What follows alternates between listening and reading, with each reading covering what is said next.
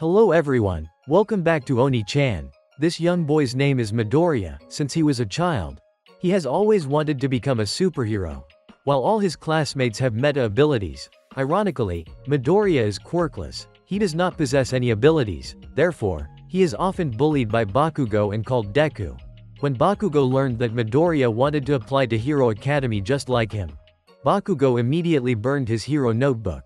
"You are just a quirkless loser who can't compete with me." It turns out that since childhood, Midoriya has been a huge fan of the world's #1 hero, All Might, so every time, he makes his mother turn on YouTube to the Oni-chan review channel, to watch him save people. But, when he went to check his meta ability, the doctor informed him that he didn't have any meta ability. This shocked Midoriya because in this world, everyone has a meta ability, only he is special and has no abilities. This made Midoriya's mother worried. "Mom, can I be like him?" His mother could only apologize and say nothing, but he still didn't give up, believing that he would become a hero. While he was on his way home from school, he was caught by a liquid villain. He thought this time he was surely going to die. Unexpectedly, the hero All Might appeared. With just one punch, he defeated the villain. When Midoriya regained consciousness, he saw All Might next to him, and All Might put the villain into a bottle to hand over to the police. All Might even signed an autograph for him. "It's time for me to go now." All Might gently leapt up like a rocket flying into the sky. Unexpectedly, the boy clung to him, wanting to talk. This made All Might helplessly land on a nearby building. At that moment, he asked, "I don't have a meta ability, so, can I become a hero like you?" This surprised All Might, because people without meta abilities in this world are very rare. Suddenly, his body transformed into a skinny person, which shocked Midoriya. "Who is this skinny person?" "I am All Might." Surprising him, All Might saw that he had discovered his secret. So, All Might decided to tell Midoriya. 5 years ago, he was injured by a villain. Therefore, All Might's usage limit of his meta ability is now only 3 hours a day. Because Midoriya made All Might drop the villain escaped. At this moment, Bakugo was also here. So, the villain tried to take over his body. When All Might left, he discovered that the bottle had disappeared. Suddenly, there was an explosion in the city. All Might immediately ran to the scene. While other heroes were trying to save Bakugo and the surrounding people, the villain was about to take over Bakugo's body. By the time All Might arrived, he was already very tired, and he realized he couldn't do anything to help. Midoriya also arrived and realized it was his fault the villain escaped. Suddenly, he saw that the person captured was Bakugo. Midoriya instinctively ran towards the villain. At that moment, his body moved on its own to save Bakugo.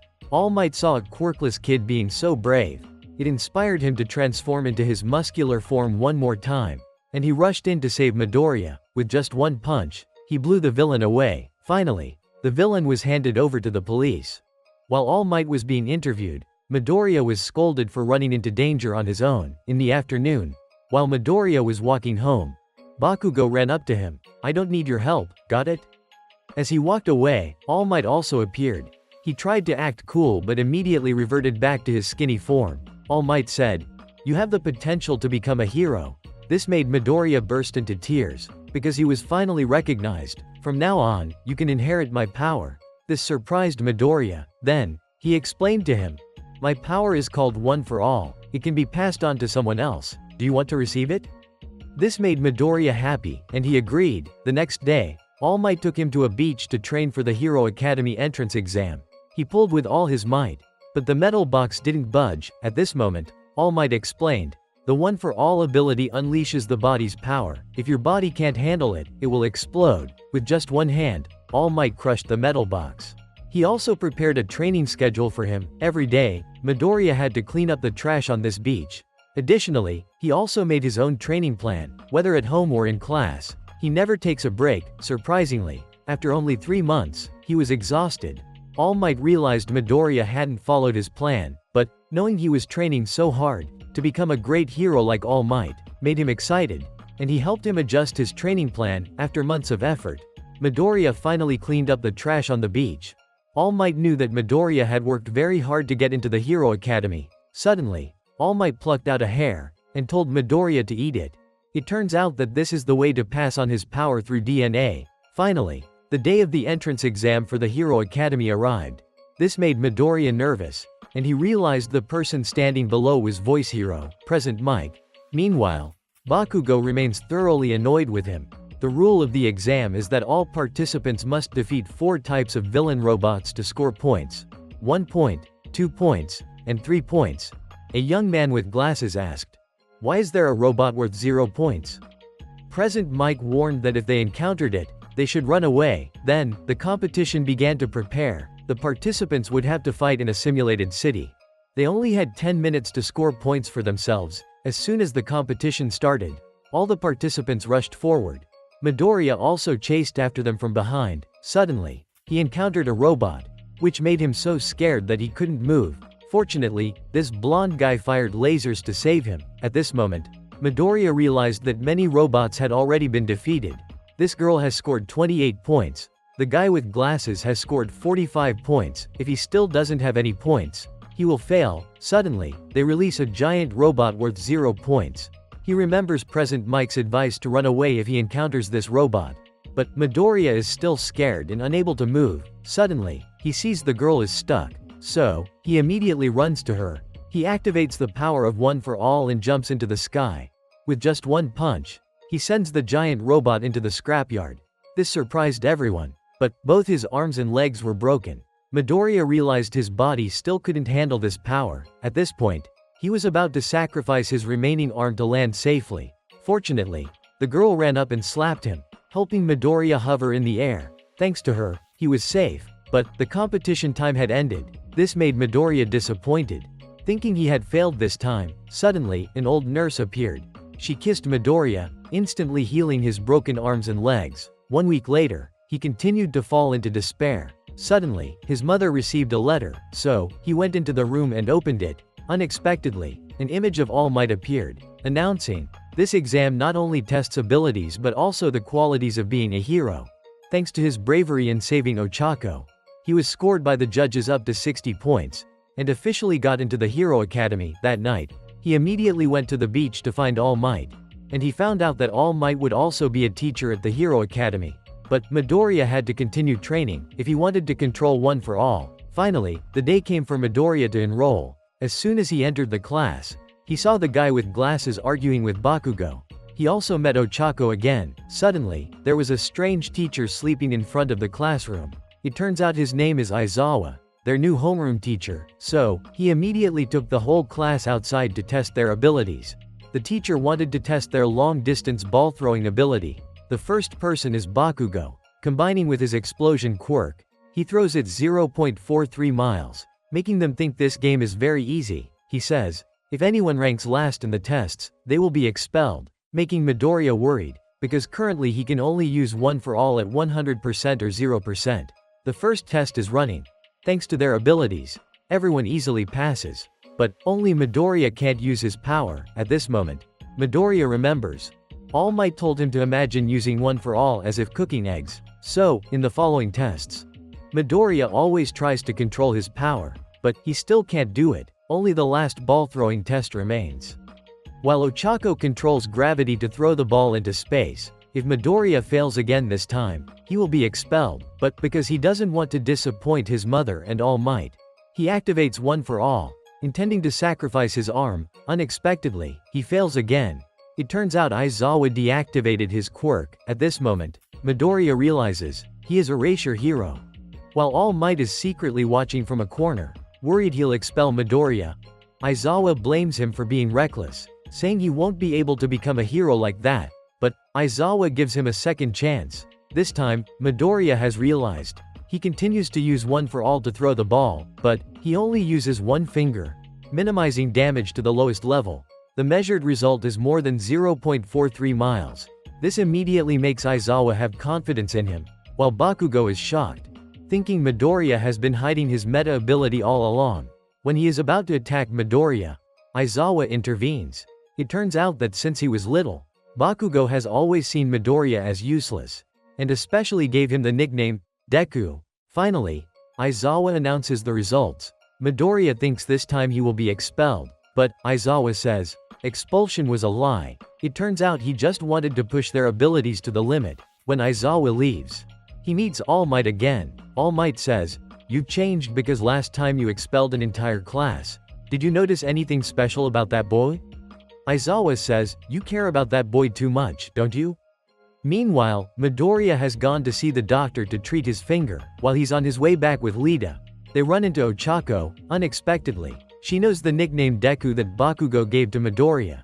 She thinks Deku means to strive, so Ochako actually likes it, but in reality, Deku means useless. So, Midoriya has friends who acknowledge him. Unexpectedly, the next day is a class taught by All Might, which excites the whole class. He says, "I have hero costumes for you guys," and he tells them to change and meet at the training area. It turns out these costumes are designed according to each person's requests and abilities. Unexpectedly, Midoriya's costume has a lot of similarities to All Might's, because he's a hardcore fan. At this point, All Might pairs everyone up, and they will split into a team of villains and a team of heroes.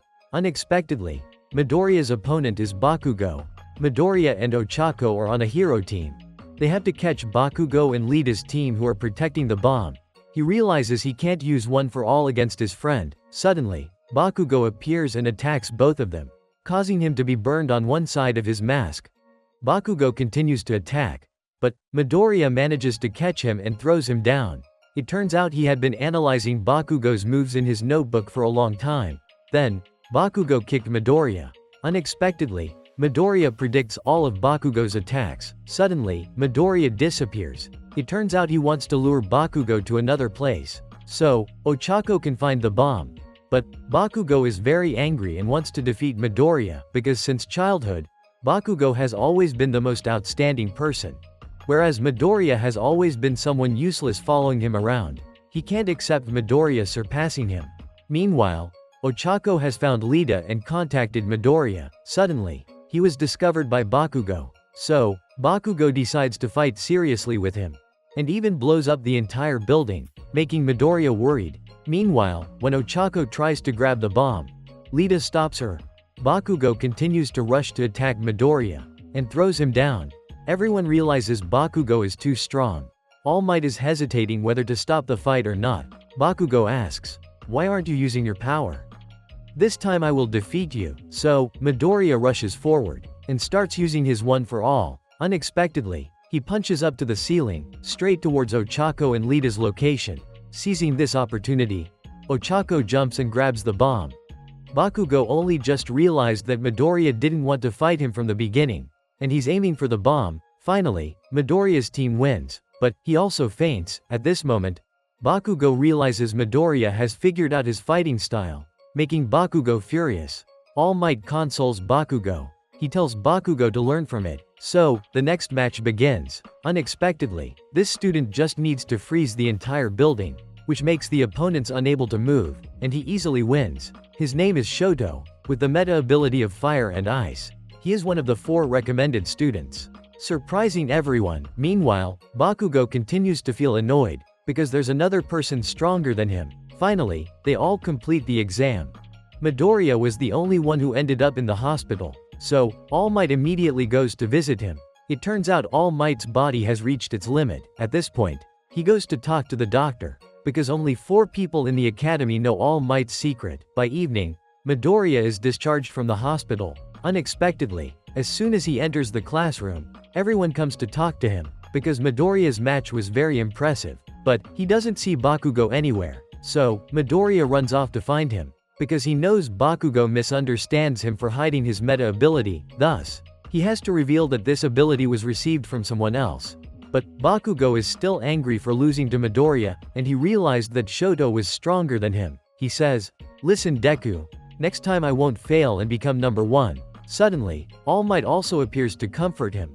"Let me go, I'll surpass him too." Midoriya realizes Bakugo has ignited his own fire. The next day, many reporters come to interview the students at the academy, but they were chased away by Aizawa, and the security system in the academy was activated. However, there is a villain lurking around the academy. At this time, Aizawa decides to elect someone as class president, so everyone is running for election. Then, Lita suggested the class vote. Surprisingly, Midoriya came out on top with 3 votes. Thus, he ended up being appointed as the class president during lunchtime. Then, Midoriya realized that Lita was more suitable for being class president than him. Suddenly, the school alarm went off. Turns out, the school's security system was compromised, causing all the students in the school to panic. Lita realized they couldn't continue like this, so he tried to reach out and touch Ochako's hand and fly up. And Iida used his engine quirk to blast into the wall. Thus, he immediately helped everyone calm down. Back in the classroom, Midoriya decided to hand over the class president role to Iida. The others agreed with him. Meanwhile, the teachers discovered that someone had sabotaged the school's security system. Aizawa then decided to take the whole class for further training. So, they were taken to a training area, where they simulated various accidents and disasters. Midoriya realized that the manager here is space hero Kuros, who has the ability to create black holes. Suddenly, a warp gate appeared out of nowhere. Aizawa immediately recognized that there was an intruder. While everyone thought the training was very realistic, no, they're real villains. The leader of these villains was trying to find All Might. Aizawa decided to confront them alone. He instructed Kuros to lead the students away, so he charged alone, using erasure against their abilities. And Aizawa used cloth strips to capture these villains. Midoriya realized that he was very strong. Suddenly, they were hindered by a villain controlling a warp gate. He said, "Our League of Villains will destroy All Might." So, Kirishima and Bakugo immediately rushed to attack him, but he wasn't harmed at all. He then opened a warp gate and separated everyone. Midoriya fell into the water. Suddenly, he was attacked by villain sharks. Fortunately, Tsuyu managed to save him in time. Her ability is Frog. When they had just climbed aboard the train, the villains continued to attack and chase them. Midoriya realized they couldn't wait for All Might to arrive, so he decided to take action on his own. On Shoto's side, he froze all the villains solid like statues. Meanwhile, All Might was talking with the principal. They still didn't know what was happening. Lita's group was still being blocked by the villain with the warp gate quirk, so they decided to detain him while Lita went to inform everyone, because he's the fastest runner. So, Kuros immediately sucked him into her finger. On Midoriya's side, they were analyzing their abilities. He has super strength, while Mineta can create super sticky balls. Suddenly, they split the train in half, so he jumped up and used one for all flick off into the air, creating a massive water vortex. Tsuyu immediately jumped up to catch Midoriya, allowing Mineta to throw the super sticky balls at them, making them stick tightly together. Thus, Midoriya's group was safe, while the others were still surrounded by villains. Kyoka has the earphone jack ability to amplify sound, while Momo has the creation ability. She immediately created an insulating sheet for Denki to shock them with electricity, because his ability is electrification. But after shocking them, he short-circuited his brain. Meanwhile, Aizawa was fighting with the villain leader. Unexpectedly, his ability turned out to be decay, causing his elbow to be injured. Despite this, Aizawa still tried to punch them. Suddenly, the villain leader gave the secret weapon to attack him. He was called Nomu, created to defeat All Might. On the space hero's side, he opened another warp gate to pull her back and defeat her. Lita realized he had to hurry, but the individual with the warp gate ability wasn't letting him leave easily. Ochako immediately grabbed his neck and made him fly up. Thanks to that, Lita managed to escape outside, while Nomu continued to brutalize Aizawa, beating him mercilessly. At this moment, Kurogiri also returned to report that a student had escaped, making Tamura worry that professional heroes would come. He said, "It's time for us to retreat. But before that, let's cause some damage to All Might." Suddenly, he attacked Tsuyu, leaving Midoriya unable to react in time. Fortunately, Aizawa managed to erase his decay quirk in time. Midoriya immediately activated One for All and landed a punch on him. Unexpectedly, this time his arm didn't break. It turned out Nomu absorbed all of Midoriya's punch. He said, "You're All Might's disciple, huh?" As they were about to be apprehended, All Might finally appeared. It turned out Lita had informed him. Seeing his students being attacked made All Might furious. He quickly defeated the villains, even rescued Aizawa and Midoriya's group. He immediately told him to leave and rushed to attack Tamura, but was then stopped by Nomu. Unexpectedly, he could continuously absorb All Might's punches, so All Might threw him from behind, creating an explosion. Everyone thought All Might had won, but Midoriya knew better. All Might was also reaching his limit. Because of his injuries, unexpectedly, Kurogiri created another warp gate. So, Nomu attacked All Might's old wound. Seeing All Might in danger, Midoriya immediately ran over. When Kurogiri tried to grab him, Bakugo rushed in and slammed his head down. Shoto also froze Nomu in place. Thanks to this, All Might managed to escape. Kirishima then attacked Tamura. Seeing everyone coming to help All Might, Midoriya regained his confidence. Bakugo discovered Kurogiri's weakness was in his neck. Unexpectedly, Nomu managed to break free, in addition to his shock absorption ability. He also had a super fast regeneration ability. He immediately attacked Bakugo to rescue Kurogiri. Fortunately, All Might managed to block that attack, but he was also injured. When they tried to help All Might, he stopped them, because he didn't want his students to get hurt, so All Might rushed to fight Nomu, creating shockwaves strong enough to blow away those around. Midoriya realized that each punch of All Might was using 100% of his power, leaving Nomu no time to recover, so All Might punched him straight into the sky. He said, "In my prime, it would have taken just 5 punches, but now, it takes over 300, now, it's your turn." Meanwhile, Tamura felt anxious, because All Might didn't weaken at all, completely overpowering them. All Might had to appear very tough at this moment. He couldn't let them know he was reaching his limit, but only Midoriya knew the true situation of All Might. Tamura was going crazy. Kurogiri said they still had a chance, so he calmly attacked All Might with the others. Seeing it was not okay, Midoriya immediately jumped out. He even sacrificed both his legs to punch Kurogiri. Tamura then used decay on Midoriya. Luckily, other heroes arrived in time. It turned out Lita had informed them. Present Mike stepped forward, shouting loudly to attack the villains. Tamura saw the situation wasn't good, so he decided to retreat. Unexpectedly, he was shot at again, so Kurogiri immediately took him away. "Next time, I will definitely kill you, All Might." Finally, they were safe.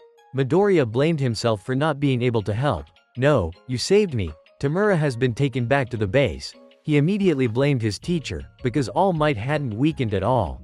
And he let him know, All Might also has a disciple with similar strength. Next time, they will definitely succeed in killing All Might. At this point, the whole class is safe. The police also captured Nomu and put him in prison. But Aizawa was seriously injured. Meanwhile, All Might and Midoriya are at the doctor's office. Suddenly, an inspector named Tsukachi arrived. All Might introduced him as his close friend, and he informed All Might that everyone was safe. Despite knowing that the villains were becoming more dangerous, All Might believed in his students. They would become strong heroes. At this point, news of the League of Villains attack on you, a hero academy had been reported, much to the surprise of the public. While All Might had sent a letter to his teacher, and he revealed everything about Midoriya. Although Midoriya was quirkless, he didn't hesitate to rush in and save others. So, All Might chose Midoriya as the successor of One for All. However, when he entered Hero Academy, Midoriya still couldn't control his power. Thus, All Might asked his teacher to train him. At Hero Academy, they investigated the League of Villains. They discovered that Tamura was the leader of this League of Villains, and his meta ability was Decay, along with Kurogiri, who had a meta ability called Warp Gate. The heroes realized that they would come back again, so Hero Academy had to stay vigilant. On Midoriya's side, he was rewatching All Might's video. He realized that the League of Villains was too strong, while he and his friends were too weak. Even Aizawa got injured while protecting them, so he had to quickly learn to control One for All. Because All Might didn't have much time left, the next morning, Midoriya's class was still remembering the battle. They felt lucky to still be alive, and they also realized how amazing All Might's power was. Suddenly, Aizawa arrived in the classroom, surprising everyone, because he was still very injured. Aizawa then announced to the whole class that Hero Academy was going to organize the a sports festival, leaving everyone surprised. But they felt the academy had just gone through a battle with the League of Villains. Would it be okay to hold the sports festival? However, Aizawa said that Hero Academy had tightened security 5-fold, so they didn't need to worry too much, because the sports festival was very important for Hero Academy, and there were a lot of people coming to watch this sports festival. They realized the sports festival would help them gain more experience and reputation. After graduation, they would easily be accepted into the agencies of professional heroes, making everyone very excited. While Midoriya's friends were discussing the sports festival, he felt worried. Suddenly, Ochako told them to try their best together, surprising Midoriya, because he had never seen Ochako so determined before. So, he later asked Ochako about her purpose of becoming a hero. It turned out Ochako wanted to become a hero to earn money, making her feel ashamed about it. But Midoriya and Lita felt this was very normal. They even came up with ideas to help her make money. It turned out Ochako wanted to earn money to help her parents, so they could have a more comfortable life. Seeing Ochako's determination, which made Lita very excited. Suddenly, All Might came to find Midoriya. He wanted to invite him to lunch. This made Lita and Ochako curious, because Midoriya and All Might were very similar, so they didn't find it strange that they were close to each other. At this point, All Might told Midoriya that the limit of his power usage was only 50 minutes, making Midoriya worried. All Might realized that he was about to participate in the sports festival. However, Midoriya still hadn't mastered One for All. Suddenly, he told All Might that there was one time he managed to use the smash technique, but his hand wasn't injured at all, which surprised All Might. However, he didn't know how to replicate it. All Might realized it was a step forward for Midoriya. At this point, All Might said his role as the symbol of peace was coming to an end, so he decided to pass One for All to Midoriya to make Midoriya his successor, and he said, "Show me your determination at the sports festival, where everyone in the world will be watching, and to prove that you're the next symbol of peace." All Might wants him to shout loudly, "I am here." This made Midoriya worried, because the sports festival gathers all the students in the academy, so winning in the final round is very difficult. All Might noticed Midoriya's anxiety. He told him to remember his motivation when he was at the beach. The next morning, many students gathered outside Midoriya's classroom, which made Bakugo very uncomfortable, because he realized these people were probing their strengths. Suddenly, a guide taunted Bakugo too arrogantly, making him furious. He said even if Class A of Bakugo was outstanding, just losing vigilance would lead to defeat by other classes. Midoriya realized he was declaring war. Suddenly, a guy from Class B also wanted to fight them, but Bakugo didn't care and walked away, because his goal would be to be top 1, making Kirishima's group admire Bakugo. While Midoriya remembered, Bakugo had once declared he would definitely become top 1, helping Midoriya remember his determination at the beach, and he started training to prepare for the sports festival in 2 weeks. While his classmates were still trying to train, because they realized this sports festival was an opportunity for them. On Ochako's team, they were practicing controlling their meta abilities. Kirishima is training to increase the hardness of his body. Bakugo is trying to create a very large explosion. The sports festival has arrived very quickly. Early in the morning, Midoriya was already prepared to depart, so his mother immediately cheered him on, while there were many reporters gathering at the academy, making them very excited, because they wanted to see the top candidates from Class A compete. Midoriya's class had already changed into their sports uniforms. Lita announced to everyone that the competition had begun. This made Midoriya worried. Suddenly, Shoto said to Midoriya, "I know you have caught All Might's eye, but I will defeat you." This surprised Midoriya, because he realized that Shoto was challenging him. Even though Midoriya knew Shoto was stronger than him, and there were many strong individuals in other classes, he still declared, "I will strive to reach the goal with all I have." This made Bakugo uncomfortable. At this moment, the sports festival officially began. While Midoriya's mother and All Might were eagerly watching Midoriya, he stepped onto the arena. Seeing many people observing them made Midoriya anxious, but Bakugo felt very excited. At this time, classes B, C, and D also appeared one after another.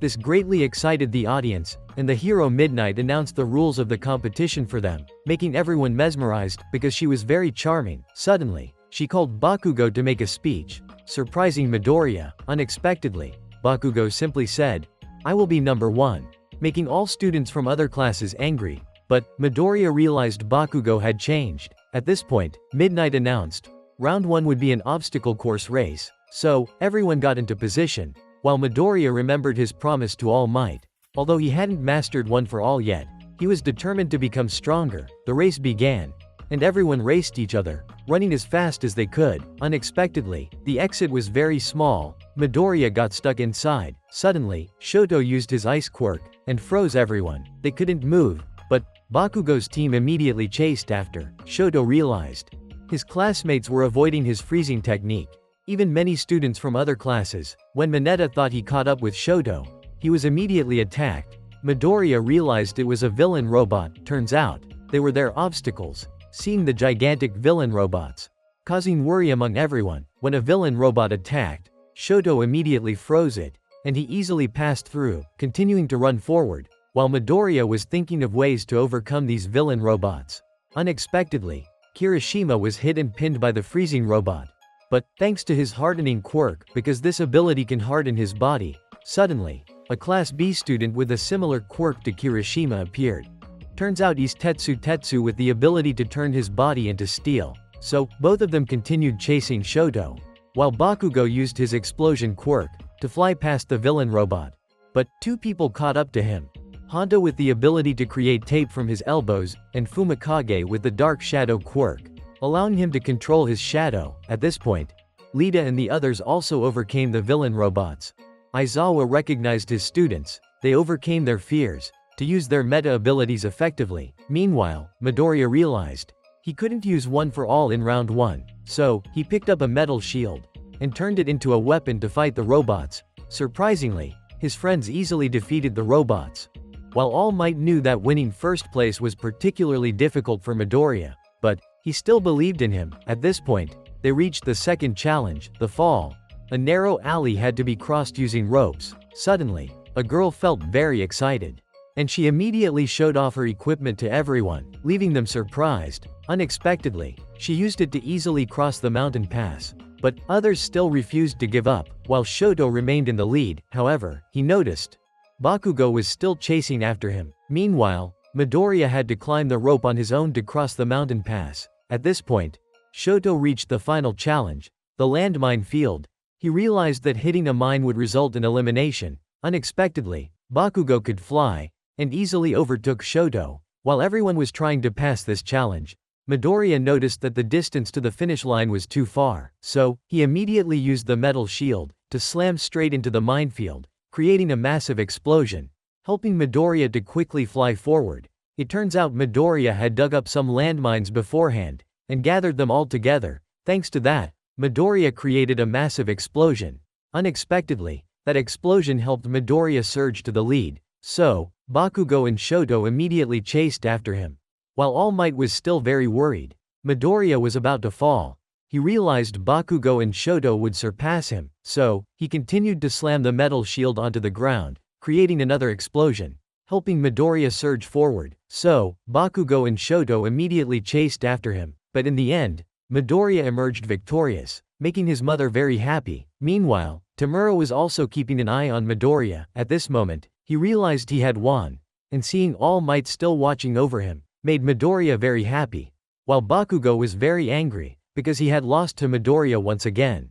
Ochako quickly ran over to congratulate him, making Midoriya feel embarrassed because he thought he just got lucky. Then, Midnight announced the results of round 1. First place was Midoriya, followed by Shoto and Bakugo, along with 42 other students who passed round 1. So, she informed them, round 2 will be the cavalry battle, where students will form teams of 2 to 4 people. They will earn points by grabbing headbands from other teams, and their score will be based on their ranking from the first round. When Midoriya learns he has 10 million points, it shocks him, because he is the target of everyone. At this point, Midnight explains, the more headbands they grab, the more points they'll earn. So, Midoriya starts thinking about who to choose for his team.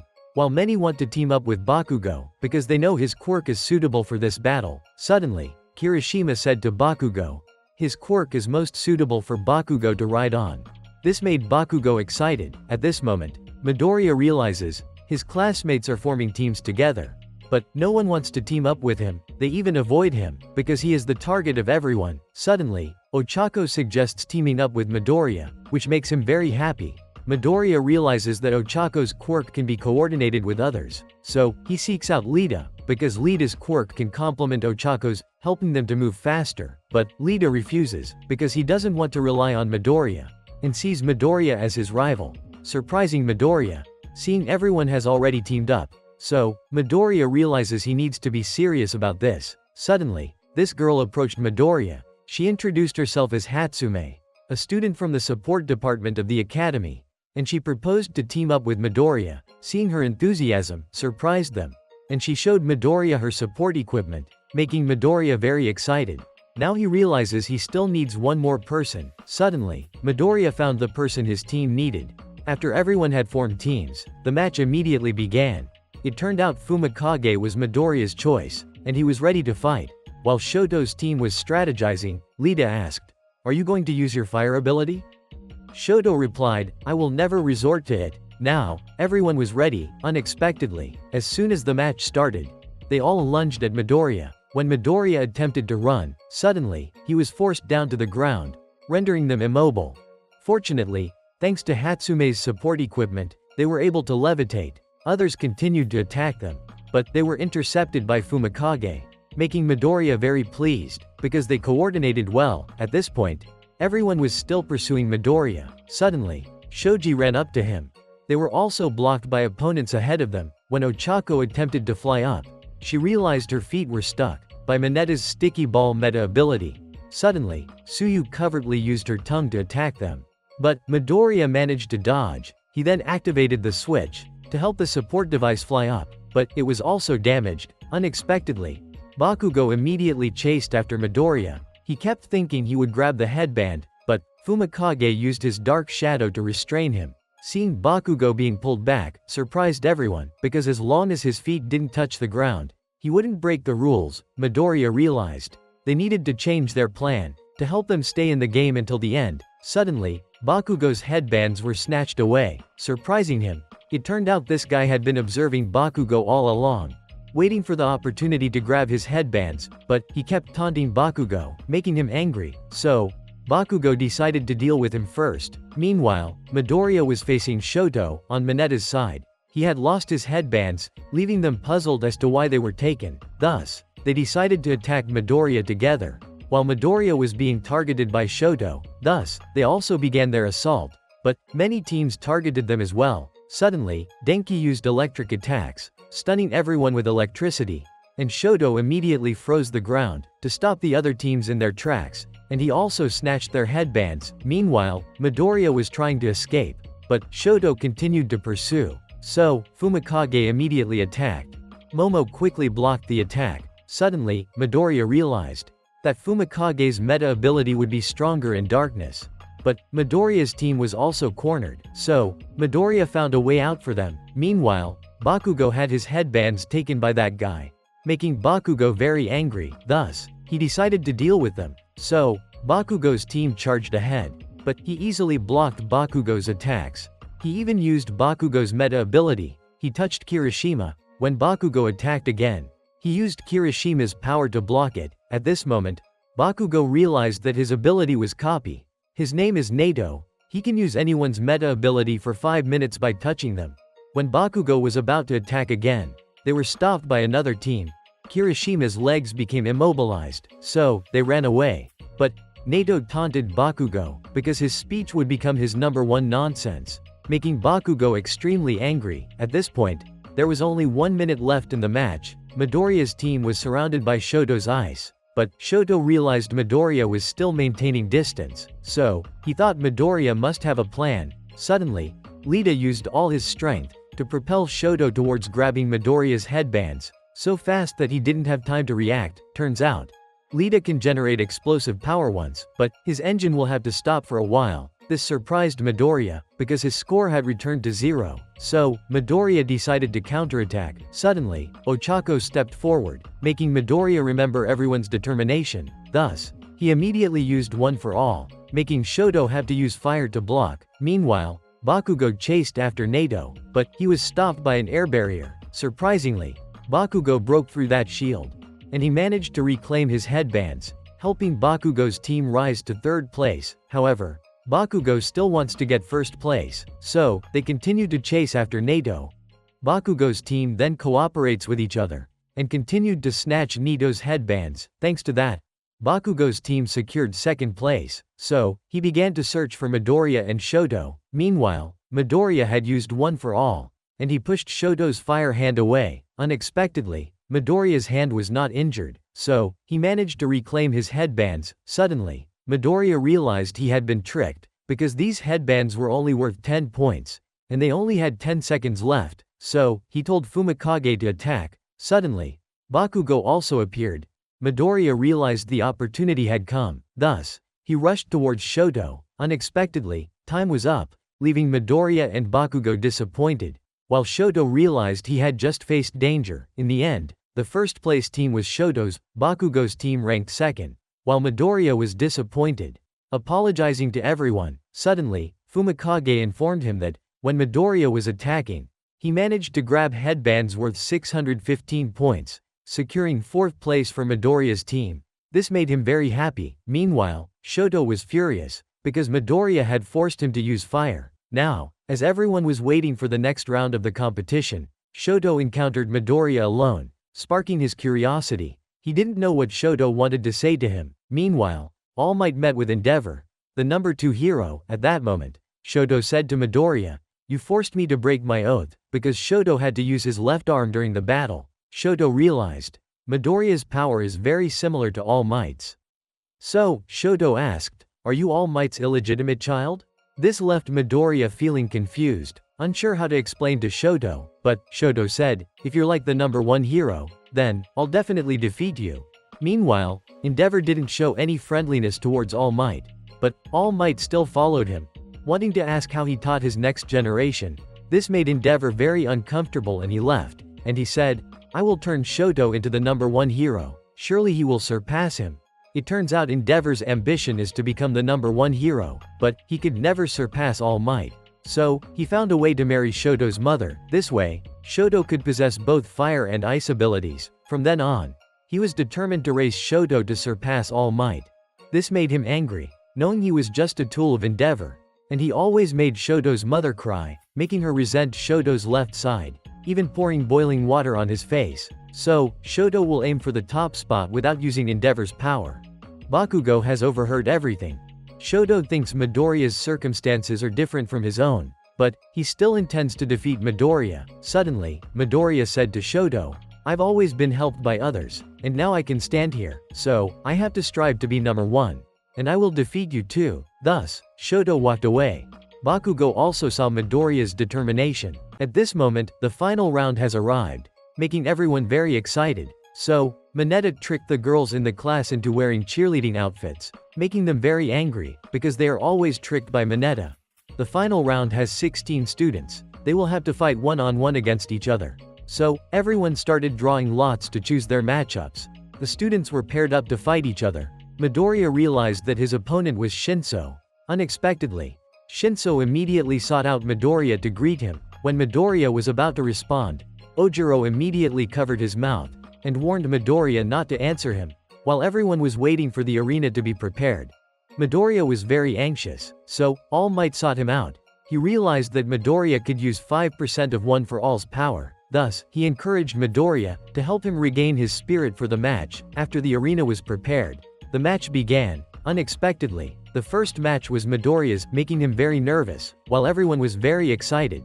Midoriya and Shinso were also ready. Suddenly, Shinso continuously provoked Midoriya, making him angry, accidentally causing him to fall into Shinso's power. He said, "I won," making Midoriya's body immobile. Suddenly, he ordered Midoriya to leave the arena. Unexpectedly, Midoriya followed Shinso's command. Surprising everyone, All Might realized Shinso's ability is brainwashing, making those who answer his questions be brainwashed, and they will follow his orders, making All Might worried, because Midoriya had left the arena. But within his consciousness, Midoriya was still trying to stop. It turned out that Ojiro had warned Midoriya beforehand about everything regarding Shinso's meta ability, because in the previous match, he had faced Shinso. However, when he was bumped into, he accidentally woke up. So, they thought if they could create a shock to the body, they could escape his meta ability. Unexpectedly, Midoriya was still caught by Shinso's brainwashing, making everyone very worried. Suddenly, Midoriya saw many silhouettes in the stands, which unconsciously helped him activate One for All. 2 of Midoriya's fingers could move. As he was about to step out of the arena, Midoriya used One for All on the air, creating a powerful gust of wind, which helped him stop. But 2 of Midoriya's fingers were injured, surprising Shinso, because he could break free from his brainwashing. At this moment, Midoriya realized he couldn't answer Shinso's questions, and Midoriya wondered, who were those silhouettes? He recalled All Might's words. One for All is passed from one person to another. So, he realized they were the previous holders of One for All. At this moment, Shinso realized Midoriya knew his secret. Thus, he tried to make Midoriya answer his questions. But, Midoriya kept trying not to answer, and ran towards him, to push him out of the arena. Unexpectedly, he struck Midoriya's hand, and regained the advantage. But, Midoriya still didn't give up, and he threw Shinso out of the arena. Finally, Midoriya won. At this moment, Shinso remembered, when his classmates learned he had the brainwashing ability, it surprised them. because Shinso's ability resembled that of a villain. So, he thought he could never become a hero. Seeing Midoriya's victory made everyone feel relieved.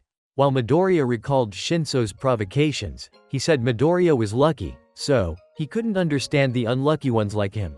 Midoriya asked, "Why do you want to be a hero?"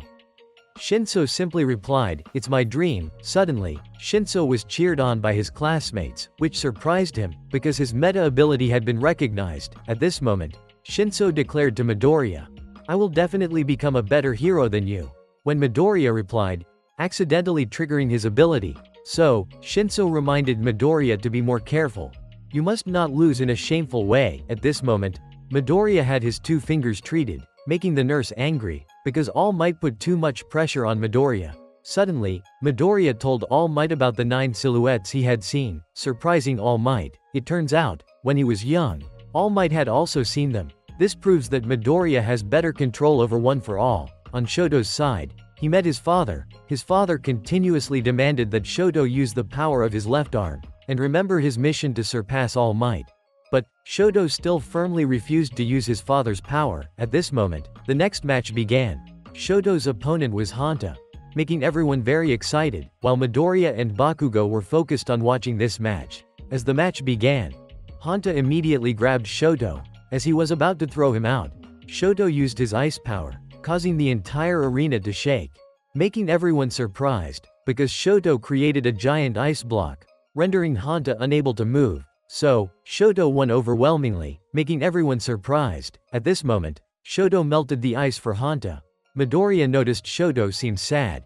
Then, the next match arrived. Abara from Class B would fight Denki. Suddenly, Denki felt Abara was very beautiful, so, he decided, after the match, he would ask her out. As the match began, Denki released 1,300,000 volts. Unexpectedly, Abara transformed her hair into vines to block them, and she caught Denki. So, Abara won. It turns out her meta ability is vines. While everyone thought Abara's meta ability was amazing, Denki was experiencing a brain short circuit, because he used too much electricity. Suddenly, Ochako saw Midoriya taking notes and analyzing opponents. Hearing him ramble made everyone uncomfortable. So, Ochako talked to him. It turns out this is Midoriya's hobby, and he showed Ochako his analysis of classmates, surprising her. At this moment, the next match began. Lita would fight Hatsume. Unexpectedly, Iida also borrowed Hatsume's support equipment. As the match started, Iida rushed forward, but Hatsume used a microphone to analyze his equipment, and she manages to dodge Lita. It turns out Hatsume's meta ability is Zoom, helping her see objects clearly from 3.11 miles away. Hatsume uses the mic to attract attention from company employees, so she constantly analyzes her equipment, making everyone feel like she's selling something. While Hatsume keeps analyzing her support equipment, Lita feels she's not serious, making him angry, but Iida was caught by Hatsume's net, and she continued to introduce her equipment, surprising the support company. After 10 minutes of product introduction, then, Hatsume stepped out of the arena on her own, because she had introduced all her products. So, Iida won. But it made him very angry, because he felt Hatsume had used him. At this moment, the next match was Yuga versus Mina. While Midoriya was still analyzing their meta abilities, as the match began, Yuga immediately attacked. He used his meta ability, Naval Laser, but Mina managed to avoid it. It turns out she knew Yuga's weakness. He couldn't shoot Naval Laser for too long. When Yuga weakened, Mina immediately threw acid at his abdomen, causes Yuga's pants to slip down. So, Mina quickly defeated Yuga, and Mina won. At this moment, it was Fumikage's turn to fight Momo. As the match began, Fumikage used his dark shadow to attack her, so Momo immediately created a shield to block, but Fumikage kept attacking, making her only able to defend. Suddenly, Momo was pushed out of the arena, so Fumikage won, surprising Momo, because she hadn't done anything yet. Suddenly, Midoriya noticed Ochako had gone somewhere, but the next match had begun. Tetsu would fight Kirishima. One person has a body as tough as steel, and the other has a body as hard as rock. So, they immediately rush to attack each other. On Iida's side, he meets Ochako in the waiting room. He realizes Ochako is worried, because her opponent is Bakugo. Suddenly, Midoriya arrives. Midoriya realizes Bakugo won't go easy on Ochako, because her goal is to become number 1. So, Midoriya gives Ochako his notebook about Bakugo, but she refused, because she thinks Midoriya is great. However, she can't always rely on Midoriya. So, Ochako decides to fight on her own, on Kirishima and Tetsu's side. They're fighting to see who's tougher. Both of them continuously exchange punches with each other. Unexpectedly, they both collapsed at the same time, surprising everyone. So, Midnight decides it's a draw. Finally, it's time for the match between Bakugo and Ochako, making everyone worried about her. At this moment, Ochako confidently steps onto the arena to face Bakugo.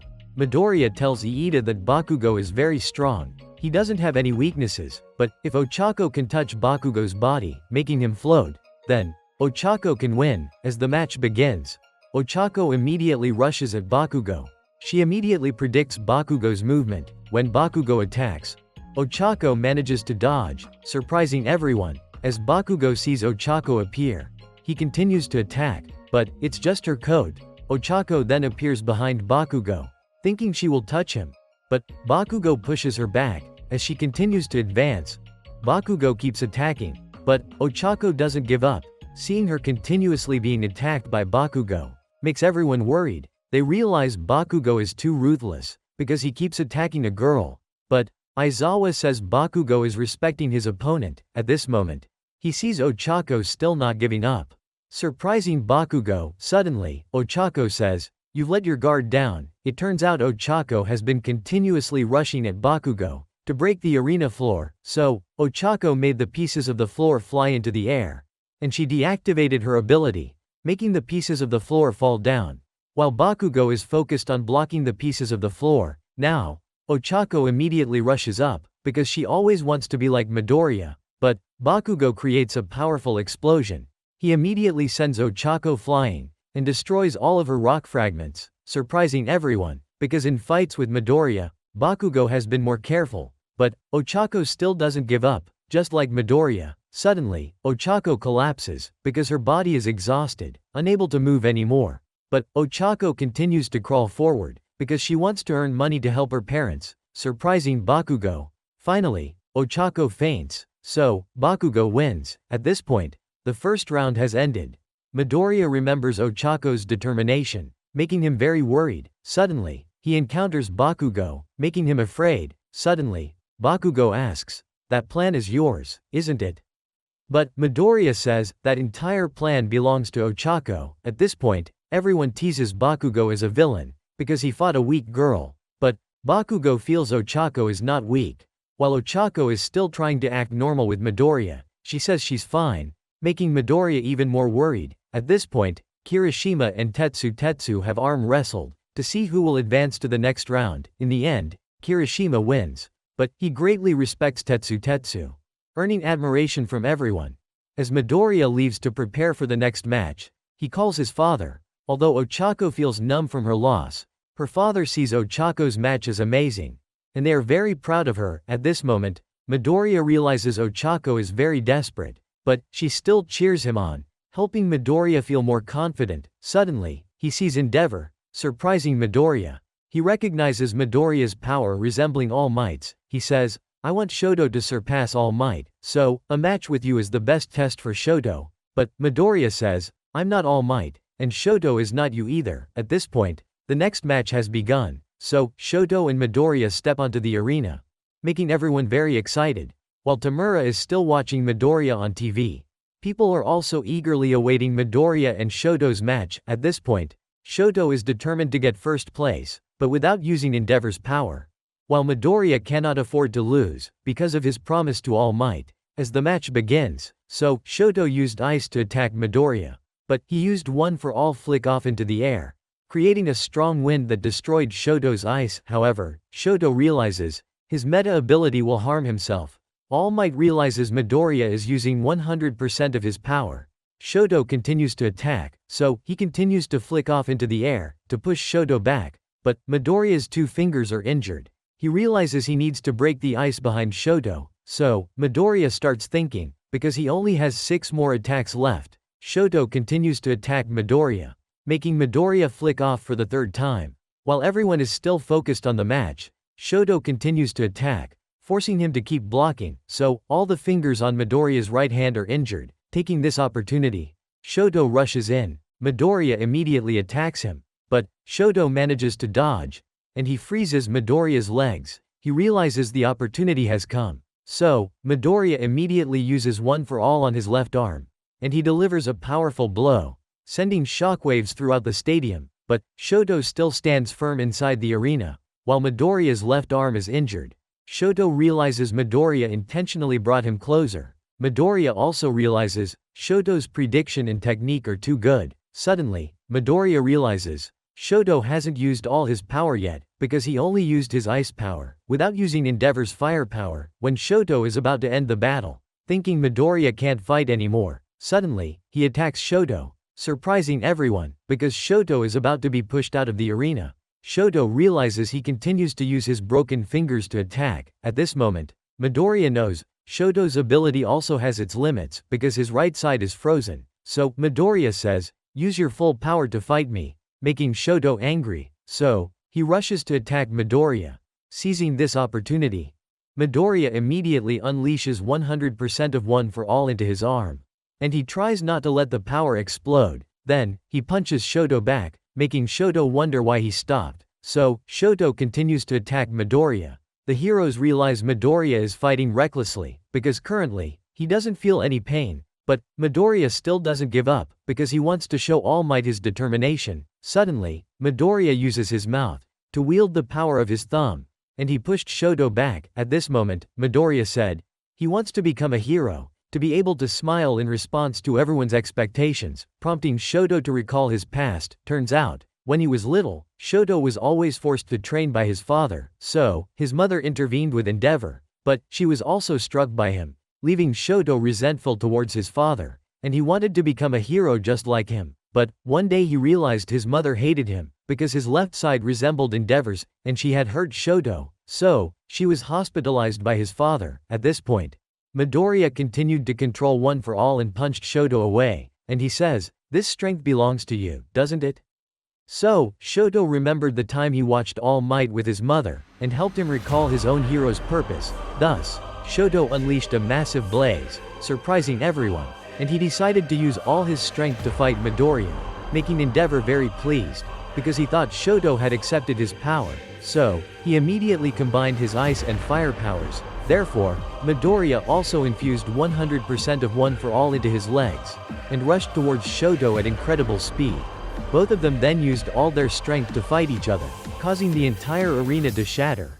Everyone was astonished, because their powers were so terrifying. While everyone was waiting to see who would win, they realized Midoriya had flown out of the arena. So, Shoto was declared the winner. At this moment, Endeavor was very pleased, because he thought Shoto had accepted his power, but Shoto still resented him deeply. In fact, he didn't even care about Endeavor, because Shoto realized this power was his own. Midoriya was currently in the medical room. She felt that All Might had placed too much pressure on Midoriya, which had resulted in him being seriously injured. Suddenly, Ochako's group came to visit Midoriya, surprising everyone, because Midoriya's match was so amazing. But they were promptly kicked out by the doctor for being too noisy. At this point, Midoriya apologized to All Might, because he couldn't keep his promise to him. If Midoriya hadn't helped Shoto overcome his past, then he would have won. But Midoriya didn't want to see Shoto sad. So, All Might said, the things Midoriya did were the qualities of a hero. On the arena side, Iida had defeated Ibara by pushing her out at incredible speed.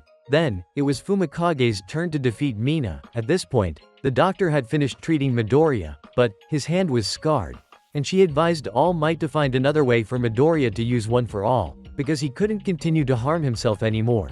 As they left the medical room, Midoriya realized there were many other students better than him. So, Midoriya wanted All Might to choose someone more suitable to inherit One for All. Suddenly, All Might revealed to him, "I was also quirkless," surprising Midoriya. Turns out, All Might didn't have any meta ability either. But, he still inherited One for All from his master, so, he trusted in choosing Midoriya, because there were some things only Midoriya could do. On Iida's brother's side, he's chasing a dangerous villain, and he's found him. Turns out, he's the hero killer. At this time, Bakugo is fighting Kirishima, making Bakugo feel challenged, because Kirishima's body is very hard. Despite this, Bakugo continues to attack relentlessly. In the end, he emerges victorious. seeing Midoriya is now well, making everyone very happy. Turns out, he wants to watch the match between Iida and Shoto. Even though Iida moves very fast, he's still caught by Shoto's ice encirclement. Unexpectedly, Iida leaps up to avoid the attack and kicks Shoto in the head, causing Shoto to fall. Seizing this opportunity, Iida plans to throw Shoto out, but his engine gets frozen. So, Shoto freezes Iida's entire body, and Shoto emerges as the victor. On Iida's brother's side, he's been defeated, because the hero killer's goal is to kill all heroes, and he only recognizes All Might as a hero. Meanwhile, Bakugo is fighting Fumikage. But, he's being overwhelmed by Bakugo. Ochako realizes that Bakugo's fire is Fumikage's weakness. He realizes he's at a disadvantage, so, Fumikage tries to attack Bakugo. But, Bakugo manages to dodge, and he creates a powerful explosion. Turns out, Bakugo has also discovered Fumikage's weakness, so, Bakugo emerges victorious. Finally, it's only Bakugo and Shoto left to fight, making everyone curious. They don't know who will win. Suddenly, Iida receives a phone call from his mother. She informs him that his brother is critically injured in the hospital. On Stain's side, he's nicknamed the Hero Killer, and he believes all heroes are hypocrites, so he wants to eradicate all heroes. Suddenly, Kurogiri appears behind Stain, but he's immediately detected by Stain. Turns out, the League of Villains wants to collaborate with him. At this time, Shoto is in the waiting room contemplating.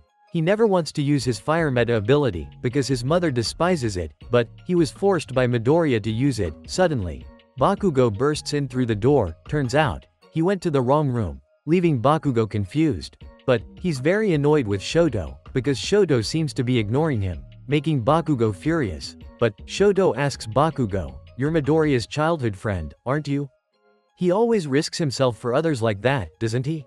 So, Bakugo remembers Midoriya. He always tries to help Bakugo, even though Bakugo doesn't need those things, making him very angry, and tells Shoto to use all his strength against him. At this point, Bakugo is determined to defeat Shoto, to secure the top spot. Finally, the match between Bakugo and Shoto begins, making everyone very excited. As soon as the match starts, Shoto immediately freezes the entire arena, forcing Bakugo to constantly block it, when everyone thought Bakugo was losing.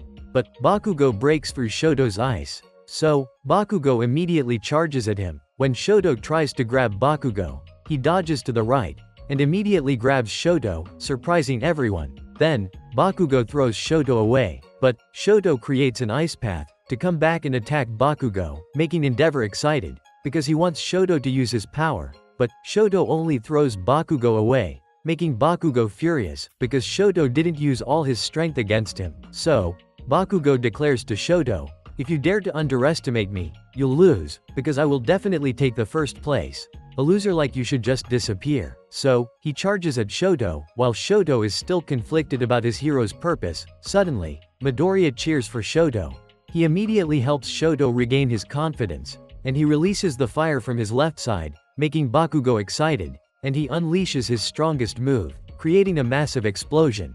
As everyone is waiting to see who the winner is, Bakugo realizes Shoto has extinguished his own fire. So, Shoto is thrown out of the arena, making Bakugo very angry, because his victory doesn't mean anything anymore. Suddenly, Midnight releases a fragrance, making Bakugo faint, and she declares, "The winner is Bakugo," making everyone very happy. Finally, it's the award ceremony, making everyone surprised, because Bakugo has been restrained, even though he won first place. Turns out, Bakugo is still very angry with Shoto, but Midoriya is worried about Iida, because earlier, Iida told Midoriya about his brother, so Iida immediately goes to the hospital, because Iida's brother is the ideal role model that Iida always follows. Suddenly, All Might appears, making everyone very happy. He then presents the medals and praises the winners. At this moment, Shoto tells All Might he knows what he has to do next. So, All Might trusts that Shoto will succeed. Finally, it's Bakugo's turn. When All Might removes his gag, Bakugo immediately gets angry and scolds him. Bakugo even refuses to accept the medal. Finally, the sports festival comes to an end. At this point, Aizawa announces to Midoriya's class they will have some time off, but Midoriya is worried about Iida. On Iida's side, he's already at the hospital, seeing his brother critically injured. Lita is shocked. The next morning, Shoto tells his sister he will visit their mother in the hospital. surprising his sister, because Shoto hasn't been there in a long time. Turns out, Shoto has always thought his existence is a burden to his mother, because his mother is always oppressed by Endeavor. At this point, Shoto enters the hospital room to see his mother. This time, he is determined to help his mother escape from that oppression. At this moment, Ochako has just returned home. Her parents immediately come out to congratulate her, because Ochako has surpassed the sports festival, making her very happy. Meanwhile, Midoriya has been struggling to eat, because he still hasn't fully recovered. Although Midoriya's mother was once very happy, because Midoriya has a meta ability, but she finds this meta ability of his too dangerous. At this moment, Midoriya realizes everyone has high expectations of him, so he has to find a way to control one for all. On Bakugo's side, he's still very angry. After the holiday ends, Midoriya starts returning to the academy. Unexpectedly, everyone on the subway recognizes him, because Midoriya also stood out in the sports festival, making Midoriya surprised. Suddenly, Midoriya meets Iida. He's also eagerly returned to the academy. When Midoriya is about to ask about his brother, Iida acts very normal, and tells Midoriya not to worry. At this moment, Midoriya's class 1A is very excited, because they have all become famous. Suddenly, Aizawa enters the class. They notice Aizawa's wound has healed. He announces that it's time for them to come up with their own hero names, making everyone excited, because these hero names will be updated in the list of professional heroes. While Bakugo and Shoto are chosen by many professional heroes, Midoriya isn't chosen by anyone, because his fighting style is too reckless. At this point, Aizawa says they need to gain more real-life experience, similar to when they encountered the League of Villains before. Suddenly, Midnight appears, making the boys in the class excited, because she's very beautiful. Turns out, Midnight will help them come up with suitable hero names, so they start brainstorming and writing down their ideas. First is Yuga. His hero name is I Cannot Stop Twinkling, but Midnight finds it too long, so she changes it to Can't Stop Twinkling. Next, Mina's hero name is Alien Queen, but Midnight finds it too scary. Then, it's Suyu's turn. Her hero name is Rainy Season Hero, Froppy, making Midnight and everyone else really like it. Then, the other students take turns naming themselves, while Midoriya is still thinking about his own hero name, and he remembers talking about this with his mother when he was little, but, because he's a huge fan of All Might, his hero name is always similar to All Might's, while others have thought of very fitting hero names for themselves. But, Shoto has taken his own name as his nickname. Bakugo names himself, Great Explosion Murder God.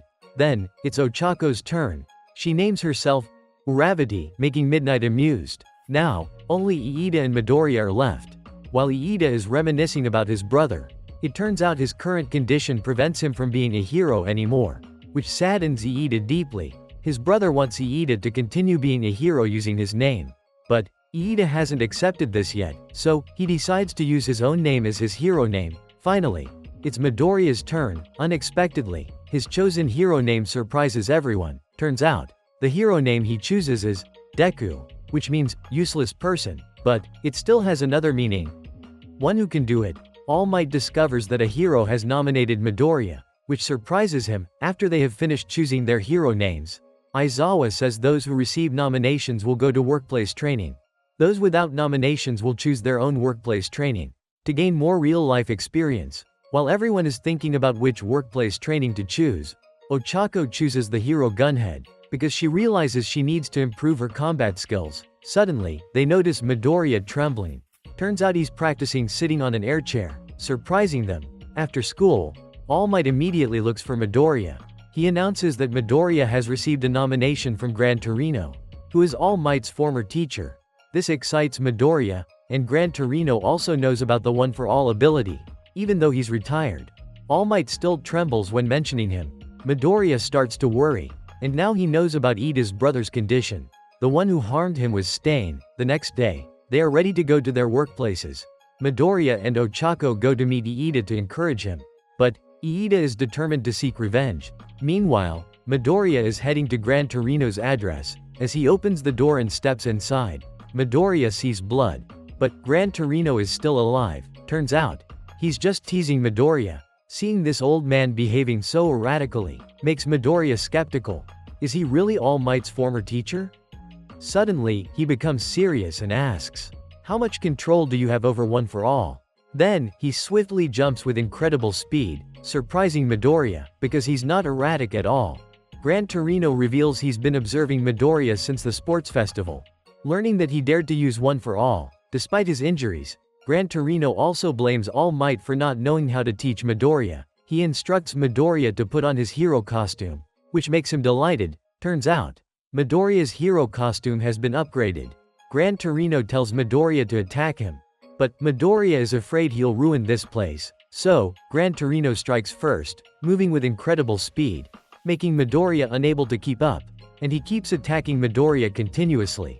But Midoriya is still trying to analyze his movements. He imagines using One for All like cooking eggs. Then, he saw Gran Torino, and Midoriya immediately attacks him.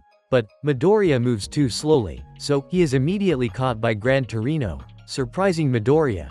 He says that Midoriya was too hasty, yet he doesn't know how to control One for All. He hasn't even learned anything about it, so now Midoriya has to quickly learn how to control One for All, but he has to figure it out on his own, before Gran Torino goes out to eat. On the other hand, Iida has chosen where his brother used to work, because his goal is to find Stain, on the side of the League of Villains. They are meeting Stain. Tamura wants to invite him to join the League of Villains, so they can easily kill All Might, and he showed Stain a picture of Midoriya, but Stain refused, because Stain always sees All Might as a hero, so he immediately drew his weapon. Midoriya is trying to control One for All, and he remembered his battles. Suddenly, Midoriya realized something he had never noticed before, that is, seeing One for All like his own body. While Gran Torino is still outside observing Midoriya, Bakugo, on the other hand, has arrived at the location of hero number 4, Tsunagu. Although Tsunagu sent a recommendation letter for Bakugo, he doesn't like Bakugo, which surprises him. Turns out Tsunagu is only impressed with his meta ability, making Bakugo furious. But Tsunagu immediately tied up Bakugo. Turns out Tsunagu wants to teach Bakugo to become an exemplary hero, and he won't lose his temper anymore. On Kirishima's side, he has met Tetsu. Turns out both of them have been nominated for the same job, making them very happy. On Ochako and the other classmates' side, they have all found suitable jobs for themselves. Unexpectedly, Shoto chose to work at his father's place, making him very happy, while Gran Torino is sleeping soundly. Midoriya is still thinking of ways to control One for All. He realizes Bakugo easily controls his meta ability, so Midoriya starts training as well. Currently, he has mastered 5%. Thus, Midoriya decides to jump over this wall. As he puts force into his legs and jumps, he immediately crashes into the wall. Midoriya realizes he has to put force into both his legs and arms, so Midoriya tries again. But he keeps failing continuously. The next morning when Gran Torino wakes up, he sees Midoriya looking very exhausted. He realizes Midoriya needs to be trained differently from All Might.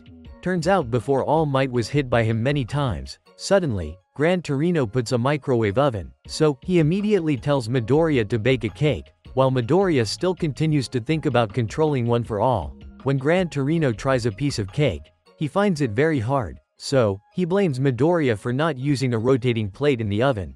Suddenly, he realizes a way to control One for All, because he has always used One for All on a specific part of his body. Now, Midoriya tries using One for All on his entire body. Gran Torino realizes Midoriya did it right, so Midoriya has unlocked 5% of One for All. Thus, Gran Torino decides to spar with him. Within 3 minutes, Midoriya has to catch him, so Gran Torino moves very quickly and kicks Midoriya in the face, making Midoriya unable to keep up with his speed. He realizes he doesn't have time to use One for All, so Midoriya promptly ducked down into his seat. When Gran Torino rushes down to attack, Midoriya instantly uses One for All, and he jumped up to catch Gran Torino, but he dodged, and he kicked Midoriya into the wall. The 3-minute time limit was up. Midoriya realizes it's difficult to maintain One for All, but Gran Torino sees that Midoriya has improved. When Gran Torino is about to return for breakfast, he sees the cake has fallen to the ground, so he tells Midoriya to go buy a new one, and Midoriya decides to call this new technique One for All, full cowl, while Ochako is still practicing combat skills. Bakugo has his hair cut very neatly by Tsunagu, making him very uncomfortable. At this time, Tsukachi is informing All Might. They have tested the DNA of Nomu, and they found out he used to be a thug, but inside him still contains many DNA of others, so Nomu can possess multiple meta abilities, and he deduced that Nomu was created by that dangerous individual, which surprises All Might, because he realized that the dangerous individual had returned. On Stain's side, he has captured Tamura, causing him pain. Even he and Kurogiri couldn't move. Suddenly, Tamura decay his sword, and he says his purpose is to destroy this world, surprising Stain. Stain realizes he is a lunatic. At this point, Stain requests they take him back to the old place, because he still has a few things to do there. On Ida's side, he is still investigating news about Stain, because he knows he will appear in this city again.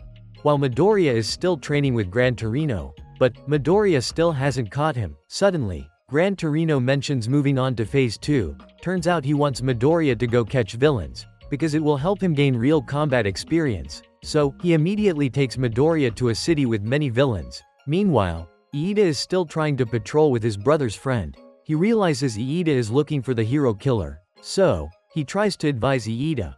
But Iida still can't forget his vendetta. At this point, Tamura continues to search for Stain. He says he will reform this city, because he believes the title of hero should only be given to the great. Now, there are too many money-hungry heroes, so he wants to eliminate all heroes, making Tamura feel very excited. Thus, he tells Kurogiri to release the Nomu gang. Unexpectedly, 3 Nomu appear. At this moment, Midoriya is on a train with Gran Torino. Then, their train is attacked by a Nomu. So, Gran Torino immediately punches him in the face, and he takes him outside. Midoriya realizes the city is under attack.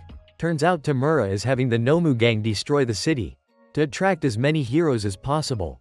When Iida intends to go for assistance, he discovers Stain, while Stain is planning to kill this hero. So, he is immediately attacked by Iida. But, Iida is knocked down by him. Stain sees the look in Iida's eyes, and he realizes he's here for revenge. At this moment, Iida asks, "Do you still remember Ingenium?" On Midoriya's side, he's running to assist the heroes. He realizes the Nomu are very powerful, so he immediately uses One for All to run there as fast as possible, while the Nomu gang is still attacking the city, causing everyone to be frightened. So, Gran Torino immediately intervenes. Suddenly, Nomu is engulfed in flames, surprising Gran Torino. Turns out Endeavor has arrived. At this moment, Midoriya sees the city in chaos. Suddenly, he sees 2 Nomu appearing, causing a bus to catch fire. So, the heroes work together to stop the Nomu and extinguish the fire.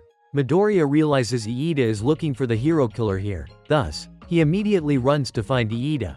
While Stain doesn't ask who Ingenium is, Lita says, "Ingenium is the one who will defeat you." So, he attacks Stain. However, Stain manages to dodge. He then strikes him down, and stabs his sword into Iida's shoulder. He even humiliates Iida's 2 brothers. At this point, Iida tells him it's because of him that his brother couldn't become a hero anymore. He has always been Iida's pride, which makes Iida extremely angry. He is determined to kill Stain. But, Stain tells Iida to save this professional hero first, because heroes must always use their strength for others, not for themselves. Suddenly, Stain tastes Iida's blood, which immediately paralyzes him.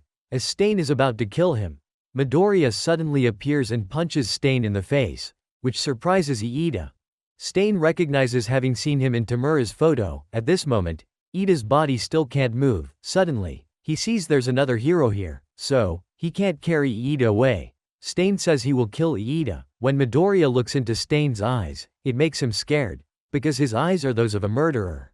So, Midoriya immediately sends out a distress signal. At this point, Iida tells Midoriya to run away, but if he runs away, he won't deserve to be a hero anymore. So, Midoriya rushes at Stain. Unexpectedly, he manages to dodge his attacks, and punches Stain hard to the ground.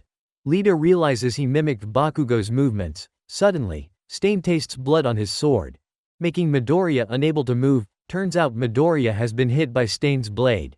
He realizes that Stain's power is activated by blood. When Stain is about to finish off Iida, he is suddenly attacked. It turns out Shoto has come to save them, because he received Midoriya's emergency distress signal. Midoriya sees him using fire, so he immediately attacks Stain. At this moment, Midoriya tells Shoto he must not let Stain touch his blood, or else he won't be able to move. Suddenly, Stain throws a knife at Shoto. He continues to attack him, but Shoto uses ice to block. When he is about to take Shoto's blood, he uses fire to push him back, while Iida is feeling helpless, because he wants to personally avenge his brother. At this moment, Shoto says Ingenium that he knows is different from the current Iida. Suddenly, Midoriya starts to move again. Unexpectedly, Stain is too strong. He immediately overwhelms Shoto. Luckily, Midoriya manages to stop him. Stain realizes that Midoriya's blood is type O. At this moment, Midoriya figures out that Stain's meta ability depends on blood type. Turns out Stain's meta ability is Blood Curdle, and the clotting time varies depending on the blood type. At this point, they need a strategy to defeat him. Midoriya decides to attract his attention. Lita notices Shoto has changed. He is no longer consumed by hatred. When Shoto arrived at the hospital, his mother apologized and no longer resented him. So, Shoto chose to work at his father's agency. Meanwhile, Midoriya moved quickly to attract Stain's attention, seeing Shoto and Midoriya fighting. Lita feels like a burden when Midoriya is in danger. Luckily, Shoto manages to stop Stain. Shoto tells Iida to stand up and fight. He sees his friend in danger, making him rethink his purpose as a hero, and he remembers his brother always wanted to be a great hero. At this moment, Stain is approaching Shoto when he is in danger. Lita immediately stands up. He rushes to block Stain's attack with incredible speed, making him step back. Lita decides to fight him because he doesn't want his friends to fight for him anymore, causing Stain to become enraged. Shoto immediately uses fire to stop him, but Stain manages to dodge, and he continues to attack them. Shoto realizes he can't afford to be hit by his Blood Curdle ability. Before the pro hero arrives, they must try to resist Stain. Suddenly, Iida blocks Stain's attack for Shoto. Fortunately, Midoriya was able to move. He immediately uses One for All, while Iida is also utilizing his engine at full power. Both of them rush towards Stain at incredible speed, and they punch him together. Meanwhile, Grand Torino is fighting Nomu. Endeavor appears to assist him. Unexpectedly, Nomu absorbs and releases Endeavor's flames, even increasing in strength and leaping up. So, Endeavor and Grand Torino cooperate to fight against Nomu. Thus, they defeated him. At this moment, Endeavor decided to go to Shoto's location, while Midoriya and Iida landed punches on Stain. When Shoto was about to defeat him, Stain immediately counterattacked them, but he still got hit by Iida's and Shoto's attacks. Finally, they emerged victorious over Stain. Meanwhile, other heroes were battling Nomu. Fortunately, Endeavor appeared and pushed him back with a punch, swiftly defeating him. But there was still one Nomu trying to escape. Endeavor immediately chased after him. However, he let him get away. Midoriya's group managed to restrain Stain, but Midoriya himself was exhausted. At this moment, Grand Torino arrived as well. He immediately scolded Midoriya for acting recklessly. Suddenly, other heroes also arrive. Upon seeing Midoriya's group had captured Stain, they were all surprised. At that moment, Lita apologized to Midoriya and Shoto, feeling responsible for their injuries, but Midoriya said, "We're friends." Suddenly, a Nomu charged at them, and he grabbed Midoriya, taking everyone by surprise. However, Stain managed to taste his blood, causing the Nomu to freeze in place and fall. Unexpectedly, Stain freed himself and dealt with the Nomu, revealing that his goal was to eliminate all villains, to create a better world. It surprised everyone, while Tomura was getting angry, because all his Nomu had been defeated. As the heroes thought Stain had taken Midoriya hostage, Endeavor arrived. He was about to attack Stain, but Grand Torino held him back. At that moment, they saw Stain's face, instilling fear in them. Sensing his terrifying aura, he immediately challenged all the heroes present. "I only allow All Might to capture me," instilling fear in everyone. Suddenly, Stain lost consciousness. Endeavor realized he was unconscious, so everyone felt relieved. At that moment, the cameramen were recording the city after the attack. Suddenly, they saw two figures watching from afar. Tomura was furious, because his three Nomu had been defeated. He decided to leave. The next morning, Midoriya's group was at the hospital. Midoriya realized their survival was a miracle. At that moment, Grand Torino came to visit them. Suddenly, the city's police chief also arrived, surprising Midoriya. He said that Stain was severely injured, and was being treated under police supervision. The police chief stated that Midoriya's group had violated the city's laws, because they hadn't been licensed to use their meta abilities to injure others, even if the person was a villain, as they were still students and not official heroes yet, so they would be penalized. This angered Shoto, as the mission of a hero is to save people, but he also didn't want Midoriya's group to be punished, so if they agreed not to publicize this incident, they wouldn't need to be penalized. At this point Lita, Midoriya, and Shoto also apologized for their recklessness. Suddenly, the police chief also apologized to them, as he had deprived them of the recognition they deserved from everyone. Finally, Stain was apprehended and it was announced to the press, with Endeavor being credited for his capture. But many other villains were watching this news closely, while Tamura was furious, as his plan to make everyone aware of his League of Villains had failed. Meanwhile, Bakugo was still learning to keep calm, which was making him very uncomfortable. At this moment, Ochako felt relieved, knowing that Midoriya and Lita were still okay. Midoriya felt shy, as this was the first time he had talked to a girl over the phone. At this moment, Grand Torino called All Might, and he scolded All Might, for Midoriya's recklessness had cost him half of his retirement fund. Even his personality resembled All Might's when he was young. But Gran Torino felt that Stain was connected to the League of Villains, because after this incident, the League of Villains would only grow larger, and the boss of them is the one who killed All Might's mentor, the successor of One for All in the previous generation, and the one who caused the scar on All Might's abdomen is none other than All for One. On the side of the villains, a video about Stain is being circulated. It turns out that Stain used to idolize All Might greatly. He even wanted to become a hero himself, but no one accepted his ideal of heroism, because he believed that heroes should always sacrifice themselves for others. So, he decided to become a villain, to eradicate those he deemed unworthy of being heroes. After the video about Stain was spread, so many villains have embraced his ideals, and they begin to gravitate towards the League of Villains. At this time, Midoriya alone remains hospitalized, as his injuries have yet to fully heal. On Bakugo's side, Tsunagu is taking him on patrol. Surprisingly, he's quite popular with the people, while Bakugo is being bad-mouthed by the kids, which infuriates him. Tsunagu doesn't know how to change Bakugo's demeanor. While Ochako continues her combat training, Momo finds herself tasked with photography duty. Kirishima and Tetsu are on garbage collection duty. Meanwhile, Tsuyu is working aboard the Oki Mariner cruise ship, with their captain being the hero Selkie. Suddenly, they receive an urgent mission, prompting them to set sail out to sea. It turns out the Coast Guard team has spotted smugglers, and their mission is to apprehend these smugglers. Selkie dives into the ocean, revealing his spotted seal meta ability. As Selkie swiftly swims, Tsuyu grows increasingly concerned. Selkie has returned promptly, because Selkie has indeed discovered the smuggler's ship. He assigns tasks to everyone, but Tsuyu is excluded from the mission, due to the danger of facing the smugglers head-on. Approaching the smuggler's ship, they allow Selkie to inspect their vessel easily, yet no contraband is found. When Selkie wanted to check the fish storage compartment, they were pushed down below by them. Turns out these two are the smugglers. At this time, Sirius on the ship couldn't contact Selkie, so she immediately used her meta ability, Good Ear, allowing her to hear sounds at the lowest frequency, and she heard Selkie's signal.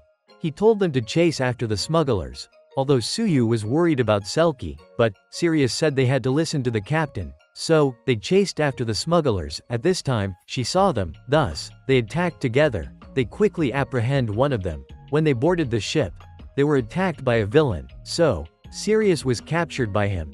When Tsuyu tried to rescue her, he used Sirius to threaten her. Suddenly, he realized they were communicating with each other, so he told Tsuyu to say that the criminals had escaped, to mislead Selkie's direction. But Tsuyu remembered Sirius's words. No matter what, they had to obey the captain's orders, so she immediately reported that the villain was here, making him angry and attacking Tsuyu. But Tsuyu managed to dodge. Unexpectedly, she was grabbed by him by the tongue and captured. When he was about to finish Tsuyu, Selkie immediately appeared, so the villain immediately attacked Selkie, but he fought back and defeated him. Finally, they completed the mission. By now, Tsuyu had a better understanding of her duty as a hero. The next morning, the villains were handed over to the police, which made Tsuyu very happy, because she had completed her training course. Now, Midoriya has completed his training at workplace training.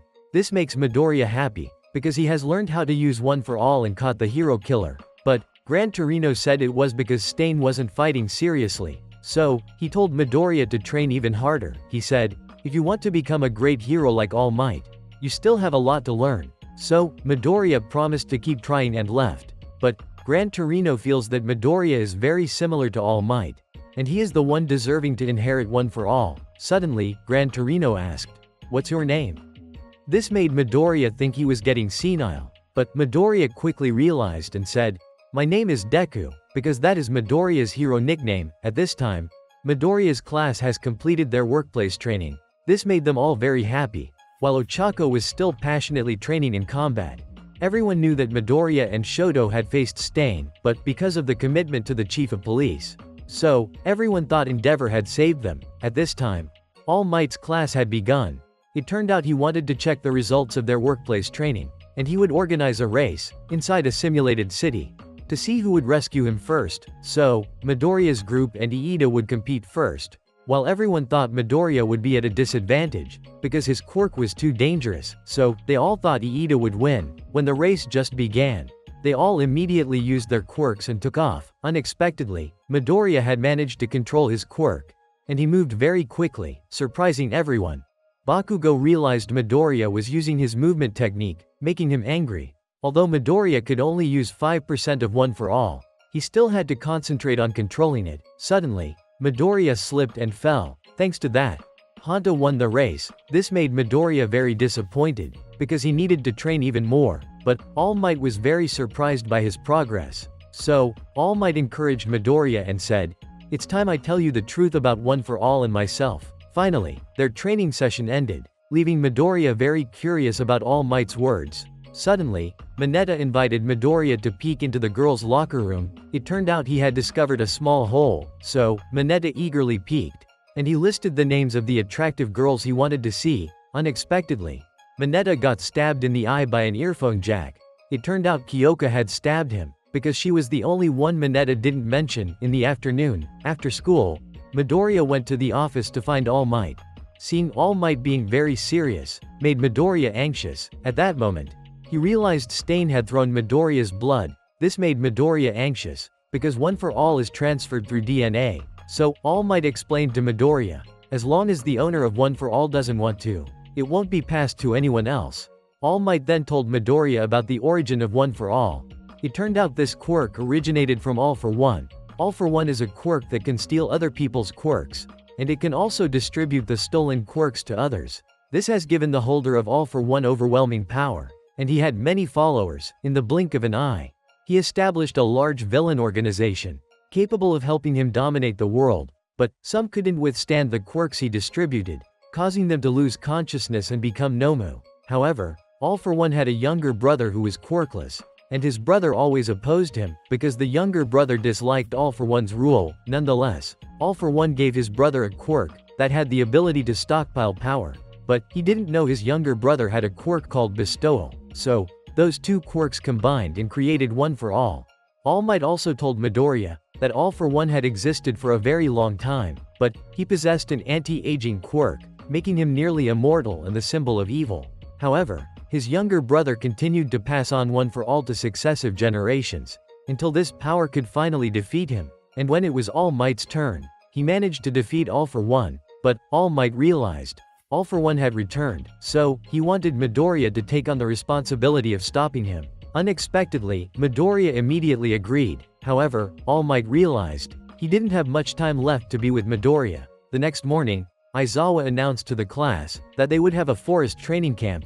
This made the whole class very excited, but before that, they had to pass the final exams. On the side of All for One, he realized that the capture of the hero killer would attract more people to the League of Villains, and Tamura would become their leader, because he was the successor chosen by All for One. At this time, Aizawa announced that the final exams would take place in 1 week, so they had to concentrate and study hard, making everyone worried, because they didn't have enough time to study. However, Mineta was very confident, because he ranked 9th in the class, while Midoriya was 4th, Lita was 2nd, and Shoto was 5th. It turned out Momo was ranked 1st, so they asked Momo to help them study for the final exams. Seeing everyone trust her, Momo agreed, making her very happy, while Kirishima advised Bakugo to calm down a bit, so they could ask him for help.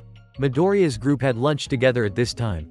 They were confident about the written tests, but they had no confidence in the exercise test, because they didn't know anything about it. Suddenly, Nato came to taunt Midoriya's group, because they had encountered the hero killer, and now they were quite famous. Nato warned them that danger was approaching. However, Kendo intervened and struck Nato to prevent him from continuing to taunt others, and she informed Midoriya's group that the exercise test would resemble entrance exams, similar to fighting villain robots. Then, she escorted Nato away. When Midoriya's class learned they would face villain robots, they felt more confident. Meanwhile, Bakugo was furious, because he realized Midoriya had mastered One for All.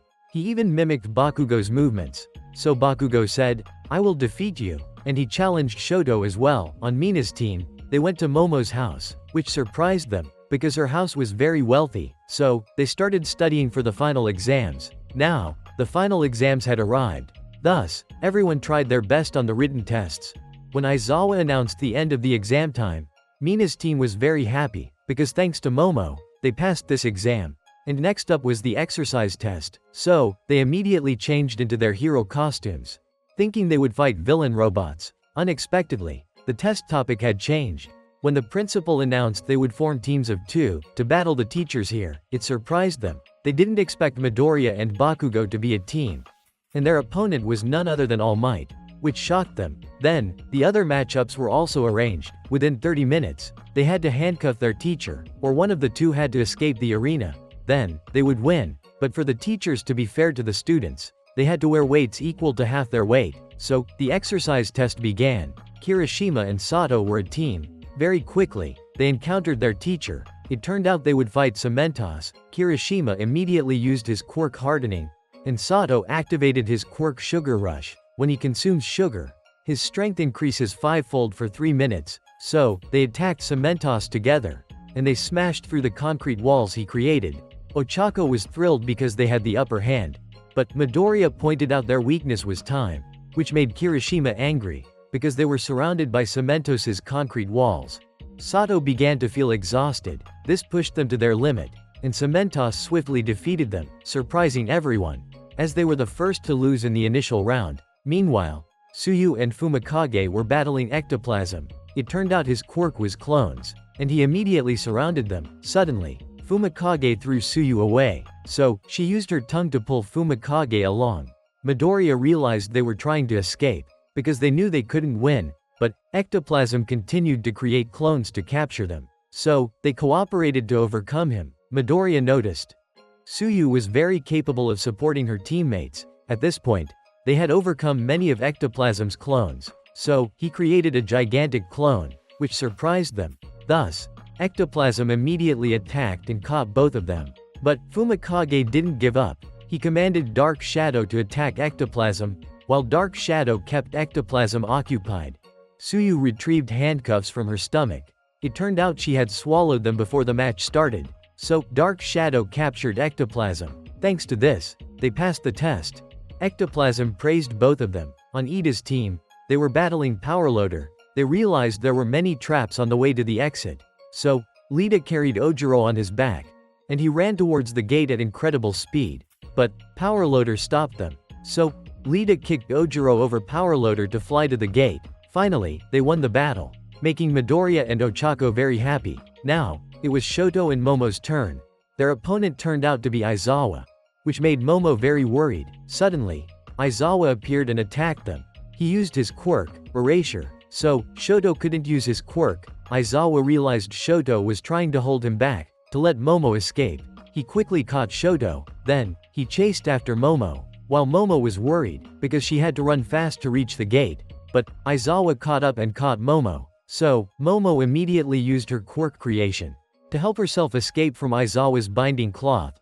Aizawa realized Momo had lost confidence after her defeat in the sports festival. Suddenly, Momo was running towards Shoto's direction.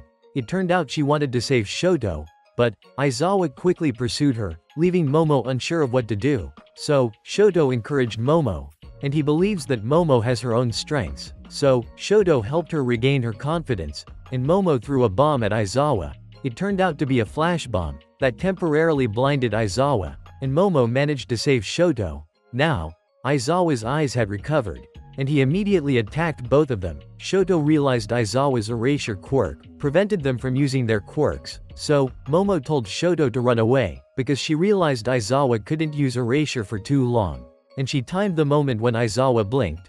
Momo instructed Shoto to use his ice to attack Aizawa. Thanks to that, they managed to temporarily prevent him. Suddenly, Shoto noticed Momo was creating Aizawa's binding cloth.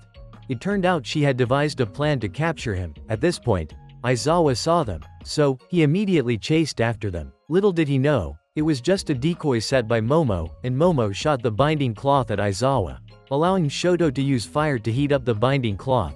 Thus, they managed to capture Aizawa, because the binding cloth Momo created shrinks when exposed to high temperatures. Finally, they emerged victorious. Seeing Aizawa and Shoto acknowledge her, Momo was deeply moved. On Ochako's team, they were overwhelmed by the space hero. So, she tried to think of how Midoriya would escape from this situation. Suddenly, Yuga asked, "Do you like Midoriya, don't you?" This made Ochako embarrassed, and she let go and rushed towards the space hero. Thanks to the combat techniques she had trained with Gunhead, so, Ochako managed to capture the space hero. Seeing Ochako's victory made Midoriya very happy. Meanwhile, Mina and Denki were facing off against the principal. This left them curious about what the principal's quirk could be. Suddenly, a lot of iron debris fell on them. It turns out he was operating a crane to demolish this place. His quirk turns out to be high specs. It helps him be smarter than normal people. And the principal had calculated everything. He traps Mina's group, so, the principal won the battle, surprising Midoriya. At this point, Ochako has returned to the monitoring room, so, Lita immediately congratulates her on passing the test. But, upon seeing Midoriya, this made Ochako embarrassed. Kyoka's team was battling Present Mike. He was waiting for them at the gate, but he waited too long, so Present Mike used his voice quirk to call them over. Much to their annoyance, suddenly, Kyoka saw an ant, so she immediately told Koda to use his Anavoice quirk to control the ants. But Koda was afraid of insects. However, Koda is afraid of insects. Suddenly, Present Mike attacked them. So, Kyoka immediately used earphone jack to emit a counter voice, but her voice wasn't as strong as Present Mike's. Kyoka saw Koda being scared, so she encouraged him. He tried to overcome his fear of insects, and Koda spoke to them. Suddenly, bugs appeared and clung to Present Mike's leg, making him scared. Thanks to that, they achieved victory. By now, the other members of the class had all passed the test. Finally, it was Midoriya and Bakugo's turn. But, Bakugo was still very angry with Midoriya, so, he didn't want to cooperate. He wanted to defeat All Might on his own. At this point, no matter how Midoriya advises Bakugo, Bakugo wouldn't listen to him. Bakugo even hits Midoriya, because he dared to stand in his way. Seeing the situation tense up, making everyone worried, when Bakugo and Midoriya were arguing, All Might immediately attacked them. With just one punch, he destroyed part of the city. Seeing All Might's power, made Midoriya and Bakugo scared. But, Bakugo still wanted to confront him directly, so, he dazzled All Might. When Bakugo attacked, then, he was caught by All Might.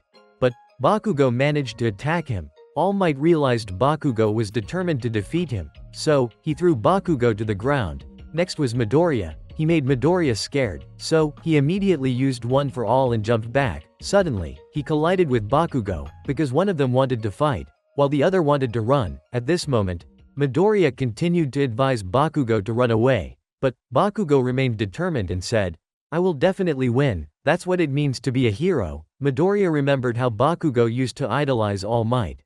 Suddenly, All Might continued to attack them, causing them to be in great despair. Midoriya realized he admired Bakugo's strong determination to win. Now, Bakugo stood up again, so, All Might advised him to cooperate with Midoriya, but Bakugo said, "I'd rather lose than accept help from a useless person." This made Midoriya angry. When All Might was about to defeat Bakugo, Midoriya immediately jumped in and punched him in the face. Then, Midoriya carried Bakugo away. All Might realized he had been too careless. At this point, Midoriya continued to persuade Bakugo to cooperate with him, and he told Bakugo that he had always admired him since they were kids, because he always wants to win. It made Bakugo angry. Bakugo realized with All Might's strength, they wouldn't be able to escape from him, so, their only option was to fight him. At this moment, All Might was still searching for Midoriya and Bakugo. Suddenly, Bakugo appeared behind All Might, drawing his attention. Unexpectedly, Midoriya appeared behind All Might, and immediately used Bakugo's weapon to create an explosion to attack All Might. Surprising him, Midoriya and Bakugo immediately ran away, while Bakugo was still uncomfortable because he had to cooperate with Midoriya. Seeing them cooperate so perfectly surprised All Might, because they were completely opposite. At this point, All Might realized there wasn't much time left, so he decided to use all of his strength. while Midoriya and Bakugo were trying to run as fast as they could towards the gate. Suddenly, All Might quickly caught up to them, and immediately attacked Bakugo and Midoriya, leaving them no time to resist. Seeing the overwhelming power of All Might made everyone worried. Bakugo realized he was completely outmatched, because All Might was the greatest hero he wanted to surpass. When All Might advised them to give up, Bakugo immediately attacked him with a massive explosion. Suddenly, Bakugo threw Midoriya flying through the gate, but All Might immediately chased after him, causing Midoriya to fall down. Bakugo continued chasing after All Might, even though his arm was injured, but Bakugo still tries to attack All Might. Midoriya realizes Bakugo is reaching his limit, so he immediately tries to reach the gate. However, All Might continues to pursue him. Thus, Bakugo keeps attacking All Might, but he was knocked down by All Might. Seeing Bakugo's determination, Midoriya immediately used One for All and punched All Might, making him lose his vigilance. Midoriya then carried Bakugo and ran away. At this moment, All Might realized Midoriya didn't run through the gate alone, and he returned, bringing Bakugo along, because he always fearlessly rescues others. That's his personality. In the end, they won, making Ochako's team very happy. By evening, the doctor scolded All Might for injuring his students, but All Might realized both had improved greatly, and they would continue to grow stronger. On Tamura's side, he remained curious about Midoriya. Suddenly, two people came to find him, because they wanted to join the League of Villains, but Tamura chased them away, because he saw them as too weak, so they introduced themselves. This girl's name is Himiko. Turns out she's a serial killer, because she admires Stain, so she wants to join the League of Villains. Next is Dabi. He said, I will succeed the will of the hero killer. Seeing them here because of Stain, making Tamura angry, when he was about to attack them, they immediately counterattacked, but they were stopped by Kurogiri using the warp gate. He advised Tamura to take advantage of them. However, Tamura angrily left, leaving them confused about what he was thinking. Kurogiri said Tamura would soon give them an answer. On Denki's team, they are angry because they failed the exercise test, so they couldn't participate in the forest training camp. At this point, Aizawa announced to the whole class that they all could participate in the forest training camp, making Mina's team very happy. It turns out Aizawa had lied to make them strive harder, but they still had to study more at school afterward. The next morning, Midoriya's team went shopping together to prepare for the forest training camp, which made them very happy, because the shopping center was so large, so they split up to go shopping. Now, only Midoriya and Ochako were together, which made Ochako shy and run away, because Yuga said she liked Midoriya. Suddenly, someone approached Midoriya and started talking to him, praising him for facing the hero killer. So, Midoriya thought he was a fan of his. Suddenly, his hand grasped Midoriya's neck, and Midoriya realized, he is Tamura. He said, I'm here just to talk to you, and he warned Midoriya not to play any tricks, or he would use decay to turn him into dust. He even threatened to attack everyone else here, so Midoriya had to listen to him. At this point, Tamura told Midoriya that he was very annoyed with the hero killer, because the hero killer wasn't part of his League of Villains. But everyone paid attention to the hero killer. Tamura asked him, how am I different from the hero killer? While Ochako was feeling guilty for leaving Midoriya alone, she quickly returned to find him. Meanwhile, Midoriya told Tamura that he could understand the hero killer, because their wills both originated from All Might, and the hero killer's goal wasn't to destroy everything, so he was different from Tamura, because Tamura always wanted to discard everything as useless. Looking into Tamura's eyes immediately made Midoriya feel scared, but Midoriya helped him understand how he and the hero killer are different, because everything is because of All Might. At this point, Tamura felt more comfortable, but he was gripping Midoriya's neck, making him unable to breathe. Fortunately, Ochako arrived, so he let go of Midoriya and he left. But Midoriya asked him, what is All for One planning? But Tamura said, next time, I'll kill you all. Then, he left. At this moment, Tamura realized he was completely different from the hero killer, and his goal is to create a world without All Might. That evening, Midoriya reported Tamura to the police. As he was about to leave, Midoriya met All Might. He was very relieved that Midoriya was safe. At this point, Midoriya's mother also arrived, because she was very worried about Midoriya. At this moment, Tsukachi realized Midoriya's class would become a target of the League of Villains, so they needed to heighten their vigilance, and they are determined to defeat All for One once again. On the side of All for One, he was very pleased, because he realized Tamura had found his own ideal. It turned out his goal was to turn Tamura into another version of himself. On Tamura's side, he was gathering followers who admired the hero killer, making him delighted, because his game was about to begin. At this time, Aizawa announced that summer had arrived, so Midoriya's Class A has also prepared and is ready for the forest training camp. This made Ochako very happy, but Midoriya felt embarrassed, because she was too close to him. However, Ochako remembered what Yuga had said. She also awkwardly stepped back. Unexpectedly, Nito's Class B also participates in the forest training camp. So, they set off, making everyone very excited. At this time, Aizawa stopped the bus, but Mineta thought it was to use the restroom. Suddenly, two girls appeared. Aizawa introduced them as heroes from the Pussycats team. This delighted Midoriya, because they were a professional rescue hero team on the mountain. She said their training camp cabin was at the foot of the mountain, which surprised everyone, because the place was very far from here. Everyone realized something wasn't right. She said they had 3 hours to get there, or they wouldn't get lunch, which made everyone scared and rush onto the bus. But all of them were immediately thrown down against the cliff. At this point, they realized they had to cross this forest on their own. When Mineta was about to go to the restroom, he encountered a giant monster. Luckily, Midoriya managed to save him in time, while Mandalay felt Aizawa was too strict with his students. It turns out he wanted to enhance their quirks sooner, because villains were targeting them. At this point, Midoriya used one for all. Shoto, Iida, and Bakugo also attacked the monster. They managed to defeat it, while the others felt relieved. Bakugo realized there were still more monsters, so they realized it was time to fight. Midoriya's class then fought together against the monsters. At this point, they had coordinated very well together, and they had collectively defeated many monsters in the forest. While this boy felt becoming a hero was meaningless, by evening, they had also overcome the forest and reached the training camp cabin, leaving them all very exhausted. Pixie Bob was pleased that they had made it here, and she remarked that Midoriya's group was the best in combat. At this moment, Midoriya asked who this boy was. Turns out his name was Koda, Mandalay's grandson. So, Midoriya approached Koda to start a conversation.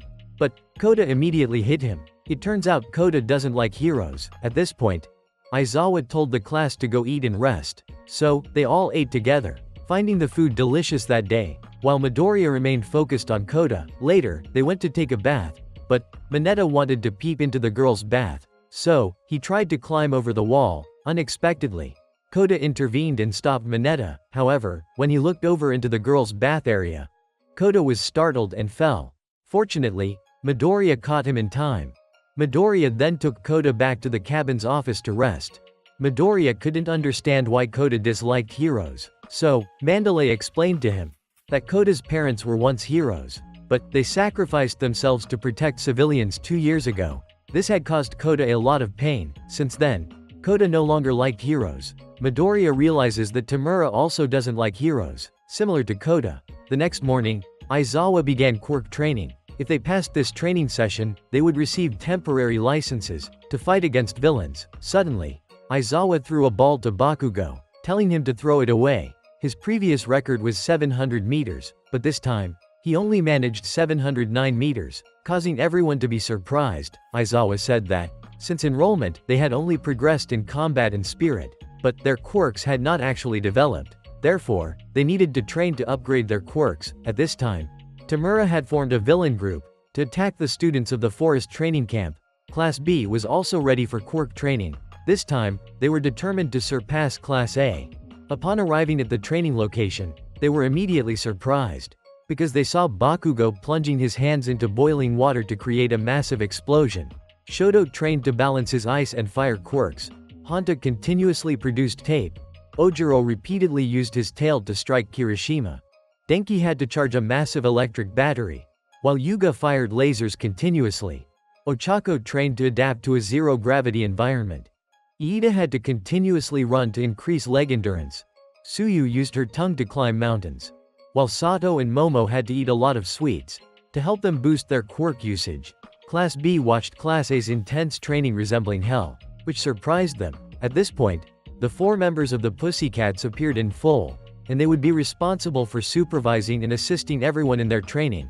Midoriya used one for all at 5% to attack Tiger, but he was knocked back into a tree trunk. which frightened everyone. Midoriya was very exhausted, but he remembered how much All Might had believed in him. So, Midoriya struggled to get up and continue fighting Tiger. During this time, Koda observed Midoriya. By the evening, after they finished training, they had to cook their own meals. But they were all very tired, so Iida helped lift everyone's spirits, and they started cooking together. Finally, they had dinner together, which made everyone very happy. But Midoriya noticed Koda walking alone. He realizes that Koda is very hungry. So, Midoriya brought food to Koda, but Koda still didn't like him.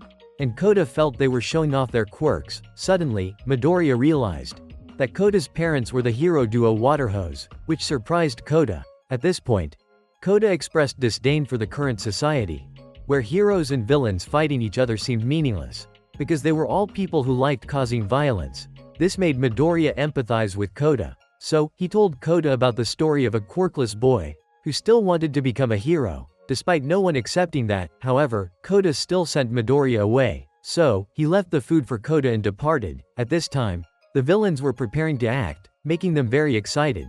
But Dabi said they had to wait until they gathered enough people. While Midoriya's class was sleeping soundly, and they knew nothing about the villain's plan, the next morning, they had to continue training, which left everyone exhausted. So, Aizawa reminded them to remember their starting points, which made Midoriya think of All Might. He continued training with Tiger. By evening, they cooked together again. But Shoto noticed Midoriya looking worried. It turned out he was worried about Koda, and he didn't know how to help him, because Koda wouldn't listen to Midoriya. So, Shoto suggests to Midoriya that he needed to use words accompanied by actions. That way, his words would have more meaning. Midoriya realized this approach was very similar to All Might's, but Shoto criticized Midoriya for always meddling in other people's business. At this time, classes A and B organized a courage test game, but Mina's group of 5 was left behind for additional training, which disappointed them greatly. The rule was that classes A and B would use their quirks to threaten each other in the forest, and they would draw lots to pair up.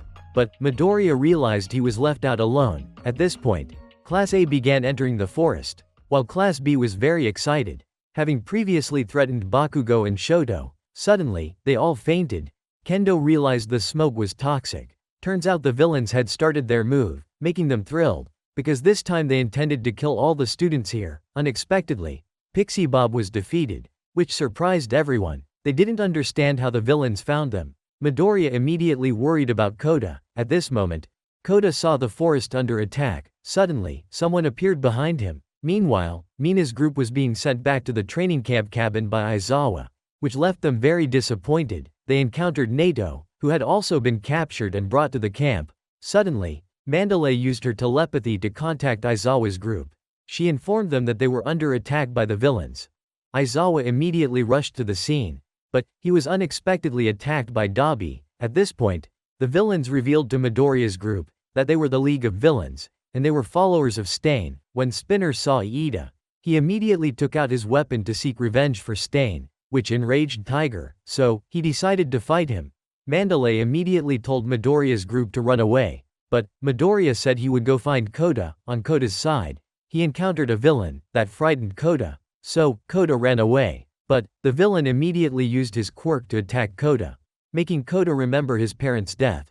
But the villain who killed them has not been caught yet, so Koda remembered his face and quirk very clearly. Immediately Koda was shocked, because the villain in front of him was the one who had killed his parents when Koda was in danger. Luckily, Midoriya arrived in time to save Koda. He realized Midoriya was the person on his kill list. Unfortunately, he had broken Midoriya's phone, so he couldn't call for backup. Midoriya realized he wasn't strong enough to fight him, but seeing Koda scared, Midoriya decided to activate One for All, and he will protect Koda, while Shoto and Bakugo are trying to leave the forest. Suddenly, they saw a villain, making Bakugo excited. Mandalay was fighting Spinner, so she continued to use telepathy to distract him. Suddenly, Mandalay was pulled back. Fortunately, Tiger saved her. He realized his name is Magna, and he is a dangerous villain. Midoriya was worrying, while this villain was quite excited, because he was about to kill Midoriya. So, he immediately used quirk muscle augmentation to attack. Unexpectedly, he was very strong and hit Midoriya into the mountain wall. Suddenly, he asked where Bakugo was. It turned out Bakugo was also his target. He continued to attack Midoriya very quickly. He managed to defeat him, Midoriya realized he was too strong and too fast. But, he still tried to stand up and punch him. Unexpectedly, Midoriya's strength wasn't enough, so, he continued to be knocked away by Muscular. He told him, "My quirk is muscle augmentation. So, your quirk to me is just a weak quirk." Then, he continued to attack Midoriya. And he completely overwhelmed him, causing Midoriya to continue to collapse. When he was about to kill Midoriya, then, Koda immediately threw a stone at him. He realized Muscular was the one who had tortured his parents like that, before he killed them. At that moment, he recognized he was the son of Waterhose. And he blamed them for making him use fake eyes. He even said he killed them just because he liked it, making Koda shocked. When he was about to attack Koda, Midoriya jumped up to attack him, and he caught Muscular, made Muscular very pleased. But, Midoriya used 100% one for all. Immediately made Muscular feel worried. So, Midoriya unleashed an extremely powerful punch, causing the entire mountain to shatter, while Koda was falling down. Luckily, Midoriya managed to catch him, seeing Midoriya's arm broken, surprising Koda. Didn't expect Muscular could still stand up. Midoriya didn't understand. He had used 100% of one for all. Yet he still hadn't defeated him. Muscular said, "Until now, I've just been playing around with you. So, now I'll fight seriously." Immediately, he used muscle augmentation to attack Midoriya. He realized that Muscular had become much stronger. At this point, Midoriya was constantly thinking of ways to escape from him, but he realized that it was impossible. So, Midoriya had no choice but to fight, because he was determined to protect Koda. Midoriya tells Koda to run back to the training camp cabin first. However, Koda realizes Midoriya is not his match. Nevertheless, Midoriya continues to use 100% one for all, and he immediately attacks Muscular, but he's too strong. Muscular completely overwhelms Midoriya. However, he still tries to urge Koda to run away. Suddenly, Muscular continues muscle augmentation, and he forces Midoriya down to the ground. At this moment, Midoriya realizes he's about to die. So, he apologizes to All Might and his mother, because he can't fulfill their expectations. Then, Midoriya faints. Suddenly, Koda uses water to attack Muscular, unintentionally helping Midoriya wake up. Muscular says, "Wait a second, I'll come kill you right now." Suddenly, Midoriya stands up again. Muscular realizes his power is increasing. Unexpectedly, Midoriya uses 1,000,000% one for all, and he shattered every single fiber of Muscular's muscles. Finally, Midoriya delivered a powerful punch to Muscular's face. Thus, he emerged victorious. Koda witnessed Midoriya risking his life to protect him, which reminded him of Mandalay's words, "Someday you'll meet someone who'll risk their life to protect you." This deeply moved Koda, and he realized the true meaning of being a hero. On the other side, Tamura was planning to destroy this hero society, so, he viewed this as a game, and his first step is to have the Vanguard Action Squad of the League of Villains kill hero academies. He even treats them as prey. At this point, Midoriya has defeated Muscular, but he is also exhausted, which worries Koda. It turns out Midoriya had planned to defeat Muscular, but he realized Muscular was very strong. If all villains here have strength like Muscular's, then everyone will be in danger. Therefore, he still had to continue to rescue them. Midoriya saw the forest burning, so he said to Koda, "We need your quirk." This surprised Koda.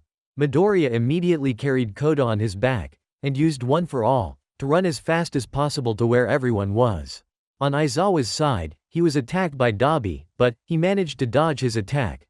Aizawa then used his erasure quirk. Aizawa quickly apprehended Dabi. Suddenly, Aizawa saw Ida's group, which distracted him, so Dabi managed to escape and stand up, but it turned out to be just a clone of Dabi. He then told Ida's group to stay put, so he could run into the forest to rescue everyone. It was actually Twice who created clones for Dabi. At this point, Dabi asked him to create 2 more clones, because they needed to keep the teachers occupied. On Midoriya's side, he tried to run as fast as possible. Suddenly, he encountered Aizawa, so Midoriya informed him of the situation. However, Aizawa realized Midoriya had just been through a fierce battle. Meanwhile, Tiger was battling Magna, but he managed to evade all her attacks. At the same time, Mandalay was fighting Spinner, and was in danger. Fortunately, Midoriya was able to save her in time, and informed her that Koda was still safe. Midoriya immediately asked Mandalay to inform everyone. Aizawa allowed them to use their quirks to fight against the villains, and they fought under his command, so they no longer had to worry about being punished. At this moment, Kodo was very worried about Midoriya, thus, Aizawa comforted him and said, "After everything is over, you should thank him yourself." At this moment, Midoriya realized their target was Bakugo, so he immediately ran off. Magna realized Midoriya had defeated Muscular, which surprised him, so he felt compelled to kill him right away. Unexpectedly, Spinner held him back, because Midoriya had been saved by Stain. Stain recognized him as a hero. While they were off guard, Tiger and Mandalay immediately subdued them. At this moment, Mandalay informed everyone that the villain's target was none other than Kacchan. This made Bakugo furious, because they kept calling him Kacchan. Suddenly, he was attacked. Shoto advised Bakugo to run away, but Bakugo was enraged, because he realized Midoriya had disclosed this. Suddenly, he resumed attacking them. Fortunately, Shoto created an ice barrier to stop him. It turns out Moonfish's quirk is Blade Tooth. Shoto warned Bakugo not to use fire too aggressively, if not, they would set the forest on fire. At that moment, Mustard was creating a gas enveloping the entire forest. Suddenly, he was attacked by Tetsu, but he shot at him. Luckily, Tetsu's body is made of steel, however, his gas mask was broken. As he continued to attack, Mustard shot at him. It turns out he also saw Kendo's location. He kept taunting them and disappeared. This made Tetsu furious, but he was shot at again. Mustard criticized him as foolish, because Tetsu only charged forward. Mustard realized he was reaching his limit, so he continued to attack Tetsu. Suddenly, Kendo attacked him with her quirk, blowing away all his gas, which surprised him. Suddenly, Tetsu immediately punched him from behind. Finally, they defeated Mustard. On Midoriya's side, he was running as fast as possible towards Bakugo. Suddenly, he was attacked, but Shoji managed to save him. He said that Fumikage's quirk was out of control, because the darker it gets, the harder it is for him to control his quirk, so they needed to defeat Fumikage first. They witnessed Fumikage's terrifying power, which worried Midoriya. It turns out earlier Shoji and Fumikage had been attacked. This caused Shoji's arm to be severed, but his quirk is dupli arms, so he can still regenerate it. Unfortunately, this inadvertently made Fumikage lose control, because he saw Shoji injured. At this moment, Fumikage was still trying to regain control of his quirk, but his dark shadow was too strong.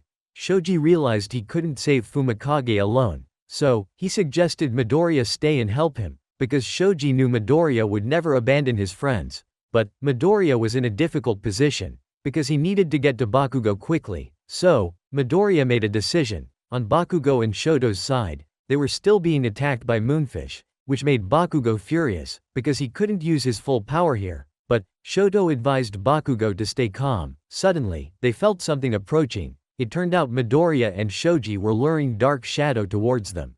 Unexpectedly, Dark Shadow attacked and subdued Moonfish. Before that, Midoriya had planned this with Shoji.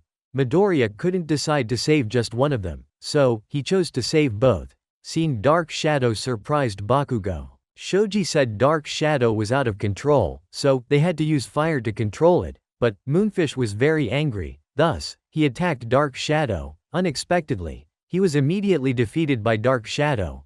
When Dark Shadow was about to attack them, Bakugo and Shoto quickly used fire. They helped Fumikage regain control of Dark Shadow. At this moment, Fumikage apologized to Shoji and Midoriya, because he couldn't control his anger, which unintentionally released Dark Shadow. But they were happy that Fumikage was okay. At this moment, Midoriya said the League of Villains' target was Bakugo, so they had to find a way to get Bakugo back to the training camp cabin. Midoriya believed that with their current team, they could even defeat All Might. But this made Bakugo furious, because he didn't need them to protect him. On Ochako's side, she was injured. It turned out Himiko had attacked her, surprising both of them, because she knew all the information about them. At this moment, Himiko was very excited, so she wanted to take more of their blood. When Himiko attacked, Tsuyu immediately threw Ochako away, thus, Ochako could escape. But Himiko stabbed Tsuyu's tongue, which delighted Himiko, and she captured Tsuyu. As she was about to take more blood from Tsuyu, then, Ochako ran over. Unexpectedly, Ochako dodged Himiko's attack, and she immediately used the combat skills she had learned. So, Ochako managed to subdue Himiko. Suddenly, Himiko asked, "You like someone, don't you?"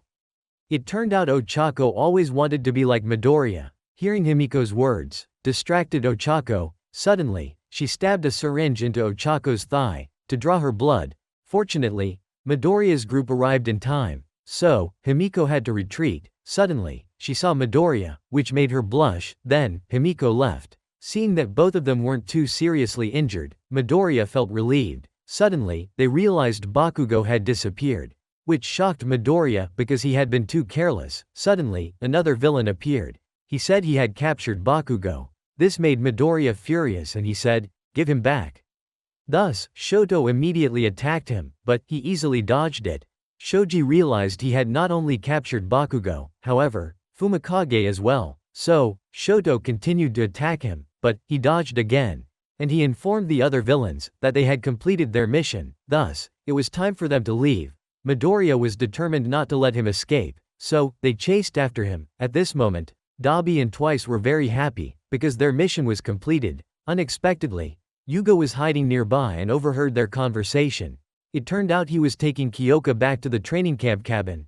Dabi said that Tamura had given him a Nomu, and he ordered the Nomu to kill the students. So, now he would call the Nomu back. At this moment, the Nomu was chasing Momo and Yosetsu. When they were in danger, suddenly, the Nomu stopped and left. Momo realized they had captured Bakugo, so, she created a tracking device, and Momo asked Yosetsu to implant it into the Nomu's body. Finally, they were safe. On Tiger's side, he had captured Magna. Spinner has also been captured, but he remains steadfast in Stain's ideology. He wants to kill all the corrupt heroes. Suddenly, Kurogiri appeared to rescue Magna and Spinner. On Midoriya's team, they were still chasing the masked villain, but he was too fast. They couldn't catch up with him. Suddenly, Midoriya came up with an idea. He immediately told Ochako to use zero gravity to make them throw him away, but Ochako was worried that Midoriya was injured. Seeing Midoriya's determination, Ochako immediately bandaged his hands, so they started cooperating with each other.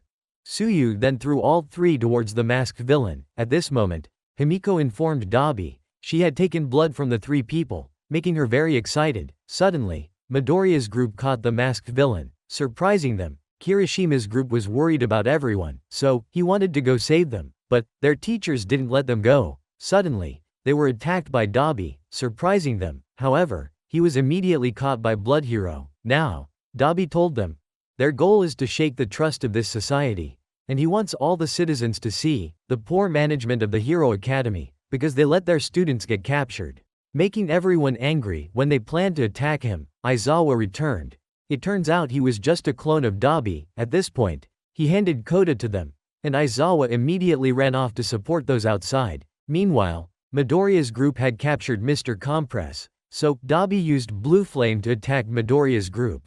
As they all attacked together, Himiko captured Midoriya and said, "I like you." When she was about to attack Midoriya, Shoji immediately knocked Himiko away, making her angry. Meanwhile, Shoto was fighting Twice, but he easily destroyed his ice. At that moment, Mr. Compress escaped. Dabi asked, "Where is Bakugo?"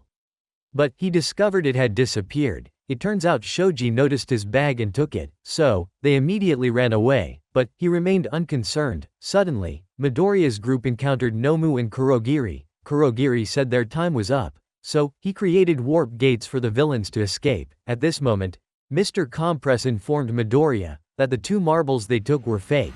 It turns out Bakugo and Fumikage were hidden inside his mouth. They were surprised by this, so they immediately chased after him. When Mr. Compress thought he would escape, he was hit by Yuga's laser, causing two of his marbles to fly out of his mouth. So, Shoto and Shoji tried to catch them.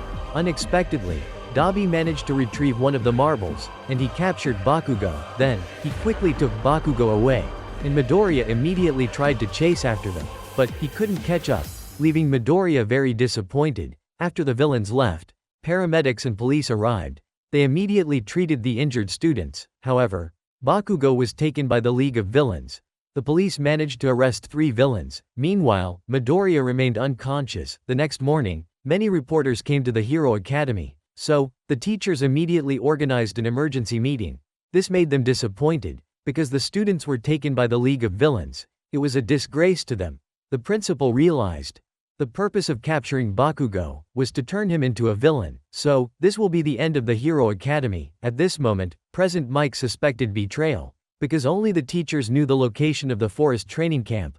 While everyone was trying to figure out a way, suddenly, All Might received a phone call, so he stepped outside immediately. It turned out Tsukachi called him with news that they could locate the League of Villains' whereabouts. This surprised All Might, so he quickly regained his determination, and this time, he resolved to capture all of them. Meanwhile, the news continued reporting on Bakugo's kidnapping, which pleased Tamura greatly, as their plan had successfully unfolded, while Midoriya was still in the hospital, and he was completely desperate, because he couldn't rescue Bakugo. Suddenly, the whole class came to visit Midoriya. At that moment, Midoriya was blaming himself, because Bakugo was captured right in front of him.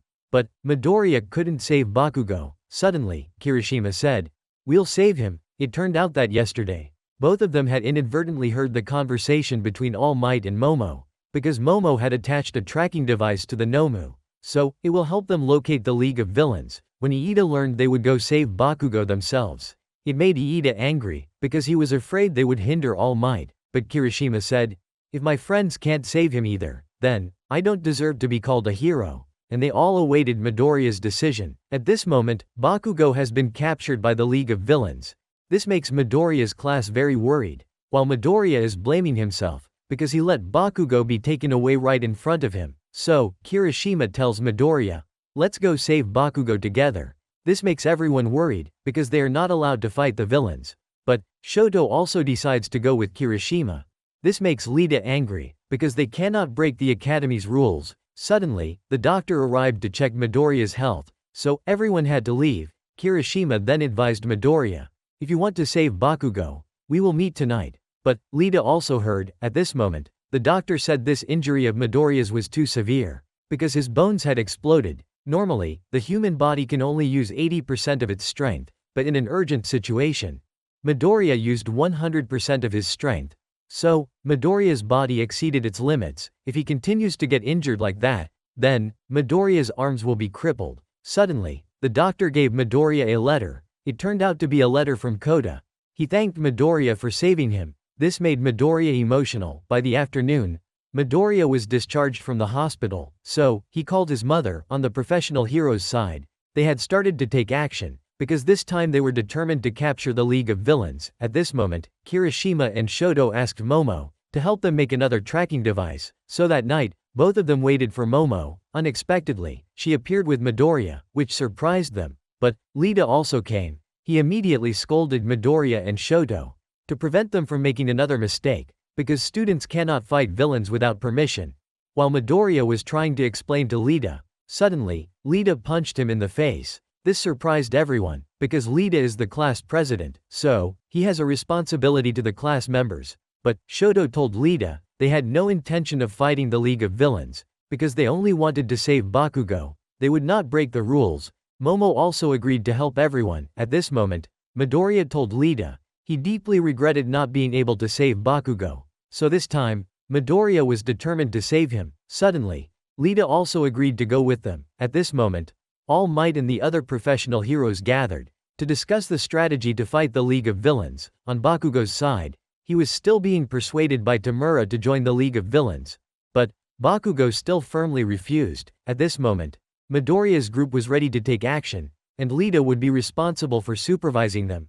Momo also came up with a plan for the group, because they had to save Bakugo, but could not fight, so they went to the city where the League of Villains base was located, making Kirishima very eager to find Bakugo. But, Momo said they had to be careful, and she came up with an idea, so they all went into a clothing shop to disguise themselves. They even had to change their personalities. Suddenly, Midoriya saw Aizawa appear on TV. It turned out he was apologizing for the League of Villains attack, which resulted in a student being kidnapped. But, the reporters kept asking about the 4 attacks on the academy, making everyone start to doubt the academy's security. Midoriya's group saw that everyone was disappointed, because they no longer trusted the academy. On Tamura's side, he was very proud of his perfect plan, causing the academy to lose everyone's trust. Suddenly, Tamura told Dabi to untie Bakugo, because he thought Bakugo wouldn't be foolish enough to cause trouble in their base. Unexpectedly, as soon as Bakugo was untied, he immediately attacked Tamura. making the hand on Tamura's face fall off, because Bakugo couldn't stand their words, and he declared, "I will be the one to surpass All Might." At this moment, the reporters were still pressuring Aizawa, because Bakugo had very high achievements in the academy, so they believed that the League of Villains would definitely try to recruit him. Blood Hero noticed these reporters were provoking Aizawa to get more hot news, but Aizawa still had a lot of faith in Bakugo. He was certain that Bakugo would not join the League of Villains, while Bakugo asserted to Tamura, "I will never join you guys." And Bakugo was trying to find a way to escape from them, so Bakugo continued to provoke the villains, because he knew they didn't want to kill him. Kurogiri saw that Tamura was losing his composure and might kill Bakugo. Unexpectedly, Tamura ordered everyone not to touch him, because Bakugo was an important pawn for them, but he realized they no longer had time to persuade Bakugo here. So, Tamura asked to borrow his master's power. It turned out All for One was still observing Tamura. On Midoriya's team side, they had found the League of Villains base. So, Midoriya analyzed everyone's quirks and made a plan to rescue Bakugo. At this moment, the professional heroes and police had also begun to act. They were determined to rescue Bakugo and eliminate the League of Villains. While Midoriya's team was still observing, trying to find a way to infiltrate their base, they walked down a narrow alley. They saw a window, so Lita lifted Kirishima to look inside. Suddenly, he became terrified. Thus, he told Midoriya to take a look. Unexpectedly, he saw many Nomu inside. This surprised Midoriya. While Bakugo didn't know who Tamura's master was, Tamura realized Bakugo was becoming annoyed, so he decided to let Bakugo sleep for a while. Suddenly, someone knocked on the door delivering pizza, which surprised them. When they let their guard down, All Might immediately attacked from inside, shocking them. The villains were immediately subdued by the heroes. When Dabi attempted to use fire to escape, he was immediately knocked unconscious by Gran Torino. They quickly subdued the villains, and the police surrounded the entire area. All Might immediately comforted Bakugo, because he thought Bakugo must have been very scared. While Tamura didn't understand why All Might appeared here, he realized they couldn't easily escape. So, Tamura called the Nomu to come here. On Midoriya's team side, they saw Mount Lady had destroyed the Nomu's laboratory room. Kurogiri said to Tamura, he couldn't call the Nomu here.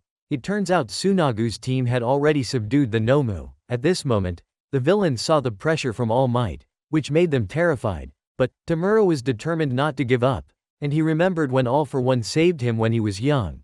While All Might was questioning where All for One was, Tamura said, "I will kill you." Suddenly, the Nomu appeared, surprising the heroes. While All Might was off guard, Bakugo was immediately taken away, which shocked him. At this moment, the Nomu kept appearing. So, Tsukachi immediately contacted Tsunagu, but he had lost communication. All Might didn't understand whose quirk that teleportation was.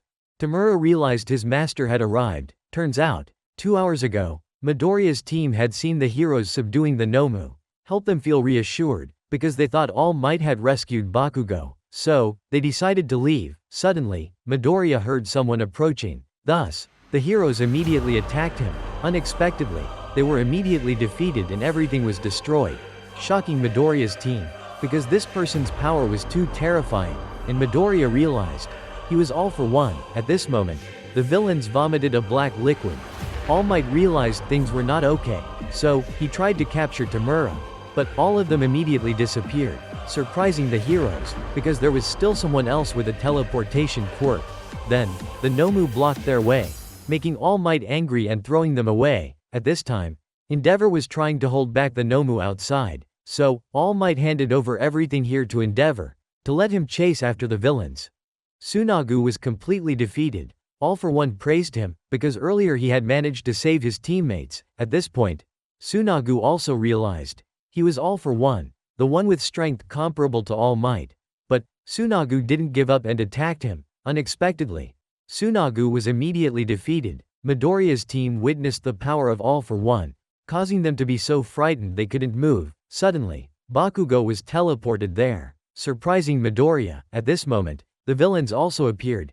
He realized that Tamura's plan had failed, but he still comforted Tamura to try harder, and he would do everything to help Tamura. While Midoriya was worrying, but he still regretted not saving Bakugo last time. So, Midoriya immediately tried to find a way to rescue Bakugo, and he forced his body to act. However, Midoriya was stopped by Lita. Even though they were very scared, they wanted to rescue Bakugo with Midoriya. Suddenly, All For One sensed that All Might had arrived, and he attacked All For One with a powerful blow, sending everyone flying, which surprised Midoriya. But All For One said, "You have weakened, All Might." Bakugo was surprised that he could block All Might's punch. All Might said, "I will defeat you once again."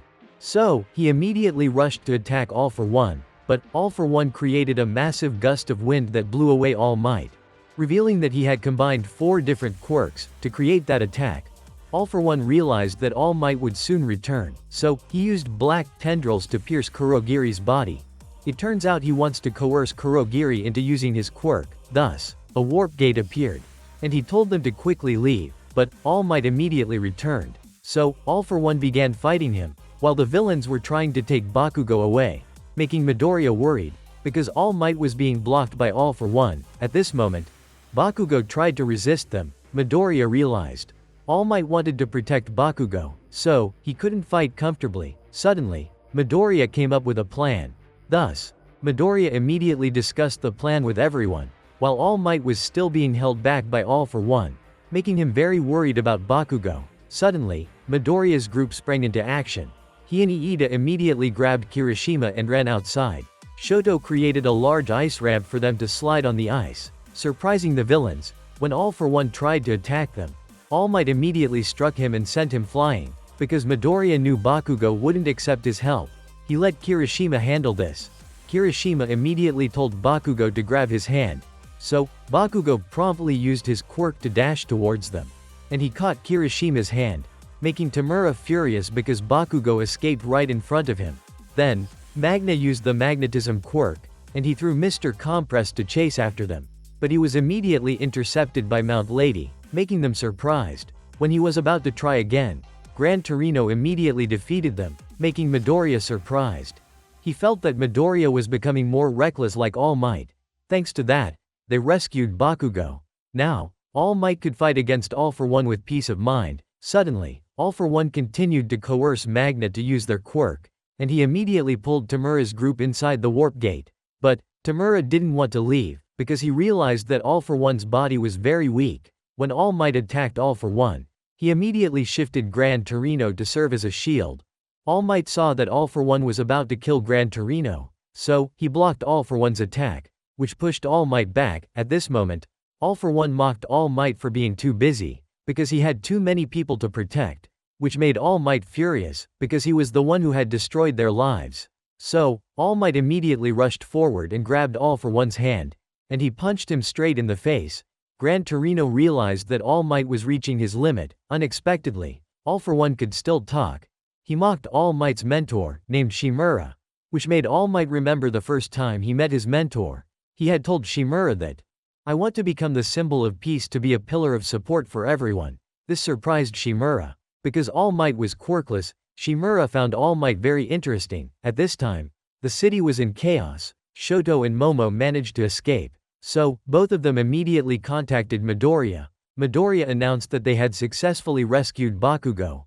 Bakugo and Midoriya realized they staying there was just hindering All Might. While All Might landed a powerful punch on All For One, but he kept mocking Shimura and All Might continuously, making All Might furious, because he wouldn't allow him to insult his master. But he still said that Shimura is a disgrace to him. Even her fate is also a very tragic ending, making All Might unable to restrain himself anymore. So, he immediately attacked All For One, but he blew All Might away with air cannon. Luckily, Gran Torino managed to catch All Might in time. Gran Torino said he was just trying to make All Might lose his calm, so he helped All Might calm down. During the live broadcast of All Might and All For One's battle, everyone was surprised. Meanwhile, Midoriya's class is very worried about All Might. All For One said, "Though I killed your master, you've also taken everything from me." This made him very angry, so All For One continued to use air cannon.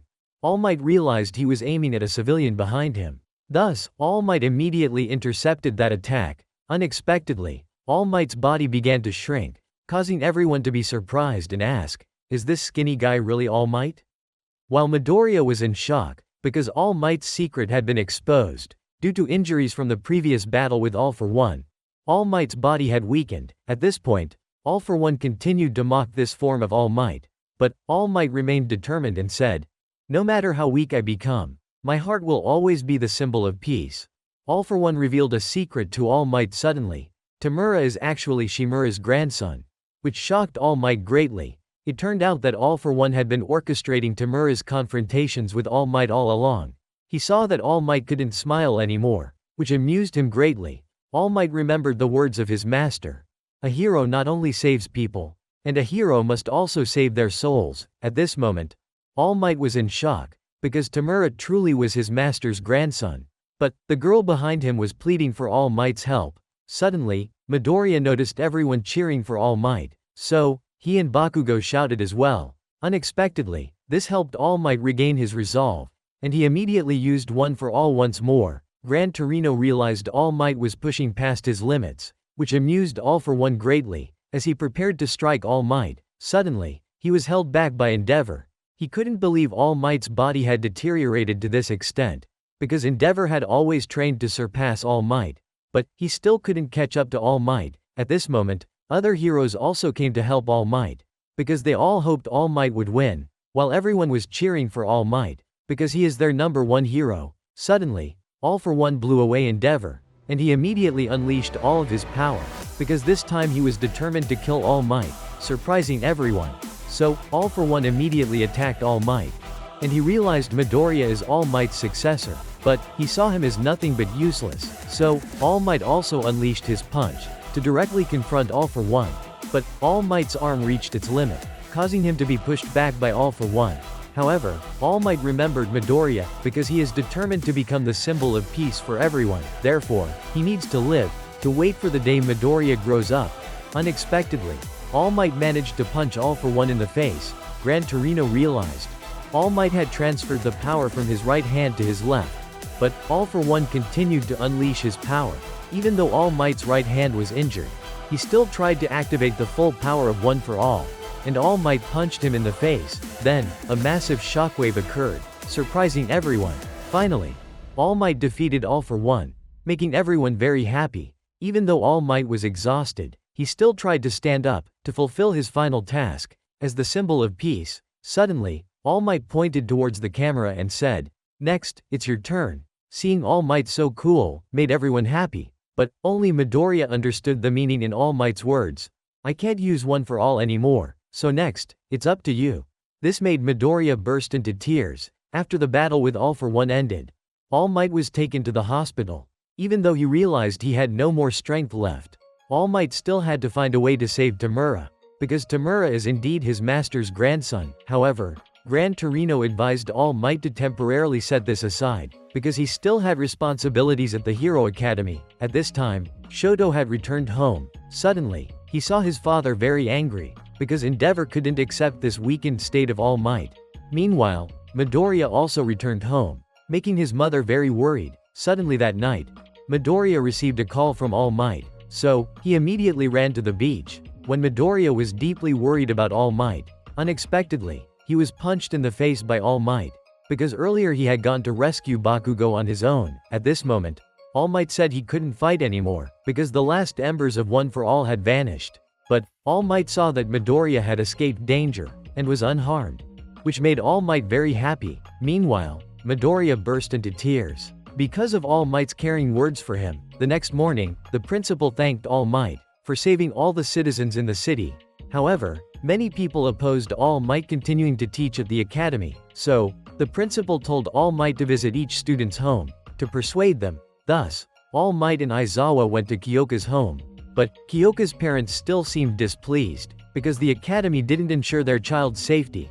So, Aizawa apologized to them, and promised to train Kyoka to become a hero. Suddenly, Kyoka brought water for them and said, in fact, her parents were very excited, because they saw All Might fighting on TV. Next, they went to Bakugo's home, which surprised All Might, because his family was very peculiar and hot-tempered. But Bakugo's mother still had great trust in the academy, so they decided to let Bakugo continue studying there. As All Might and Aizawa left, Bakugo then asks All Might, "What are you to Deku?" All Might replied, "He's also my student, just like you," because unable to disclose the secret of One for All to Bakugo. At this point, All Might went alone to Midoriya's house, causing Midoriya's mother to worry. Unexpectedly, his mother did not agree, surprising Midoriya. If Midoriya continued to be injured, then both his arms would be crippled. Therefore, she was a mother. She couldn't stop worrying about her son, even though she knew this was Midoriya's dream. But she still refused All Might. So, Midoriya advised his mother to let him continue studying at the academy. However, Midoriya's mother still disagreed, which made Midoriya angrily leave. Even All Might didn't know what to do. Suddenly, Midoriya returned, and he showed his mother Kota's letter, a boy whom Midoriya had saved. Thanks to this letter, Midoriya felt like he was a hero. All Might saw Midoriya's determination, so he immediately transformed, and he knelt down to apologize to Midoriya's mother. All Might believed that Midoriya was worthy to inherit his legacy. This made Midoriya's mother confused, but she remembered Midoriya's dream. Finally, she agreed with All Might.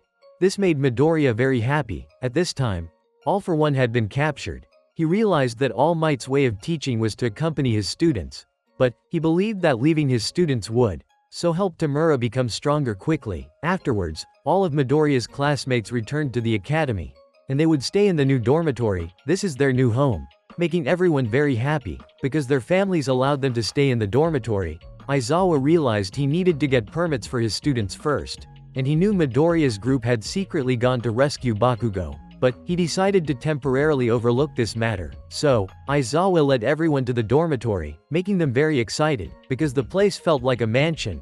While Mineta thought the bathrooms were unisex, Aizawa clarified that there were separate male and female bathrooms. Much to Mineta's disappointment, that night, everyone gathered in the common room. They were still very excited. Suddenly, Mina suggested organizing a contest to see whose room was the nicest, which shocked Midoriya, because his room was covered in All Might merchandise, making everyone very excited. Fumikage's room was very dark, while Yuga's room sparkled brightly. Mineta wanted everyone to see his room, but the girls didn't want to go in, so they ended up seeing all the boys' rooms in the class. This made them feel unfair. So, Mineta immediately suggested reviewing the girls' rooms. Unexpectedly, Mina agreed immediately, and they would choose the person with the best decorated room, who would be crowned the King of Rooms. This excited Mineta very much, because he was about to see the girls' rooms. So, they all went to see Kyoka's room together. Unexpectedly, her room had many types of musical instruments, but Denki and Yuga felt her room wasn't feminine at all. Next was Toru's room, which delighted Mineta very much. Then came Mina's room, all pink. Ochako's room was very simple. Finally, Momo's room surprised everyone, because her room was too luxurious. At this point, Mina began to summarize. In the end, they chose Sato's room, because his room had a lot of sweets. The next morning, everyone woke up together. Then, they had breakfast together, which made everyone very happy. At this point, Aizawa addressed the whole class. They needed to obtain the provisional hero license to be able to fight against villains, so they would have to take a very difficult test. He instructed each person to come up with at least 2 new special moves. Suddenly, 3 professional heroes appeared, which excited everyone, because they would help Midoriya's group train. They changed into hero costumes and went to the training location. Suddenly, Iida asked why they needed to come up with new moves to get the provisional hero license. Thus, Aizawa told everyone, the hero's mission is to rescue people in all situations. So this test will evaluate all their abilities, especially their combat skills, and coming up with new moves will help them pass the test. So, the heroes began to change the environment to help the students train. Aizawa said they not only needed to come up with new moves, but they also needed to strengthen their quirks, which made everyone very excited. At this point, they began training against Ectoplasm's clones, which helped them make a lot of progress, while Midoriya still hadn't come up with any new special moves. Ectoplasm noticed that Midoriya's quirk was the most unstable, so he advised Midoriya to focus on strengthening his quirk. While Aizawa observed everyone, suddenly, All Might also arrived, because he wanted to see his students training, but All Might noticed Midoriya was struggling. Unexpectedly, Bakugo defeated one of Ectoplasm's clones, which delighted him greatly. Seeing Bakugo training, everyone was motivated even more. While Midoriya was deep in thought, All Might came to give him advice. He said, "Up until now, you've been imitating me." So, Midoriya began to think, and All Might continued giving advice to others. By evening, Midoriya was still contemplating All Might's advice. Thus, he was determined to come up with a new special move. Suddenly, Ochako and Iida saw Midoriya. as they were about to ask about his training results, when suddenly, a room exploded, surprising both of them. It turned out Hatsume and Powerloader were conducting a failed experiment, which shocked Ochako, as Hatsume was pressing against Midoriya.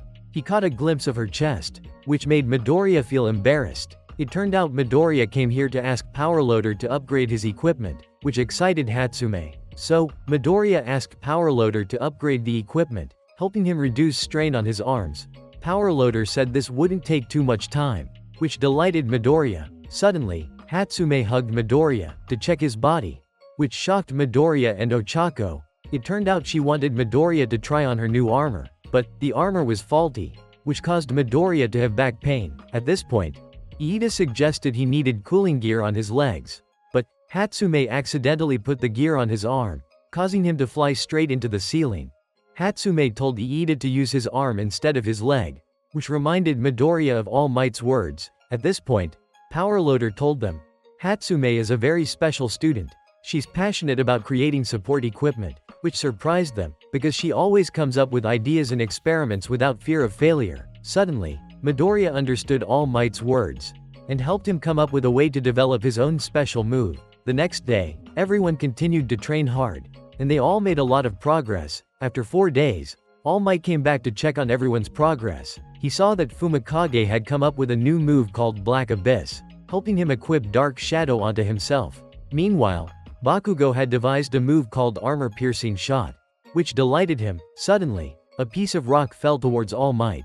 Unexpectedly, Midoriya immediately jumped up, surprising All Might, and he kicked the rock to pieces. It turned out Midoriya's new special move was using his legs. Previously, Hatsume knew Midoriya wanted to switch to fighting with his legs, which made her very pleased. She helped Midoriya create a pair of shoes.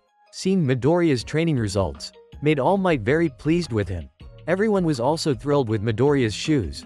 It turns out everyone had upgraded their gear as well. Suddenly, Class B also arrived, because they had scheduled training this afternoon. It turns out this provisional hero license exam, they will have to compete with other schools, because the number of provisional hero licenses is limited.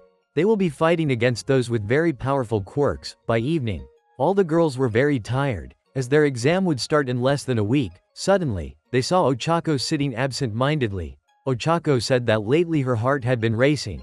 Everyone realized Ochako was in love, which made Ochako embarrassed and fly away. Suddenly, she saw Midoriya still training outside, which moved Ochako deeply, so she asked herself if she really was in love. Finally, their exam day arrived, which made everyone very excited. Suddenly, a dynamic student appeared, surprising Midoriya's class. They realized this student was from Shiketsu High School, a renowned hero academy in the West. At this point, they were very excited, because they were about to face students from Ua High School. Aizawa recognized him as Inasa, and he warned that Inasa is very strong, having scored top marks in the entrance exam. But Inasa had declined to join Ua High School. Midoriya realized Inasa is strong, like Shoto. Suddenly, a female teacher saw Aizawa, making her very happy, because they hadn't seen each other in a long time. Midoriya realized she was Smile Hero, Ms. Joke, whose quirk makes everyone around burst into laughter. It turns out she also led a group of students to participate in the exam. So, they greeted Midoriya's class, making Bakugo uncomfortable. Aizawa immediately told everyone inside to prepare. At this point, Midoriya saw there were many people here, which surprised them. Suddenly, a sleep-deprived man appeared. He would explain the exam to them. Mara said that there are 1540 people here, but only 100 people are allowed to participate in the Provisional Hero License exam, causing everyone to worry, and he explained the rules of the exam. Each participant will attach 3 targets to their body, and each person will have 6 balls. Their task is to throw the balls at the targets of others. If a student eliminates 2 others, they will advance past the preliminary round. Midoriya realized the rules of this round were very challenging. Suddenly, the room was opened, surprising everyone, because they had set up a large terrain for the participants. As soon as the competition began, everyone immediately sought out suitable positions for themselves. Midoriya realized they should team up together, but Bakugo and Shoto preferred to act alone. At this point, Midoriya realized the other participants knew their class's quirks well, because they had become famous after the sports festival. Suddenly, Midoriya's group was immediately surrounded, and they were bombarded with balls thrown from the other groups. so Midoriya immediately used one for all, and he kicked the balls back. Others also tried to block the balls. At this point, the two teachers were still observing their students fighting each other. Shindo's group decided to combine their quirks to throw the balls. Shikui used his stiffening quirk on the balls. Then, Toteki used his boomerang quirk to throw them, because his quirk can change the trajectory of objects he throws. Midoriya realized the balls had sunk into the ground. So, Kyoka immediately used her sound-amplifying quirk on the ground, causing their balls to fly up. It was Midoriya's group's turn to counterattack. Fumikage immediately attacked Tatami, but she managed to evade. Her quirk turned out to be telescopic, allowing her to retract her body like a turtle. Shindo noticed that Midoriya's class had become stronger after the sports festival. While Midoriya continued to analyze and observe his opponents, Shindo took action at this moment. He used his vibrate quirk, immediately causing a shockwave on the ground, sending Midoriya's group flying. Shoto and everyone felt the shockwave. On the other side, the other participants witnessed a large whirlwind that swept away all their balls. It turned out Inasa used his whirlwind quirk. He then threw all the balls back towards them, causing many participants to be eliminated. Much to Mera's surprise, Inasa alone has eliminated up to 120 people. At this moment, Midoriya realizes he and everyone else have been separated. If his class doesn't regroup quickly, then they will lose. Suddenly, Midoriya was attacked, which surprised him. Midoriya realizes this girl is a student from Shiketsu. She sees Midoriya, which makes her very excited. Midoriya feels like this girl talks too much, so she continues to attack Midoriya. Unexpectedly, she immediately disappears, surprising Midoriya. Midoriya doesn't know where she went. Suddenly, she immediately grabs Midoriya from behind. He thinks her quirk might be invisibility, but she says it's just her hiding technique. So, Midoriya is restrained by her, and she says, "I want to know a lot more about you." However, Midoriya immediately broke free. Suddenly, they were attacked.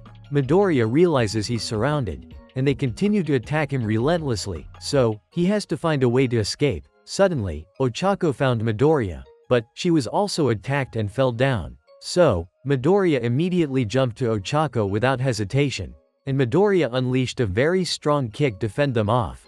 It turns out these shoes helped him enhance the power of his kick. At this point, Midoriya and Ochako managed to escape. Suddenly, Ochako used a ball to touch Midoriya's target. Luckily, he detected it in time, because Midoriya recognized her as the girl from earlier, so she revealed her true form, and she immediately attacked Midoriya. Luckily, Hanta managed to help him in time.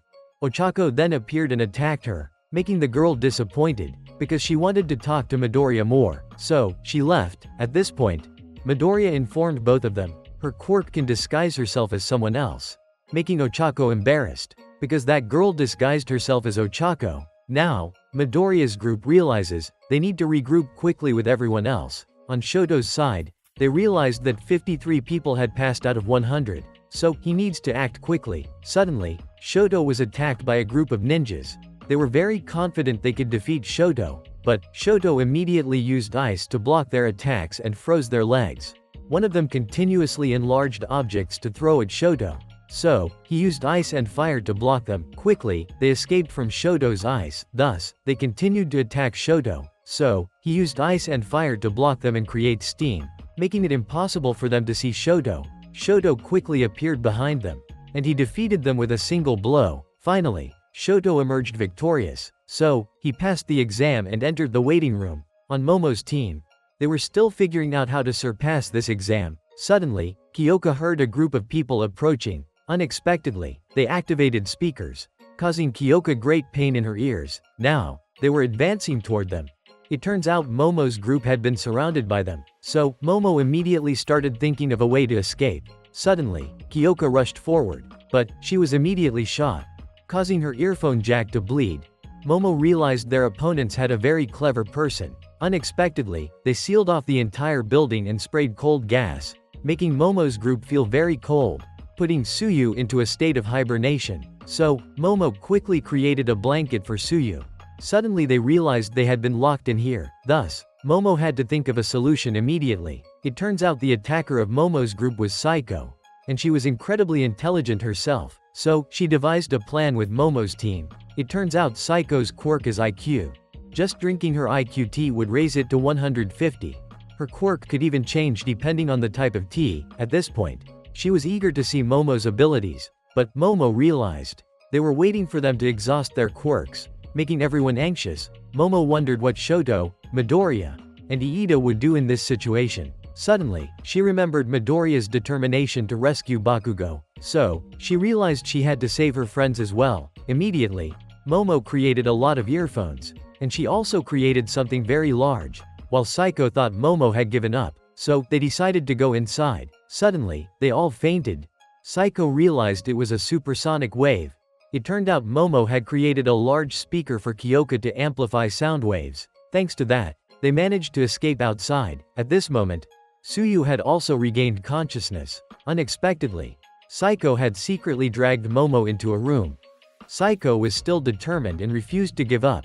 She was determined to defeat Momo. Unexpectedly, Momo had created handcuffs to restrain her.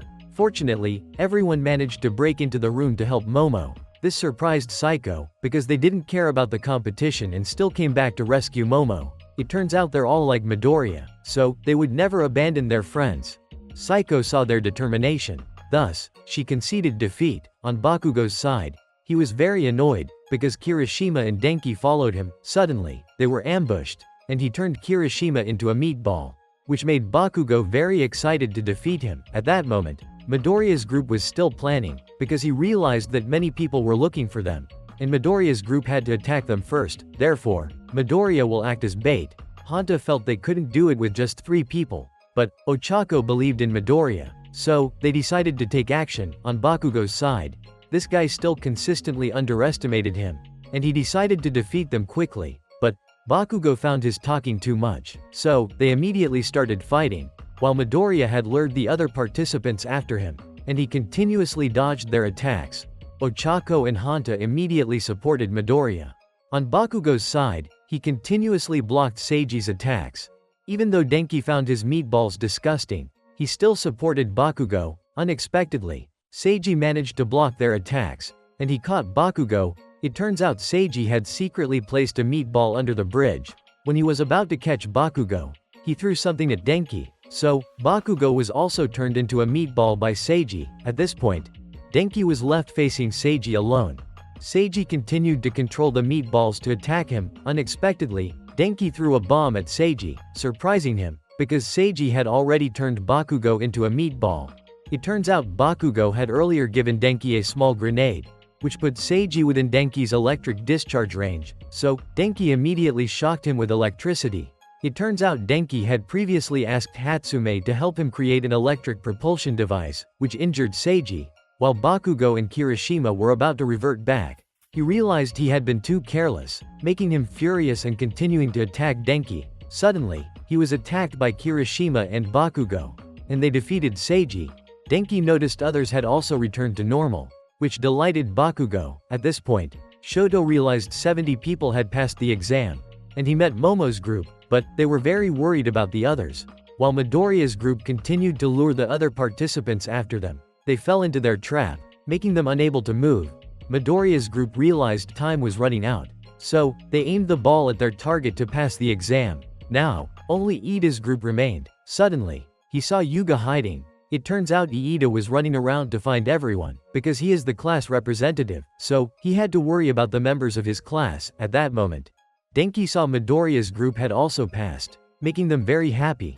Midoriya kept thinking Bakugo still looked down on him, but Bakugo acknowledged Midoriya and asked, "Have you made that power your own yet?" This made Midoriya remember their earlier promise. Meanwhile, Iida was trying to help Yuga. He saw they were surrounded, so Iida grabbed Yuga and ran away. He looked very responsible and always cared about everyone, making Yuga reminisce about his childhood, so he immediately shot lasers into the sky, surprising Lita. Turns out he wanted to attract attention, for Lita to use his speed to take down those here, so they quickly converged on Yuga. Suddenly they were attacked by a flock of Yuga's birds. It turns out Fumikage's group came to help them, causing them to fall into Mineta's trap. So, they all together threw balls at each other's targets. Thanks to Yuga's laser, they gathered together, and each person in Midoriya's class passed this round. Only Yuga and Iida remained, so they together won the next round, making Midoriya's class very happy, because everyone passed the preliminaries. Now, round 2 was about to begin. Suddenly, they saw the city had been destroyed. Turns out their mission this time was to rescue those in distress, making Midoriya remember the time when All Might rescued people. And they saw many civilians appearing. Turns out they are all professional actors from Help Us Company. In this part of the competition, they will be judged, but contestants with scores higher than the minimum will pass. While waiting for the next round to begin, Hanta told Mineta about Kami. When they found out she liked Midoriya, they were shocked, and they immediately pressured him to confess what he did to her. Suddenly, Kami greeted Midoriya, making Mineta and Denki even more angry. At this moment, Shoto came to talk to Inasa, because he realized Inasa doesn't like him. Turns out Inasa really hates Endeavor, so he doesn't like Shoto either. Meanwhile, Ochako was still observing Kami. Ochako didn't understand why she felt uneasy when she saw Kami being friendly with Midoriya. Suddenly they received the announcement that the next round of the competition was starting. So, everyone immediately tried to run fast to rescue people. Now, the next round of exams for obtaining the provisional hero license has begun. So, all the contestants are running quickly to rescue the civilians, because this time's task is for them to quickly earn as many points as possible. Suddenly, Midoriya hears a child crying. So, he immediately runs over to help. Unexpectedly, he gets scolded for not caring about his own injuries first. Meanwhile, others are coordinating very well with each other to find those who need help. This contestant is named Mora. His quirk is Extendo Hair. It helps him sweep away the surrounding debris. Meanwhile, Shindo's group has also begun rescuing people. At this time, the little boy is still guiding Midoriya's group, so they can coordinate with each other, making Midoriya remember All Might.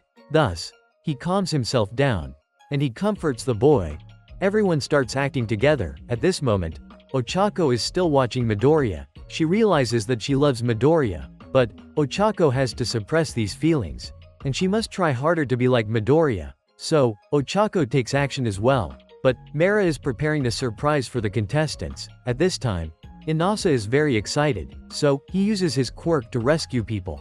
They realize Inasa controls the wind very well, but he still loses points because he was too hasty. Momo's group discovers a person trapped, so Ochako intends to use her quirk to rescue him. But she is stopped by Momo because if the rock is pulled out, it will collapse. So everyone starts to work together, making the old man pleased. At this time, Midoriya's class also coordinates with other classes, and they manage to save many people. Meanwhile, Bakugo sees 2 injured people, making him angry because they are too noisy, scaring them. At this time, Midoriya has brought the boy to the shelter. Suddenly, the city continues to have explosions, making everyone surprised because they are under attack. Midoriya realizes he is the number 10 pro hero, Gang Orca. He is a very strong hero, with an appearance most resembling a villain. So, he immediately orders his subordinates to surround them. Aizawa realizes that this exam is very difficult, because they have to rescue people and fight simultaneously. That is the responsibility of a hero. At this moment, all the students are very worried, because they haven't finished rescuing the civilians yet. But, the heroes playing the role of villains have appeared, making their exam even more challenging. It turns out the exam for the provisional hero license this time. The Hero Public Safety Commission wants to select outstanding students. So, they decided to test the candidates' real combat abilities, and anyone scoring below 50 points will be eliminated. At this moment, Gang Orca and his subordinates are rushing toward the civilians.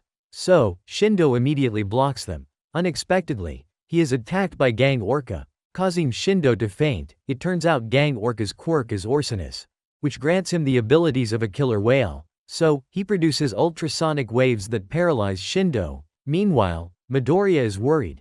Luckily, Shoto arrives in time to support him. At this time, Midoriya's class also arrives, so they help Midoriya protect everyone. Suddenly, Inasa appears and attacks Gang Orca. But when he sees Shoto, makes Inasa uncomfortable. Shoto realizes that Inasa hates him, so they cannot cooperate. Suddenly, both of them attack Gang Orca together, but their attacks cancel each other out, making both of them angry and blaming each other. While Shoto is distracted, they attack him. Gang Orca realizes they are at odds with each other. It turns out Inasa dislikes Shoto because he is Endeavor's son. Since childhood, Inasa has admired Endeavor greatly, but Endeavor refused to give him an autograph, making Inasa feel that he is very cold. Later, Inasa met Shoto at the academy. But, Inasa saw that Shoto was as cold as his father. When Shoto learns the reason why Inasa dislikes him, it makes him uncomfortable, because Shoto doesn't want to be like Endeavor.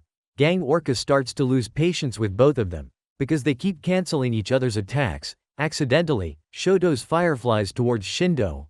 Luckily, Midoriya managed to save him in time. This makes Midoriya angry, because their argument put others in danger. At this moment, Inasa remembers the time he participated in the academy's entrance exam. He saw that Shoto was very strong, so Inasa wanted to be friends with him, but Shoto acted very coldly. At this moment, Shoto also remembered, the reason he didn't care about Inasa before, was because he was consumed by hatred towards Endeavor.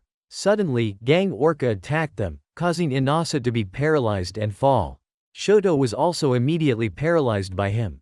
But, both of them realized their mistakes. When Gang Orca's subordinates were chasing the civilians, Shindo immediately created Vibrate to block them. So, Midoriya and Shindo began to cooperate. Meanwhile, Shoto and Inasa both realized their mistakes. Thus, he releases his fire. Inasa also uses his quirk whirlwind in Shoto's direction, creating an enormous flame to attack Gang Orca, making him surprised. Because they are paralyzed but still try to use their quirks, he realizes both of them have recognized their mistakes, so they are trying to make amends. Meanwhile, Midoriya's group is stopping Gang Orca's subordinates, and they are still trying to rescue the civilians. At this moment, Tsuyu's group has arrived to help Midoriya. Unexpectedly, students from Shiketsu also came to help them, while Midoriya is looking towards Gang Orca. Although he is surrounded by Shoto's flames, he easily breaks free, surprising Shoto and Inasa. When he was about to catch them, suddenly, Midoriya immediately attacked Gang Orca, making Gang Orca surprised. However, the whistle announcing the end of the exam has sounded. It turns out that all the civilians have been successfully rescued, so, the candidates have completed the exam and will be graded. Meanwhile, Gang Orca recognizes that the attacks from Shoto and Midoriya are very impressive. At this moment, Mera begins to announce the candidates' scores, making Midoriya anxious. Luckily, Midoriya sees his name on the result board, and Midoriya's friends are also on the list, making them very happy. But, Bakugo finds his name missing. Both Inasa and Shoto do not see their names either, making them disappointed. Suddenly, Inasa approaches Shoto. Unexpectedly, he apologizes to Shoto because his selfishness dragged Shoto down. But, Shoto says that they are both at fault. This surprises everyone, because Shoto and Inasa are both top students but still failed. Meanwhile, Bakugo is very angry. At this moment, Mera announces and hands out everyone's score sheets. Unexpectedly, Momo scores 94 points. Lita gets 80 points and Midoriya receives 71 points, making them very happy. But, Midoriya still doesn't understand why Shoto and Inasa failed. Mera announces that students who are granted the provisional hero license will be able to fight villains. And Mera says that the students who failed still have another chance. They must complete a special training course within 3 months. This immediately lifts the spirits of Bakugo, Inasa and Shoto, making Midoriya's group very happy. By the afternoon, Midoriya is holding the provisional hero license in his hands, making him very happy. So, Midoriya immediately calls to inform his mother and All Might. Meanwhile, Inasa and Shoto are getting friendlier with each other. Although Inasa says, "I still hate you," everyone feels that Inasa is a very interesting person. At this moment, Midoriya inquires about the girl named Kami, because Midoriya has something he wants to ask her, but Kami has already left. It turns out Kami was actually Himiko from the League of Villains in disguise. At this moment, they are scolding her for going out on her own and not informing Tamura, because they are afraid she might get caught. But, Himiko says she has obtained Midoriya's blood. It turns out that the quirk transform is shape-shifting. It allows her to become anyone by using their blood. On All Might's side, he has gone to meet All For One, because All Might has something he wants to ask him. At this time, All For One is imprisoned in a very secure room. If he even thinks about using his quirk, he will be shot immediately. It turns out that this place is the most secure prison in the world. It was built to eliminate dangerous villains from society. At this time, All For One continuously taunts All Might, because All Might's current state is so pitiful. But, All Might doesn't care and asks where Tamura is.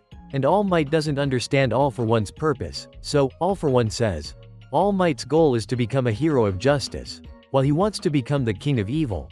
But, he was defeated by All Might, so, now he can only live relying on support devices, and that is why he wants Tamura to become his successor. At this moment, All Might realizes, All for One wants to train Tamura to kill All Might, making All Might angry and say, "I will not let Tamura kill me, and I will never die, because I won't let your plan come true." With that, All Might left, making All for One very amused. At this moment, All Might received a message from Midoriya, which made him very happy. In the evening, while Midoriya wondered if All Might had seen his message, suddenly, Bakugo walked past Midoriya and said, "I want to know about your quirk," surprising Midoriya. While everyone else was sleeping, Midoriya went outside the dormitory with Bakugo. He didn't understand where Bakugo was taking him. Unexpectedly, Bakugo led Midoriya to the place where they first trained. At this moment, Bakugo didn't understand why Midoriya used to be quirkless, but now Midoriya has gained a very powerful quirk, even surpassing him. So, Bakugo realized and asked, "Did you get your quirk from All Might?" It turns out Bakugo already knew All for One can steal other people's quirks, so Bakugo is certain that Midoriya's quirk came from All Might. This makes Midoriya worried, because Bakugo has figured everything out, while Bakugo is very frustrated, because he has always idolized All Might. But All Might chose Midoriya, someone he always looked down on, so Bakugo said, "Fight me right now." This made Midoriya worried, because they can't fight here, but Bakugo is determined to fight Midoriya. So, Bakugo immediately charged at him to attack.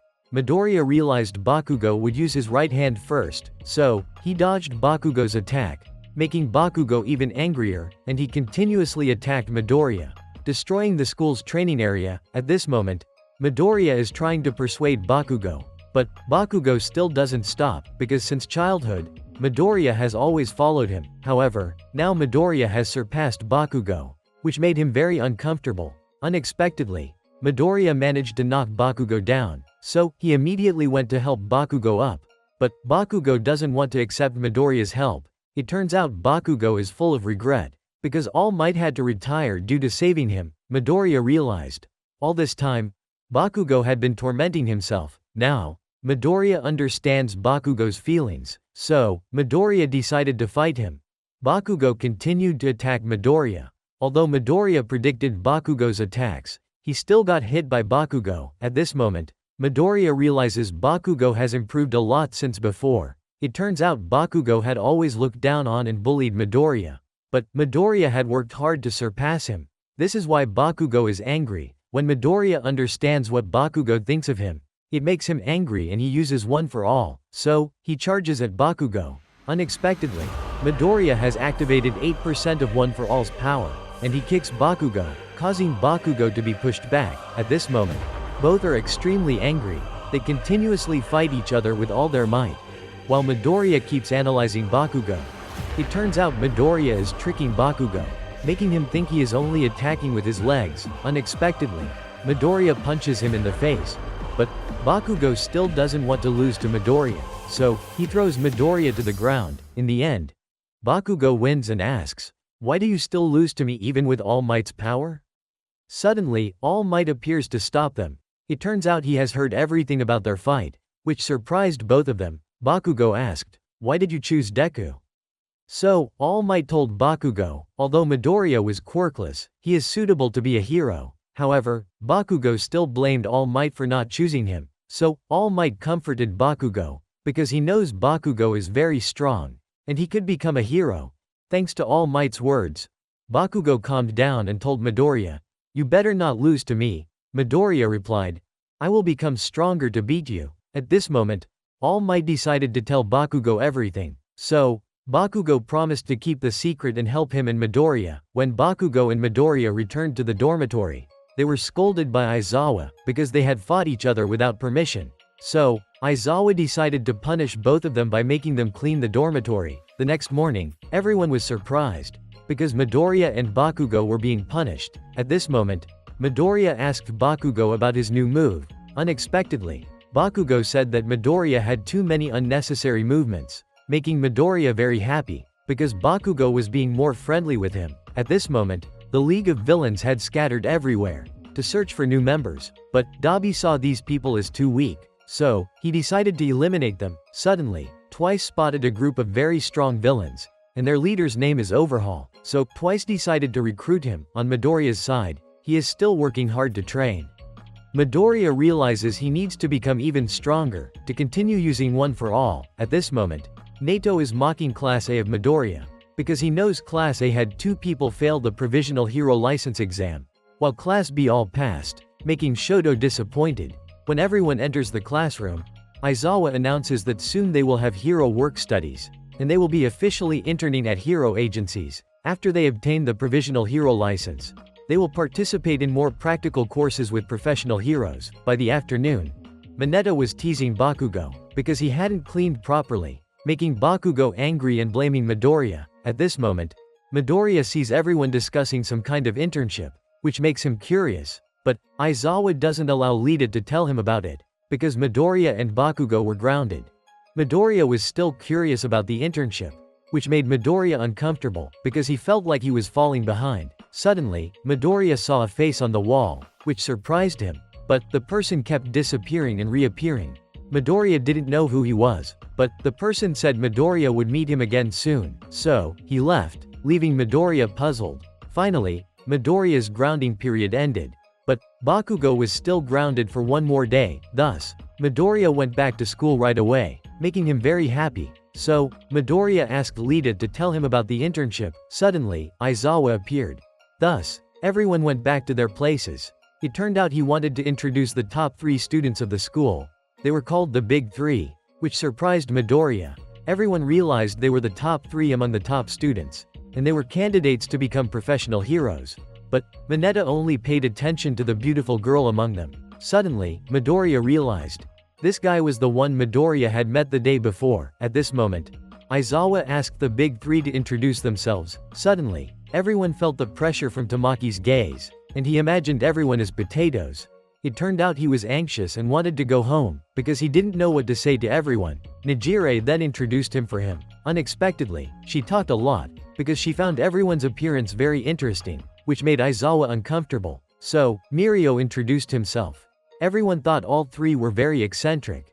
Mirio realized their introductions had failed to impress, so he told everyone to fight him, which surprised them, because he felt that practical experience would be better. At this moment, everyone was still surprised, because they would be fighting against the top students of the school, but they were still very confident, because they had fought alongside professional heroes against villains before.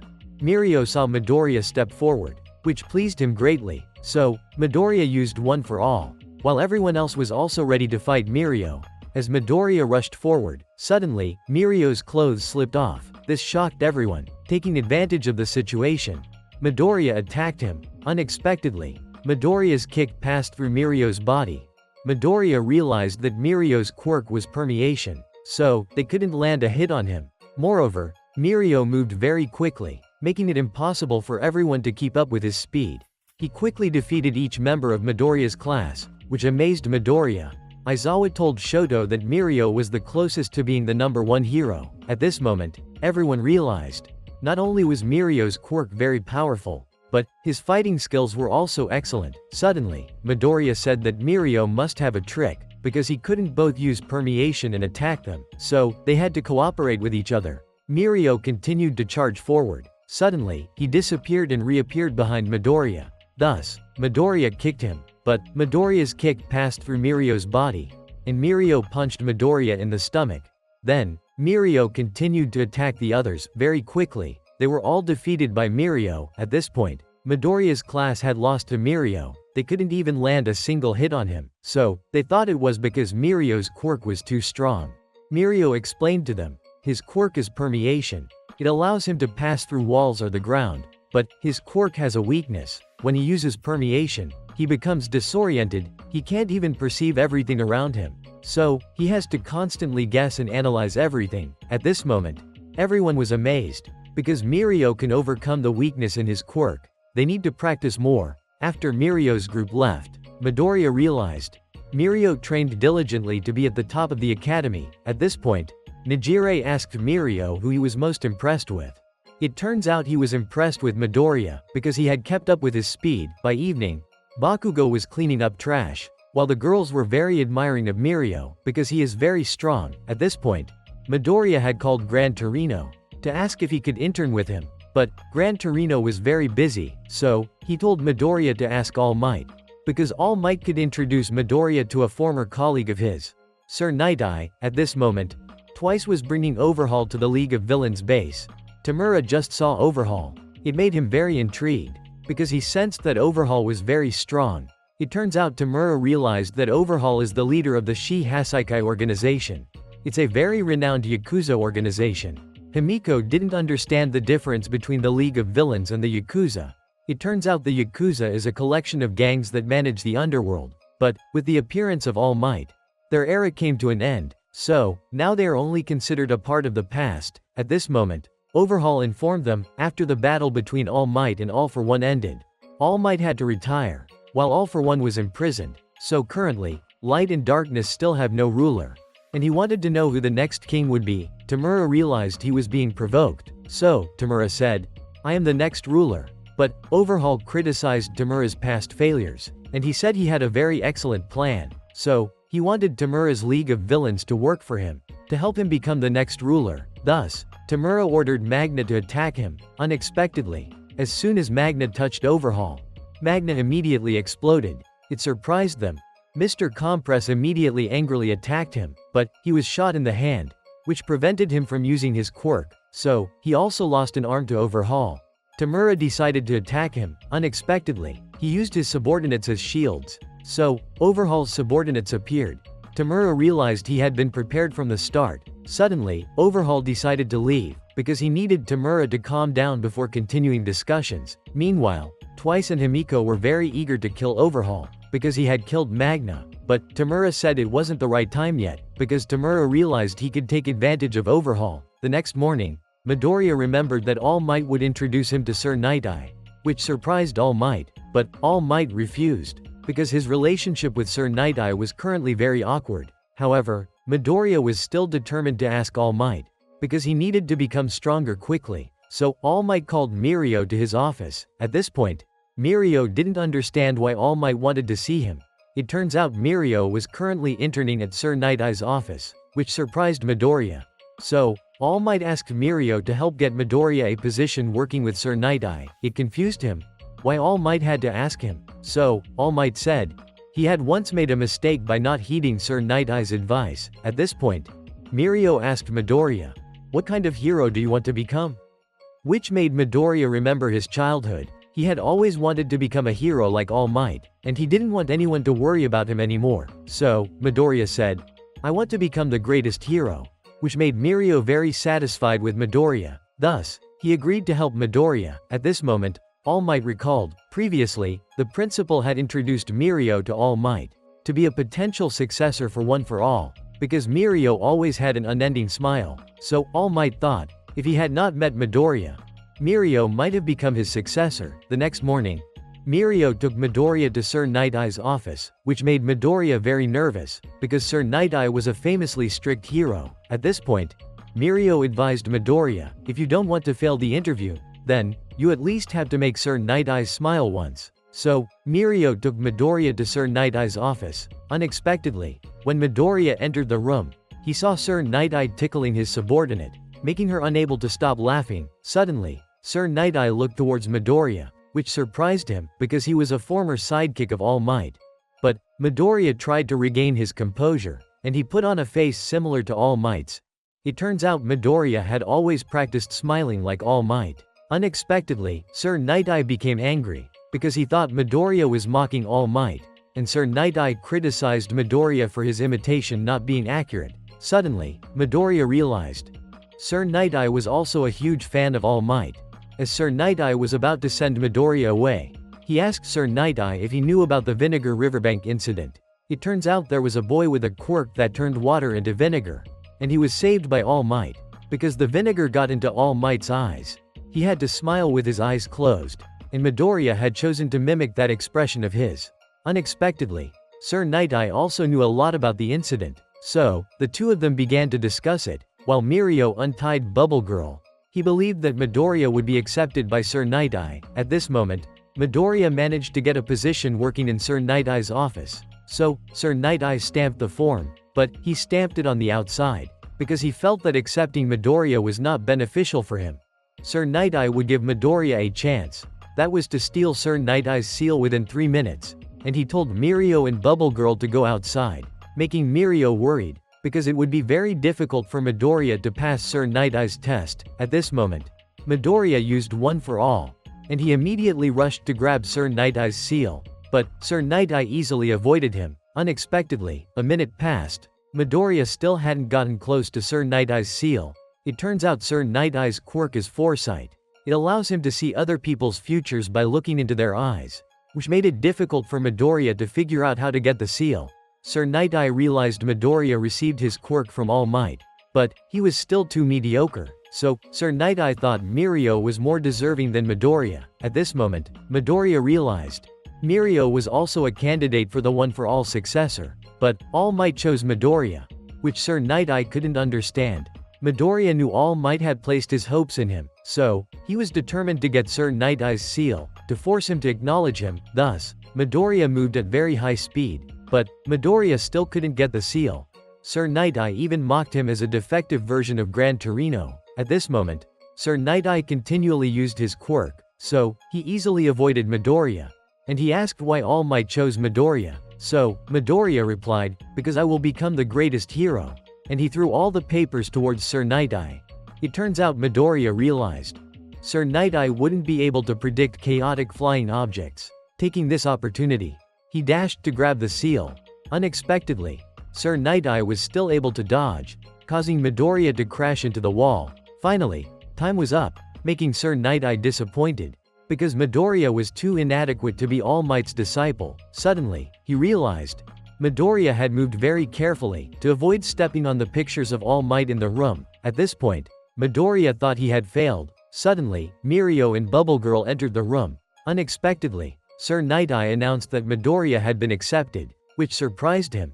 It turns out Sir Night Eye had already decided to accept Midoriya, because he knew Midoriya wasn't useless, so he gave the seal to Midoriya to stamp it on his application form. By afternoon, Midoriya's group was very happy, because they knew Midoriya had been accepted into Sir Night Eye's office, while Bakugo and Shoto felt they were being left behind by him. At this moment, everyone was worried, because they didn't know where to turn. Suddenly, Aizawa announced that Fumikage had been chosen by Hawks, surprising everyone, because Hawks is the hero ranked 3rd. The next morning, Midoriya began his work. It turns out Sir Night Eye was investigating Overhaul's gang. He suspected they might be connected to the League of Villains, so he instructed Midoriya and Mirio to patrol, making Midoriya anxious, because he still had little experience in patrolling. At this moment, Midoriya wondered what had happened between All Might and Sir Night Eye. Suddenly, a little girl bumped into Midoriya, causing her to fall. So, Midoriya wanted to help her, but he realized she was scared. Suddenly, Overhaul appeared. Midoriya recognized him as the person Sir Night Eye was searching for. At this moment, he was pretending to be the girl's father to deceive them. While Midoriya was confused, Mirio remained calm and spoke to him. He noticed Overhaul was very cautious. So, Mirio said they were just amateur heroes, and he urged Midoriya to leave first, but the girl still held onto Midoriya and asked him not to go. So, Midoriya realized the girl needed help. However, Overhaul said she was just a child. He saw Midoriya being serious, which made Overhaul uncomfortable, while Mirio wanted Midoriya to leave quickly. At this moment, Midoriya realized he couldn't ignore a scared child, so Midoriya asked, "What have you done to the girl?" But Overhaul remained calm, and he told them to follow him, so he led them into an alley. Overhaul told them the girl's name was Eri. Suddenly, the girl saw Overhaul removing his gloves, so she ran to him to protect Midoriya and Mirio, making Midoriya confused about what Eri was doing. But he was stopped by Mirio, because he realized Overhaul was very dangerous, so they needed to inform Sir Night Eye first. At this moment, Overhaul returned to his base. Unexpectedly, Overhaul killed his own subordinate, because he had let Eri escape, while Midoriya and Mirio told Sir Night Eye everything, and he realized Eri was asking for his help, but Sir Night Eye warned Midoriya if he pursued immediately, Overhaul would escape more easily, so they needed a plan and to inform other heroes, and he told them to go back first, making Midoriya feel frustrated, because he couldn't save the girl yet. At this moment, Overhaul took Eri to the laboratory, because she was the key to his plan. The next morning, Midoriya's class was very lively, but Midoriya was still worried, because he was thinking about Eri, which made it hard for Midoriya to concentrate. After school, Midoriya sought out All Might, surprising him. At this moment, Midoriya reprimanded All Might for not telling him that Mirio was a candidate for the One for All successor. So, All Might told Midoriya about his history with Sir Night-Eye.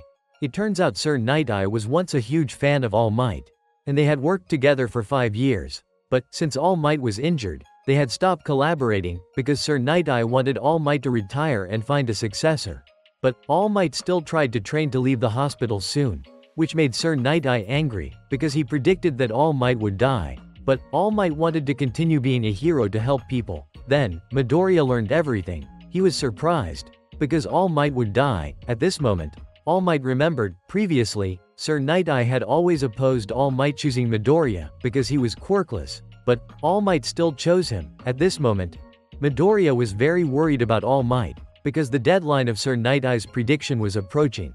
So, Midoriya wanted All Might to live, to wait until he fulfilled his promise to All Might. But, All Might said, "I will definitely live," and he would change Sir Night-Eye's prediction. So, Midoriya also promised to fight against his own fate, making All Might very happy. Suddenly, Midoriya asked All Might to reconcile with Sir Night-Eye, making him confused. In the city, 2 villains were fighting each other. So, Nijire went to stop them.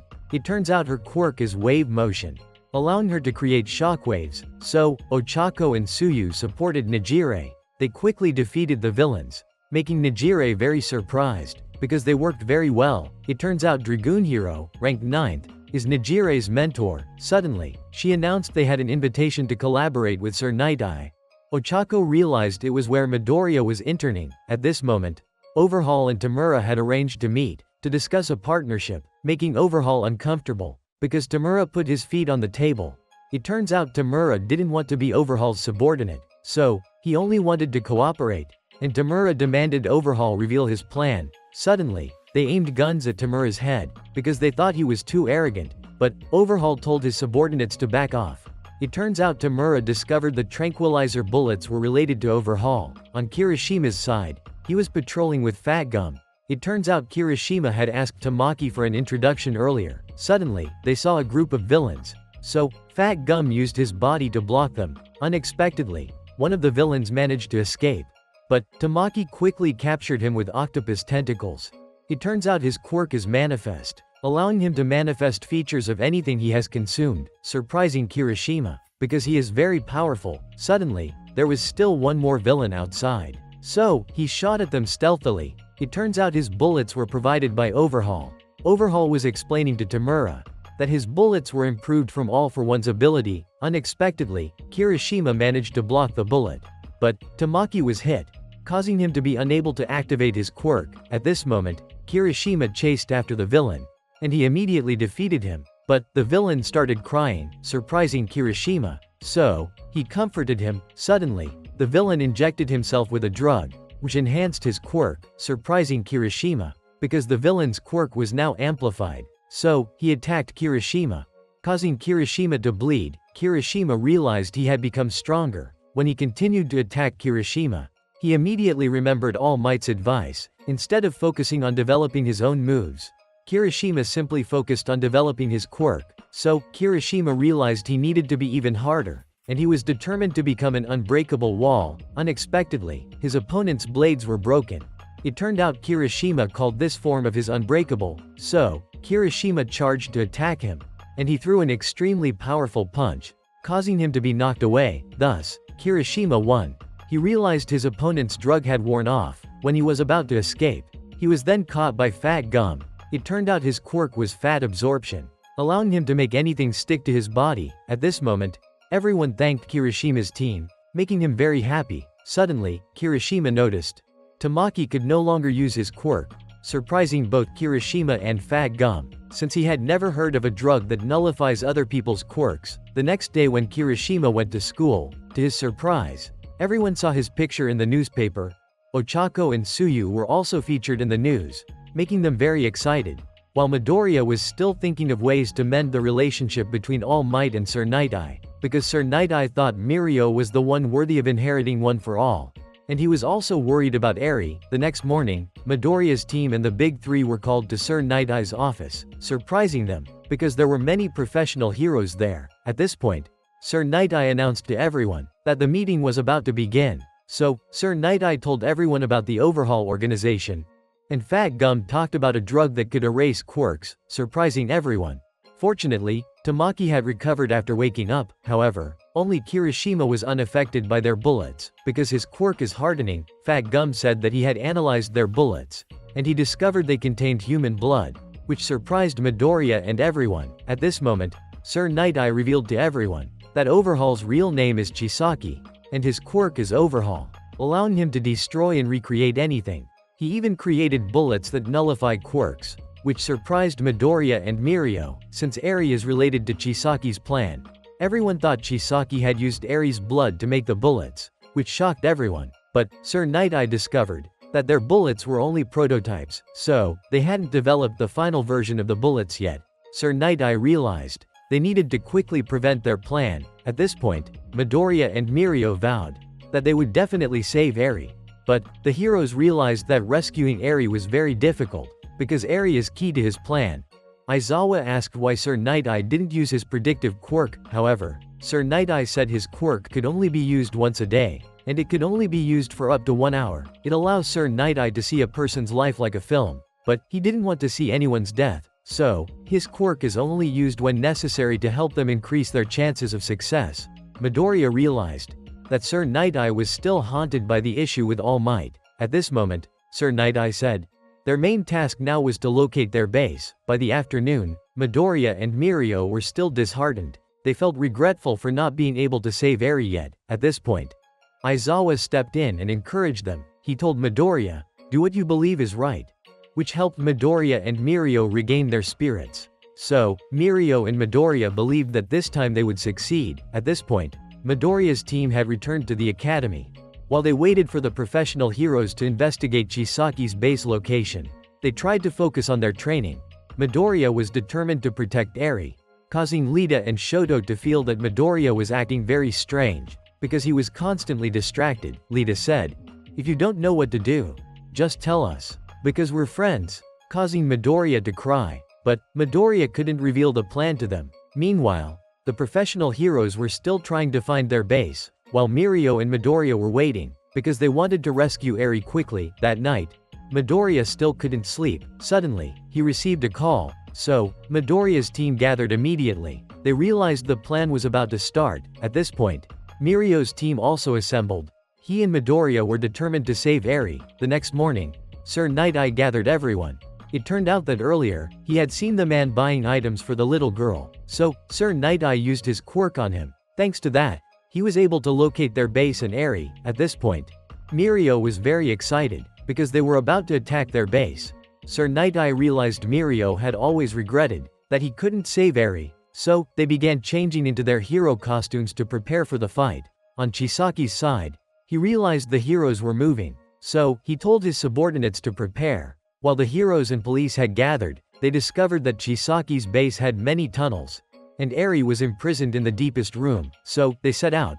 They quickly assembled in front of Chisaki's base. At this point, they thought the villains were afraid. Suddenly, they were attacked first, surprising everyone. Fortunately, Midoriya and Aizawa managed to save the police officers, so the large villain continued to attack them. Dragoon Hero immediately used his quirk to capture him, allowing everyone to quickly rush inside. Meanwhile, Chisaki remained calm, because he had predicted the heroes would come here. He had sent his strongest subordinates to block them, to give him time to move Eri away. At this point, Midoriya's team helped the police control the villains, so the professional heroes were able to get inside. Sir Night-Eye, based on his previous prediction, found a secret entrance. Suddenly, the villains appeared, but they were immediately subdued by them. So, Sir Night-Eye's team went into the basement. Suddenly, one of Chisaki's subordinates used a quirk-enhancing drug, allowing him to merge with the basement, causing the basement to twist and distort. Everyone realized he was Irinaka, and his quirk allowed him to merge his body with objects, causing concern among everyone. They didn't know how to deal with him, since Aizawa couldn't find him to erase his quirk, while Tamaki was also very eager to save Eri, but he lacked confidence. So, Mirio encouraged Tamaki, and he immediately stepped forward. Seeing Mirio's bravery helped Tamaki regain his spirit. Suddenly, they were transported by Irinaka to another room, so they continued to face Chisaki's subordinates. As Fat Gum was preparing to fight them, Tamaki then stopped him, because he would fight them alone, to allow the others to continue rescuing Eri, causing them concern. When a villain attacked them, he was erased of his quirk by Aizawa. So, Tamaki used his octopus tentacles to capture and throw them. At this point, he continued to persuade everyone to leave, therefore, they decided to trust Tamaki and leave, surprising Midoriya.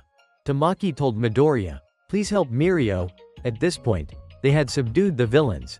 It turned out that earlier Aizawa had used his quirk erasure, so they couldn't use their quirks. When Tamaki was about to knock them out, the villain immediately attacked him. It turned out their quirks had returned, so they attacked Tamaki, causing Tamaki to recall his past. Previously, Tamaki was always criticized because he didn't know how to use his quirk, causing Tamaki to lose all confidence. But he saw that Mirio was also mocked by others. However, Mirio remained very confident, making Tamaki admire Mirio. As they were leaving, Tamaki praised Mirio as an outstanding person. But Mirio felt that Tamaki was the amazing one, because even though he was always worried, Tamaki never ran away, and Mirio gave Tamaki the nickname Sun-Eater. At this point, Tamaki regained his confidence, so he used his new move called Vast Hybrid Chimera. Thus, Tamaki attacked the villains. Unexpectedly, one of them cut off his octopus tentacles. It turned out he could eat anything. They believed he was the counter to Tamaki, so they pushed him back. Quickly, they captured Tamaki. At this point, Tamaki realized that these three were willingly serving and idolizing Chisaki, so they didn't realize Chisaki was using them. Suddenly, Tamaki kicked Toya in the eye, because his quirk could steal anything he looked at. When Hojo tried to deal with Tamaki, unexpectedly, he was able to create crystals. It turned out Tamaki had eaten a piece of his crystals earlier, so he immediately delivered a powerful kick to them. Finally, Tamaki won. At this point, Tamaki was also very exhausted, thus, he collapsed. On Midoriya's side, they tried to chase after Eri. Irinaka realized Aizawa was the hardest to deal with, so he attacked him first to separate him. Unexpectedly, Fat Gum pushed Aizawa away, causing him to fall into another room. Suddenly, he saw Kirishima was also there. It turned out he had jumped in to rescue Aizawa and Fat Gum. But, a villain immediately appeared and attacked Kirishima, causing him to be pushed against the wall. Fat Gum thought Kirishima had blocked the villain's stab, but Kirishima's arm was injured. So, Fat Gum immediately attacked him, but he was protected by a barrier. It turned out to be the quirk of Hekiji, so Rappa continued to attack Fat Gum. He realized this one was very strong, while Kirishima's arm was in great pain, causing him to feel disappointed, because he thought he had become stronger. But, Fat Gum told Kirishima not to lose his will, so, Hekiji continued to create barriers, allowing Rappa to continue attacking Fat Gum. Unexpectedly, he managed to injure Fat Gum, but he still didn't give up, making both of them excited, so they continued to fight each other. Kirishima realized Fat Gum was taking the damage for him. While he was too scared to move, he saw Rappa continuously punching Fat Gum, making Kirishima feel useless. At this moment, Kirishima remembered his past. It turned out he hated bullies very much, so Kirishima always tried to help others. Although his quirk was still weak, he had seen Mina talk to the bullies. Unexpectedly, they had made peace, surprising Kirishima. It turned out Mina was a student with very good physical abilities, and she wanted to apply to Ua High School. At this point, Kirishima also wanted to apply to Ua High School like Mina, but he wasn't confident he could pass. When Kirishima was on his way home, he accidentally encountered a large villain, who was threatening two girls to show him the way, causing him to be terrified, so Kirishima's body couldn't move. Suddenly, Mina appeared, and she pointed the way for him, so the villain left, causing Mina to cry, because she was also very frightened, while Kirishima was blaming himself, because he was so terrified he couldn't move. At home, he read the news about a student who dared to confront a villain to save a friend, making Kirishima feel discouraged, because he was too weak. Suddenly, Kirishima saw an interview with Crimson Riot. He was the hero Kirishima idolized. Crimson Riot said, "I am also very afraid when facing danger, but I am a hero, so I will save everyone and am ready to sacrifice for them," causing Kirishima to cry. So, he decided to apply to Ua High School. After that, Kirishima began to work hard on his training, and finally, he passed the entrance exam to Ua High School. When Mina saw Kirishima's hair dyed red, she was surprised, because Kirishima had resolved to become a hero to protect others. At this moment, Kirishima was trying to overcome his fear, while Fat Gum was still trying to endure. to absorb all of Rappa's attacks. It turned out he was gathering energy to deliver a powerful counterattack. But Fat Gum needed time. While he was in danger, suddenly, Kirishima immediately blocked Rappa's punches. Unexpectedly, Hekiji created a barrier to stop them. It turned out he realized Fat Gum had finished gathering his power, so he delivered a powerful punch. Unexpectedly, the punch broke the barrier, and he immediately defeated them. Finally, Fat Gum and Kirishima won. At this point, Chisaki was still taking Eri away. It turned out Tamura had sent Himiko and Twice to assist him, on Fat Gum and Kirishima's side. They thought they had defeated the villains. Unexpectedly, Rappa was still able to stand up, causing Fat Gum to worry, because he no longer had strength. Suddenly, he pointed them to the first aid room, surprising them. He didn't understand why he wanted to help them, but Hekiji scolded Rappa for wanting to help the enemy, but Hekiji was immediately taken down by Rappa. At this point, Rappa told them he came from an underground fighter background, so he always yearned for a life or death match, and he thought Fat Gum and Kirishima were amazing, because they made him experience a life or death battle. Rappa was especially interested in Kirishima, so he wanted to help them, thus, Kirishima could fight him once more. At this point, Fat Gum felt very proud of Kirishima, because he had become a man, while Mirio, Midoriya, and Sir Night-Eye were still trying to chase after Chisaki. But Irinaka continued to block them. At this point, Fat Gum asked Rappa why he became Chisaki's subordinate. It turned out Chisaki had defeated him before. Rappa thought he was dead. Unexpectedly, he was revived by Chisaki, causing Fat Gum to start worrying, because he realized Chisaki was very strong. On Midoriya's side, they were still being controlled by Irinaka, so Rocklock used his quirk, allowing him to lock tightly onto any object he touched. He locked the room shut, making Irinaka angry, so he attacked them. Midoriya immediately used One for All, and he blocked Irinaka's attack, making Irinaka very angry, because he found Midoriya too troublesome. While Midoriya was very eager to save Eri, suddenly, Irinaka separated Midoriya's group, so they began to be more cautious. On Rocklock's side, he was attacked by Himiko. Unexpectedly, he used his hand to block it, and Rocklock immediately punched Himiko, but it was only one of her clones, so Himiko immediately punched Rocklock in the back. When Midoriya and Aizawa arrived, suddenly, they saw two Rocklocks. At this moment, Aizawa realized this Rocklock was a fake, so he attacked Midoriya, but Aizawa quickly used Erasure, revealing Himiko's true form. While she was very happy to see Midoriya, but Himiko was immediately restrained by Aizawa. Unexpectedly, Aizawa was also stabbed in the shoulder by Himiko, so Himiko left.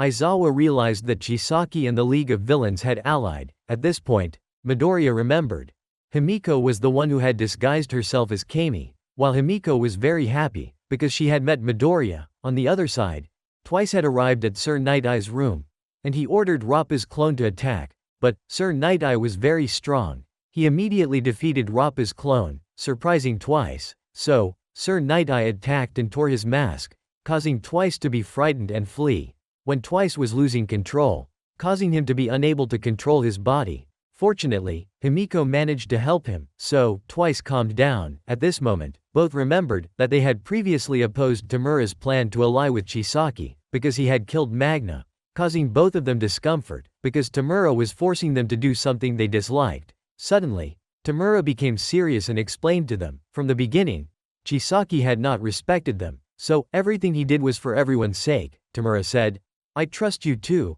and both decided to follow Tamura's orders. At this moment, Himiko was taunting Irinaka, because from the start, the League of Villains had no intention of helping them, so Irinaka decided to kill everyone. At this time, Midoriya was trying to locate Irinaka, while Irinaka was very angry with Himiko and Twice. Accidentally, Midoriya heard his voice, so he used One for All and rushed at him at high speed.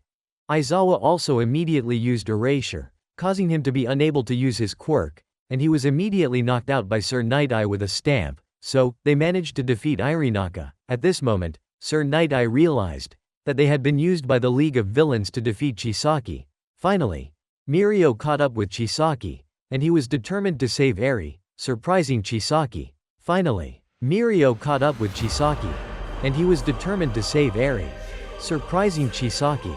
Mirio said, "I will save her," but Chisaki showed contempt for Mirio, because earlier, He had been afraid of him. When Mirio acted, suddenly, he lost his balance. He realized it was the quirk of this villain. Another villain attacked Mirio, and he forced him to reveal his quirk. It turned out Shin's quirk was confession, allowing him to force others to speak the truth. And Sakari's quirk was sloshed, allowing him to make others dizzy. So, Shin continued to question Mirio, and he used his quirk to force him to reveal their plan. At this moment, they attacked Mirio together, but he dodged them, and Mirio immediately defeated them. Suddenly, he used the permeation quirk again. He appeared and attacked Chisaki, surprising him, and he saved Eri. Eri didn't understand why he wanted to save her. Mirio said, "I will become your hero." At this moment, Chisaki threatened Eri. If she didn't return to him, he would kill Mirio. This made Mirio angry. Suddenly, Chisaki used his quirk, and he turned the ground into sharp spikes to attack Mirio. Mirio didn't understand why he attacked Eri too. It turned out Chisaki could restore Eri with his quirk. This worried Mirio. Suddenly, Hari shot him, but Mirio hid behind his cloak. So, he dodged the shot. Unexpectedly, Mirio immediately attacked from underground. Chisaki realized Mirio was very strong. However, he was also punched in the face by Mirio. Eri saw Mirio fighting for her. This surprised her, because he wouldn't let Chisaki make Eri suffer anymore. This made Chisaki angry, and he remembered his mentor, the one who led him down the path of the Yakuza. Suddenly, Chisaki threw the quirk nullifying drug to Shin, to have him shoot Mirio. But, he knew he wouldn't hit Mirio. So, he aimed at Eri. Mirio immediately turned to protect Eri. Chisaki knew for sure that Mirio would protect her. So, Mirio got hit by the bullet. And Mirio remembered his childhood. It turned out that from a young age, Mirio wanted to become a hero. But, Mirio's father told him that his quirk was very difficult to control. Mirio promised, "I will try my best." So, Mirio worked very hard to control his quirk, and he became a hero. While Chisaki was very angry, he criticized Mirio for being just a dreamer, trying to become a hero with his given quirk. Suddenly, Mirio immediately attacked him, surprising Chisaki, because he couldn't hit him. And Mirio continuously attacked Chisaki, even though his quirk had been nullified. He even used his body as a shield to protect Eri, making Mirio severely injured, while Chisaki was furious, and he was about to finish off Mirio. Suddenly, Midoriya appeared. It turned out that earlier, Sir Night Eye's team had captured Chisaki's comrades.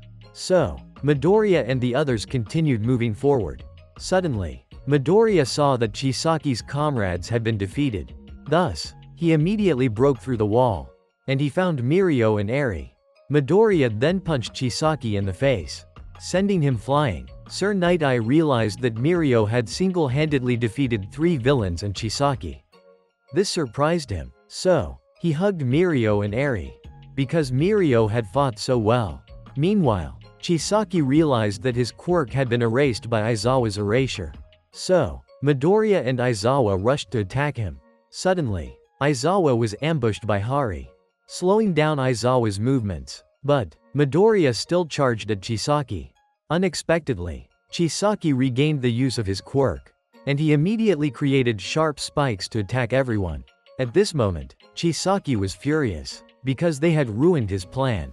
So, Chisaki fused with Shin, and this transformation made him even stronger. Meanwhile, Hari captured Aizawa, because he realized Aizawa was the most troublesome. It turned out Hari's quirk was chronostasis, allowing him to extend his hair like clock hands and slow down his opponents.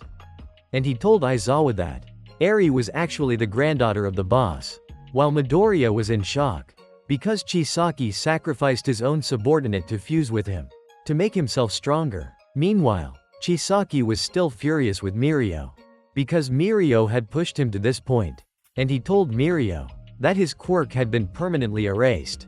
This shocked Sir Night Eye and Midoriya.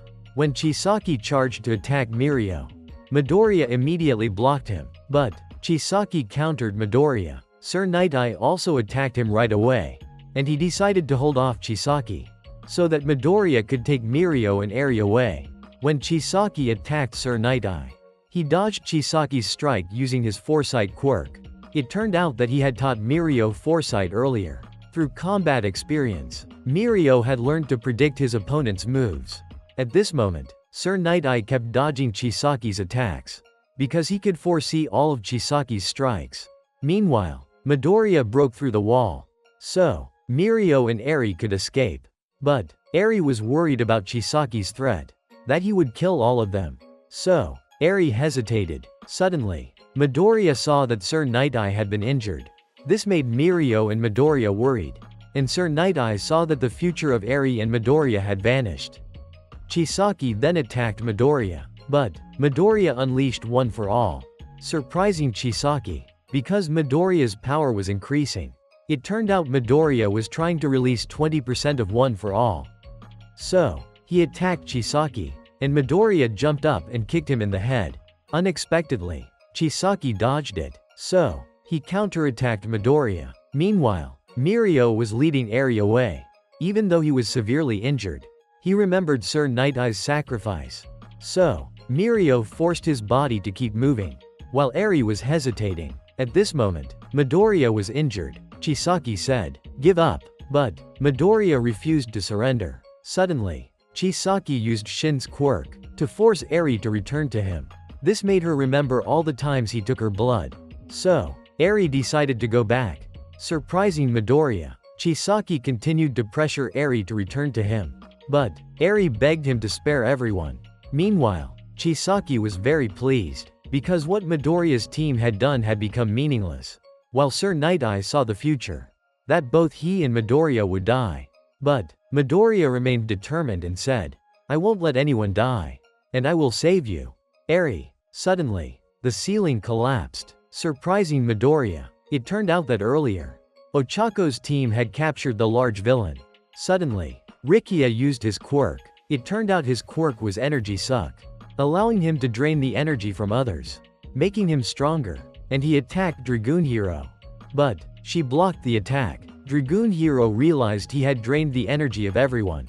Nijire helped her attack him from behind, but Nijire's attack had no effect. While Ochako was exhausted, she suddenly saw Midoriya. He pointed out Chisaki's location to them, and told them to hurry there.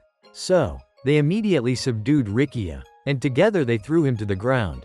At this moment, Ochako saw Midoriya below. This surprised her. It turned out that Midoriya had pointed out the location of a disguised Himiko, because they wanted to make things more chaotic. Suddenly, Himiko pushed Mr. Compress down to go after Eri. Ochako's team realized they were facing the League of Villains. While Midoriya was running to save Eri, he was suddenly attacked by Chisaki, and Chisaki created a rock structure to lift himself up. But Midoriya immediately chased after him, while Eri felt guilty, because everyone was getting hurt because of her. Eri remembered Mirio's words, "I will become your hero." Suddenly, she unleashed her quirk. Chisaki recalled that his boss had said his granddaughter had been abandoned by her mother, because Eri had made her father disappear. So, the boss thought Eri's quirk was a mutation, and he had asked Chisaki to take care of his granddaughter, since he believed Chisaki's quirk was similar to Eri's. Chisaki began studying Eri's quirk, and he realized Eri's quirk was Rewind.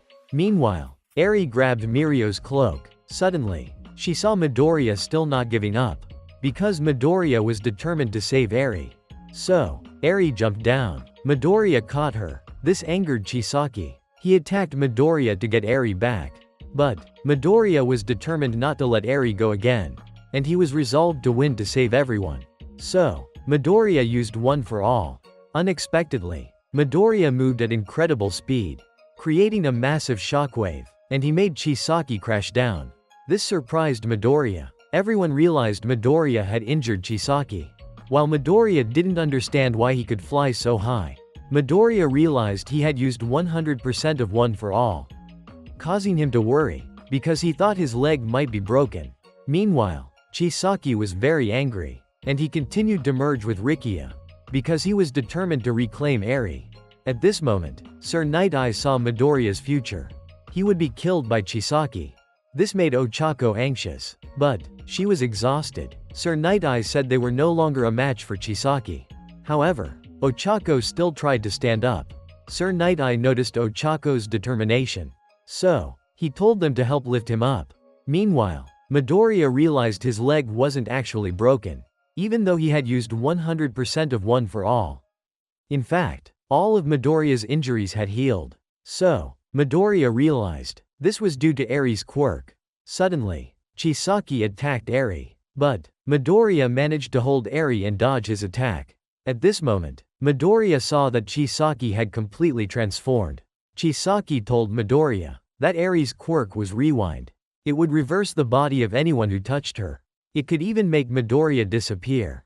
But Midoriya still refused to let Eri go. He realized Eri's quirk was amazing, because it would help Midoriya recover from his injuries. So, he immediately used 100% of One for All, while Chisaki said that Midoriya didn't understand how to use Eri's quirk, because he had always studied her quirk, which made him very angry. It turned out he wanted to use Eri's quirk to nullify everyone's quirks, returning them to normal. So, he attacked Midoriya, but Midoriya moved very quickly, and Midoriya kicked Chisaki into the sky. Suddenly, Midoriya realized Eri's quirk was getting stronger, because she didn't know how to control her quirk yet. At this moment, Chisaki remembered he had once planned to use Eri's quirk to help his Yakuza gang develop. But the boss had refused, because he saw Chisaki as inhumane. This made Chisaki very angry. So, he took action against his boss, even though the boss had raised him. Thus, he became the new boss. At this moment, Chisaki was very angry, because Midoriya was obstructing his plan. So, he was determined to kill Midoriya. But Midoriya blocked his attacks. Now, Midoriya's power was at a different level. He continuously destroyed Chisaki's massive form, and Midoriya found his real body. Finally, he delivered a powerful punch to Chisaki's face, making him fall to the ground. At this point, Sir Night-Eye realized that Midoriya had defeated Chisaki, and this was a future he could not foresee, surprising him, because Midoriya can change the future. At this moment, Hari felt that Chisaki was taking too long to handle them. He believed that Chisaki would not be defeated. When Hari was about to kill Aizawa, suddenly, he was stopped by Tamaki. Thus, he was also captured, while Midoriya had defeated Chisaki. Eri's quirk was getting out of control. Midoriya felt her power increasing rapidly. Suddenly, Chisaki regained consciousness, because he remembered his boss. He was determined not to lose. And Chisaki attacked Midoriya. But Eri's quirk was too powerful, causing Chisaki's gigantic body to explode. This separated his fusion with Rikiya. So, Ochako immediately rushed to capture Chisaki. At this point, everyone was safe. But Midoriya's power was still increasing with Eri's quirk. Eri realized that if it continued, Midoriya would die. But she still couldn't control her quirk. Fortunately, Aizawa used Erasure, making Eri's quirk disappear. Thus, they were safe. At this point, everyone began treating the injured. Himiko's group also left. Chisaki's henchmen were also captured, which made everyone very happy, because they were safe. Meanwhile, Midoriya had handed Eri over to the medical staff. But he saw that Sir Night-Eye was severely injured. At this point, Sir Night-Eye realized that Midoriya had shown him a different future. Sir Night-Eye said, "You really have altered the future." So, Sir Night-Eye was taken for treatment. Finally, their battle had ended. At this moment, the police had captured Chisaki, and they were taking him to jail. Suddenly, the League of Villains appeared. It turned out Tamura wanted to take Chisaki back from the police. So, Dabi attacked the police car with fire. But his quirk was blocked. It turned out Sand Hero had stopped him. Suddenly, Tamura also attacked him, but he was captured by Sand Hero. Unexpectedly, they overturned the police car. Fortunately, Sand Hero saved this police officer. However, Dabi appeared behind him when Sand Hero attacked him. Suddenly, Sand Hero was turned into a marble by Mr. Compress. Finally, they found Chisaki. So, Tamura mocked him, because Chisaki was too arrogant and wanted to be the next king, while Chisaki thought they had come to kill him. At this moment, Tamura found Chisaki's quirk erasing drug, and Tamura used decay to cut off his 2 arms, which pleased Tamura greatly, because Chisaki had become quirkless, and everything Chisaki had created now belonged to him. Now, Chisaki could only be powerless in prison, which shocked Chisaki. So, Tamura's group left. At this point, Midoriya went to the hospital for an examination. The doctor said that Midoriya's body was not injured. Suddenly, Aizawa found him. Aizawa told him, everyone else is injured, but they would recover soon. Midoriya worried about Eri. It turned out Eri was still unconscious and isolated, because Eri had not yet controlled her quirk.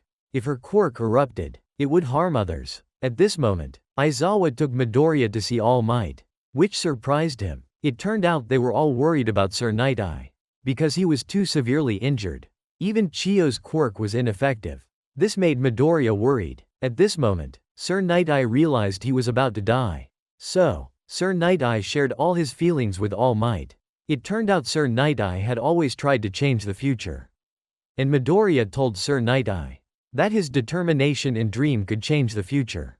In fact, he had changed everyone's future. Suddenly, Mirio also arrived. He told Sir Night-Eye to hang on and survive, which made Mirio very sad, because Sir Night-Eye was the teacher who had taught him everything.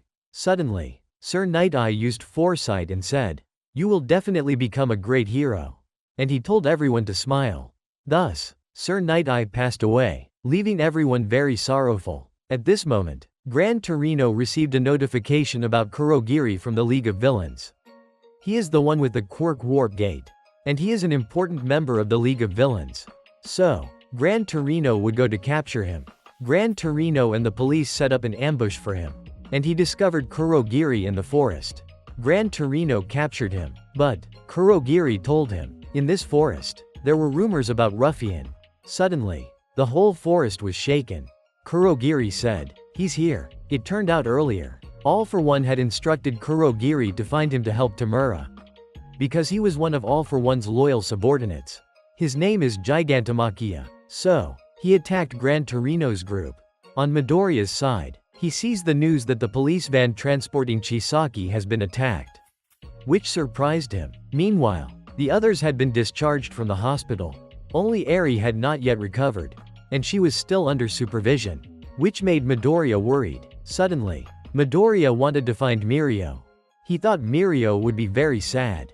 Unexpectedly, Mirio was exercising in the hospital room, which surprised Midoriya. It turned out he also realized his quirk had disappeared permanently. But, Mirio remembered Sir Night-Eye's smile before he passed away. So, Mirio decided he would not cry anymore, because he would try to become a great hero in the future. This surprised Midoriya. He realized that even though Mirio had lost his quirk, he still tried to protect Eri. So, Midoriya felt Mirio deserved to be the successor of One For All more than himself. He said he would transfer One For All to Mirio. But, Mirio refused, because Midoriya would face difficulties without a quirk, and he believed Midoriya would become a very great hero. It turned out that yesterday Aizawa had told Mirio that as long as Eri could control her quirk, she could help Mirio recover his quirk. And Mirio trusted Sir Night-Eye's foresight. This made Midoriya very happy. By evening, Midoriya's group had returned to the dorms, which made everyone very happy, because they were still safe. It turned out everyone was very worried, because Midoriya's group had just gone through a very dangerous battle. Meanwhile, Bakugo and Shoto were very upset, because they were not allowed to participate in the fight. It turned out they still hadn't obtained the provisional hero license. At this moment, Midoriya's group still couldn't sleep, because they were thinking about the events that had happened. The next morning, Bakugo and Shoto went to meet All Might and present Mike to participate in the provisional hero license course. While All Might was reminiscing, Gran Torino informed him that they had captured Kurogiri, but he had gone through a tough battle with Gigantamakia. Fortunately, he had escaped from him. After that, All Might began to lead them to the training location. Suddenly, All Might encountered Endeavor, so he wanted to have a private conversation with All Might. Meanwhile, Shoto met Inasa. Shoto realized Inasa no longer hated him. Suddenly, they encountered Kami and Seiji, which made Seiji very angry, because Bakugo had defeated him.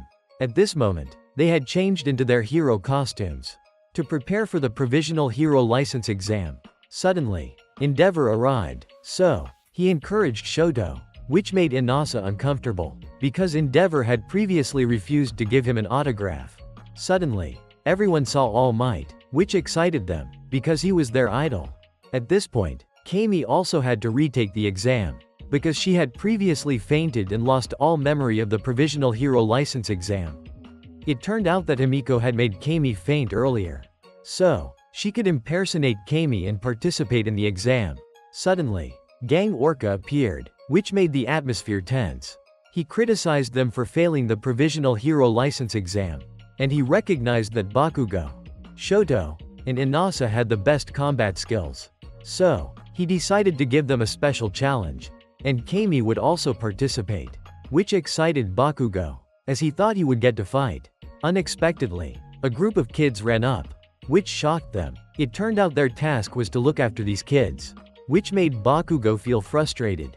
At this moment, the kids continuously caused trouble for Bakugo's group, and the daycare teacher was also helpless with the kids. Meanwhile, All Might was unsure what Endeavor wanted to discuss. Endeavor said that the crime rate had increased by 3%, and he was trying to find a way to address it. Endeavor wanted to ask All Might about the meaning of the symbol of peace. While Bakugo was very angry with the kids, this little girl didn't like Kami.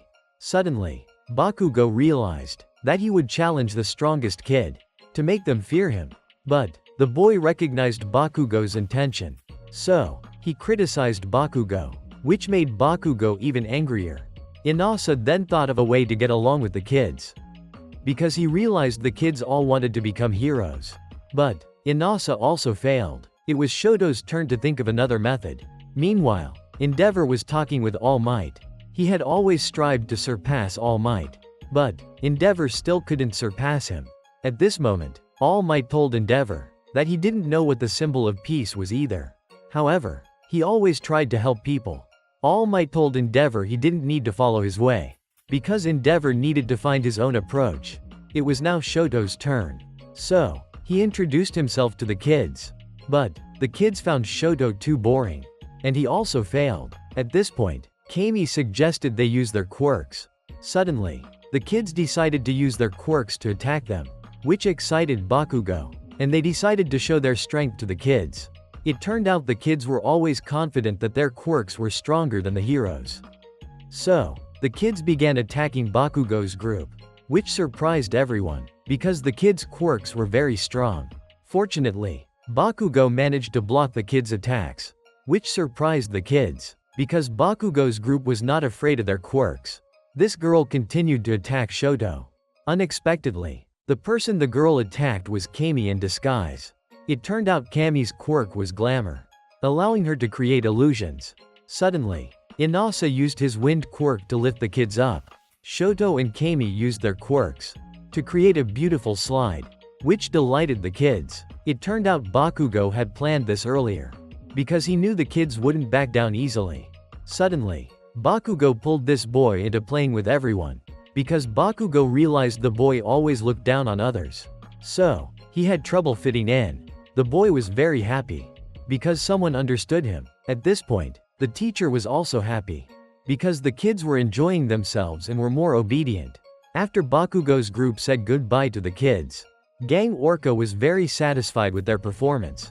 At this moment, Bakugo's group met All Might.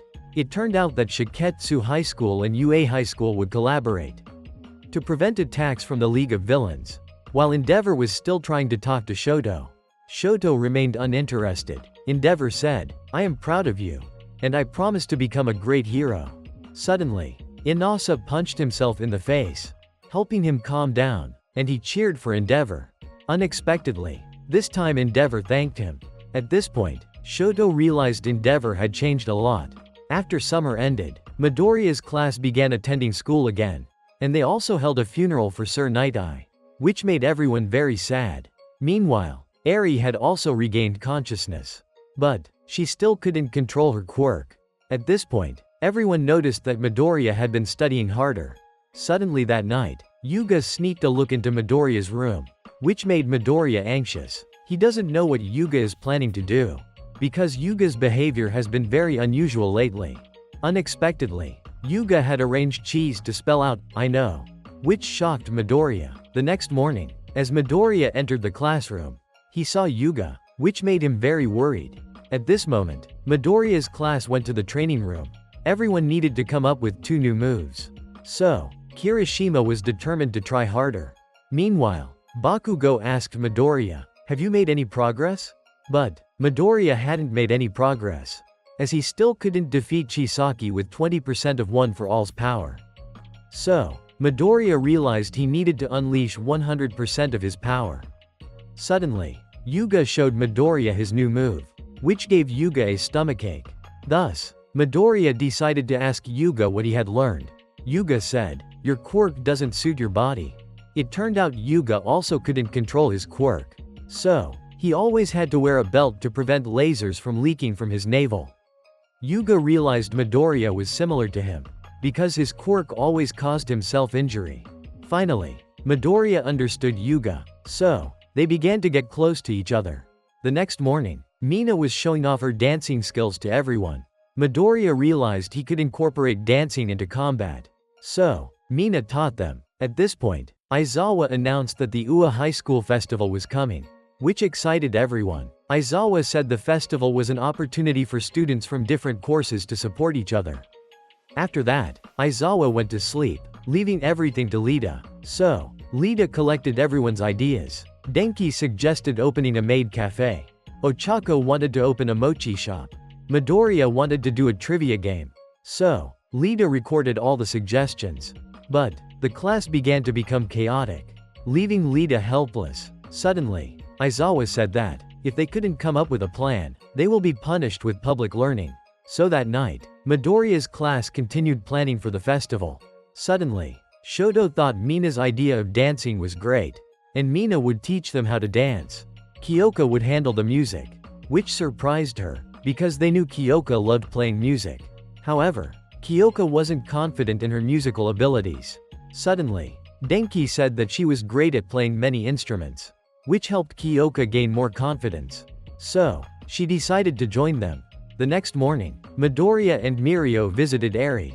But, Eri was still blaming herself, because people were injured while saving her. However, Mirio comforted Eri and said, "Everyone fought for your smile." So, Eri tried to smile, but she didn't know how to smile. Midoriya realized Eri had been afraid all this time. So, he was determined to help Eri smile.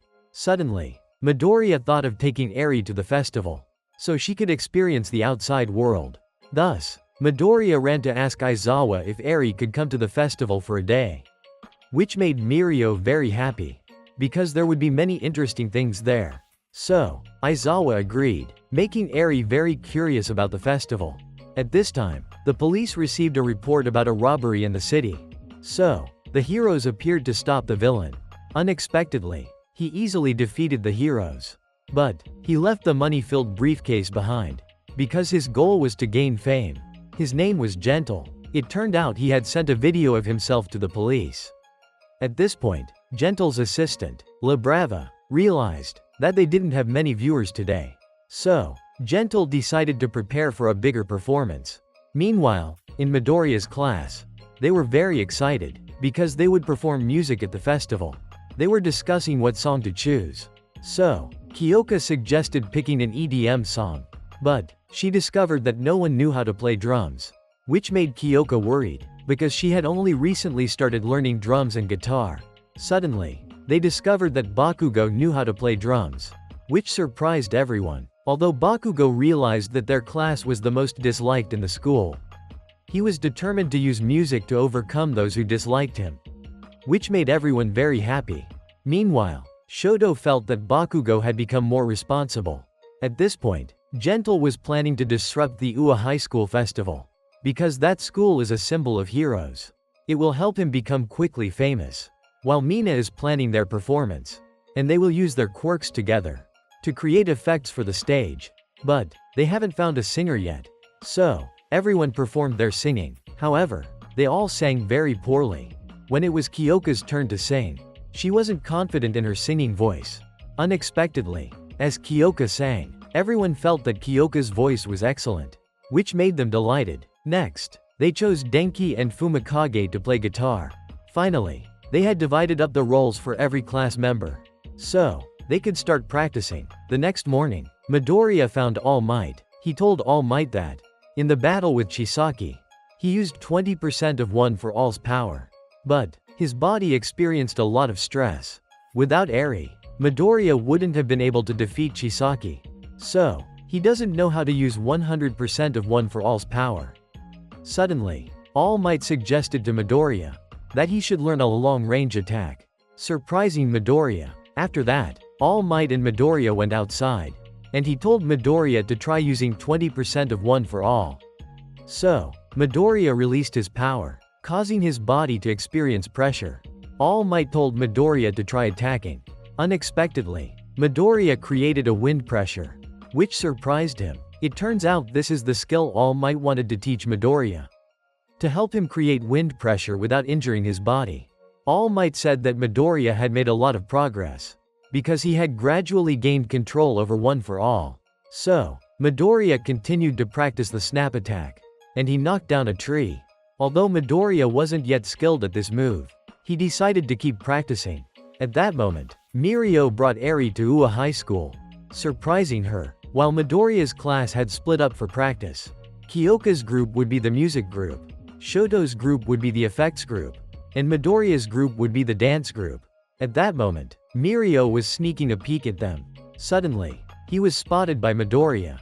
They found Eri too cute, which made them very pleased. At that moment, Aizawa told Midoriya's class to get acquainted with Eri first, so she wouldn't be scared. But Eri still didn't dare to speak with them. So, Mirio suggested taking Eri on a tour of Ua High School, and he asked Midoriya to come with him. Thus, they started showing Eri around the school. Mirio thought this year's festival would be very lively. Suddenly, they ran into Class B. Nato teased Midoriya, because Class B would perform a Romeo and Juliet play, which would surely be better than Class A's music performance. But Nato was immediately knocked out for talking too much. Next, they met Nijire, making Midoriya feel embarrassed, because she is too hot. It turns out Nijire participates in Miss Con every year, but she only gets runner-up, because she always loses to Bibimi. However, Nijire was confident she would win this year. Next, they went to the Department of Support. So, Hatsume introduced her new invention to Midoriya, which surprised Midoriya. But her robot exploded, so they took Eri away. At that moment, Midoriya asked Eri how she felt. Eri didn't know how to explain, but she felt very excited, which made Midoriya very happy. So, Midoriya went back to practice dancing, to prepare for the performance. A week later, Midoriya was removed from the dance group, and he would join the effects group, to help Yuga shine and light up the entire room. So, Midoriya agreed. The next morning, he continued to practice the wind pressure shooting technique. But Midoriya's fingers were slightly injured, because he still hadn't mastered the technique. When Midoriya was about to try again, they suddenly ran into Hatsume. It turns out Midoriya had asked Hatsume to make him a pair of gloves, and she would finish them before the festival, which made Midoriya very happy. At that moment, All Might told Midoriya that he had used long-range support equipment before, but in close combat, the equipment was ineffective. So, All Might decided to stop using support equipment, and he advised Midoriya not to rely too much on support equipment. By the evening, Midoriya's class was very exhausted, because the festival was just a week away. Suddenly, Ochako discovered that Midoriya had found a video about All Might's support equipment. But he had accidentally come across Gentle's video, which surprised Midoriya. On Gentle's side, he was planning to destroy the festival, and he knew that the hero hunting dog would be patrolling. So, he would have to hide his body odor, while Labrava would disable the school's security system, because she is a professional hacker. It turns out Gentle used to post videos online, but he got very few views, until Labrava appeared, because she was a fan of Gentle. She was determined to help him make a name for himself. Thanks to Labrava, Gentle's videos got more views. So, he thanked Labrava for being by his side, which made Labrava very happy. Meanwhile, Midoriya's group started their dress rehearsal. Everyone felt that Mina taught dancing very well. When Midoriya pulled Yuga up, suddenly, Hunting Dog arrived and scolded them, because they had practiced past the allowed hours. At that moment, Midoriya's group realized the festival would start tomorrow, which made them anxious and unable to sleep. Suddenly, Midoriya noticed a wire that was about to break. So, the next morning, he would go buy a new wire at a convenience store near the school, which excited them a lot, and they were determined to win. The next morning, Midoriya continued to practice wind pressure shooting. Suddenly, Hatsume brought the gloves, which made Midoriya very happy. All Might noticed that the gloves were much more compact than his own gear. After that, Midoriya immediately went to buy the wire, because at 10 o'clock it was Midoriya's class's turn to perform. Suddenly, Midoriya ran into Gentle. Midoriya felt that the man's voice was very familiar, and he realized that he was Gentle. He knew he had been spotted. So, he tried to find a way to leave. But, Midoriya called him back, because he couldn't let the festival be ruined. Thus, Midoriya decided to stop Gentle here, which delighted Gentle. He also decided to fight Midoriya. So, he told La Brava to film him. When Midoriya attacked, he was stopped by a wall of air. It turns out Gentle's quirk is elasticity, which allows him to impart elasticity to anything he touches, even if it is air. So, Midoriya was knocked backward. Suddenly, Gentle immediately ran away. Thus, Midoriya chased after him, but Gentle made the ground elastic, causing Midoriya to fly into the air. It turns out Gentle found Midoriya very troublesome. So, he didn't want to linger, and he ran away, while Midoriya didn't want to disappoint Eri, because he knew Eri really wanted to see the festival, and his class had worked hard on the music performance. So, Midoriya had to stop Gentle. He used his new technique, and Midoriya shot wind pressure at Gentle, slowing him down. So, Midoriya immediately jumped to catch Gentle, and he threw Gentle into a nearby construction site. But, Midoriya still hadn't defeated Gentle, and he was determined to destroy the festival. So, Gentle continued moving. He imparted elasticity to some steel bars. Unexpectedly, Midoriya's attack was bounced back. Suddenly, Midoriya realized Gentle was trying to do something. He saw an old man below. So, Midoriya rushed to catch the steel bar, because the steel bar was too heavy, which made it impossible for Midoriya to move. Taking advantage of this, Gentle left, and he brought La Brava inside the school. But, Midoriya was determined to stop Gentle. So, he shot wind pressure at Gentle, causing him to fall. La Brava realized that Midoriya wasn't going to give up. Thus, she decided to use her quirk. At that moment, Mirio was very excited, because he was about to take Eri to see the festival, while Midoriya had managed to lower the steel bar. So, he ran to Gentle's elastic crane, and he used it to chase after Gentle. While Gentle didn't want La Brava to use her quirk, because her quirk was meant to help them retreat. Suddenly, Midoriya caught up with Gentle. He realized that Gentle could create air barriers to block his attacks. So, Midoriya used elasticity to attack Gentle. He quickly captured them. La Brava realized that Gentle was in danger. It turns out La Brava was once a short girl. So, she couldn't confess her feelings to anyone. She was even talked about badly. Since then, La Brava lost faith in anything, until she saw Gentle's video. So, she decided to approach him, and Gentle accepted her, making La Brava's life brighter. So, La Brava told Gentle, "I love you." It turns out her quirk is love, which allows her to increase the strength of her loved one. Unexpectedly, Gentle's power increased and he escaped from Midoriya. So, Gentle knocked Midoriya out. But, Midoriya didn't give up, and he continued to attack Gentle. Thus, Gentle decided to fight Midoriya. Unexpectedly, he pinned Midoriya to the ground with an air barrier. But, Midoriya tried to break free, and he continued to attack Gentle. While Gentle was determined to fulfill his dream, it turns out that he had once wanted to become a hero. But, Gentle's academic performance was not good. So, he couldn't get his diploma. However, Gentle still didn't want to give up. Suddenly, he saw someone in trouble. So, Gentle helped. Unintentionally, Gentle's quirk hindered the heroes. Since then, Gentle has always been looked down upon, and he lost his dream of becoming a hero. So, Gentle decided to make a name for himself in the villain's history. At this point, Gentle continued to attack Midoriya. Although Gentle's power had increased, Midoriya was still determined to fight him. Suddenly, La Brava continued to boost Gentle's power. So, He was able to overpower Midoriya. While Midoriya remembered his past, he was once quirkless, but he still tried to be acknowledged by everyone. So, Midoriya was determined not to lose. While La Brava was trying to disable the school's security system, but she didn't have Wi-Fi. So, La Brava ran away. Suddenly, La Brava saw Hunting Dog and Ectoplasm approaching, which made her worried. While Gentle was preparing to finish off Midoriya, Midoriya used all his strength to jump up and knock him down, causing La Brava's quirk to gradually fade. At this moment, La Brava saw that Gentle had been captured. It turns out her quirk could only be used once a day. But La Brava was still determined to save Gentle. While Gentle wanted her to leave alone, it turns out Gentle was very happy to have La Brava by his side. Suddenly, Gentle used the last of his strength, and he sent Midoriya flying. It turns out Gentle didn't want to drag La Brava down, so he decided to surrender. Thus, Hunting Dog has caught him. But Hunting Dog smells his student's scent on Gentle. This makes Hunting Dog angry. Midoriya also manages to arrive. So, Gentle confesses his plot, and La Brava was just someone he kidnapped and controlled. Gentle is also very happy to fight Midoriya, because he has protected his dream.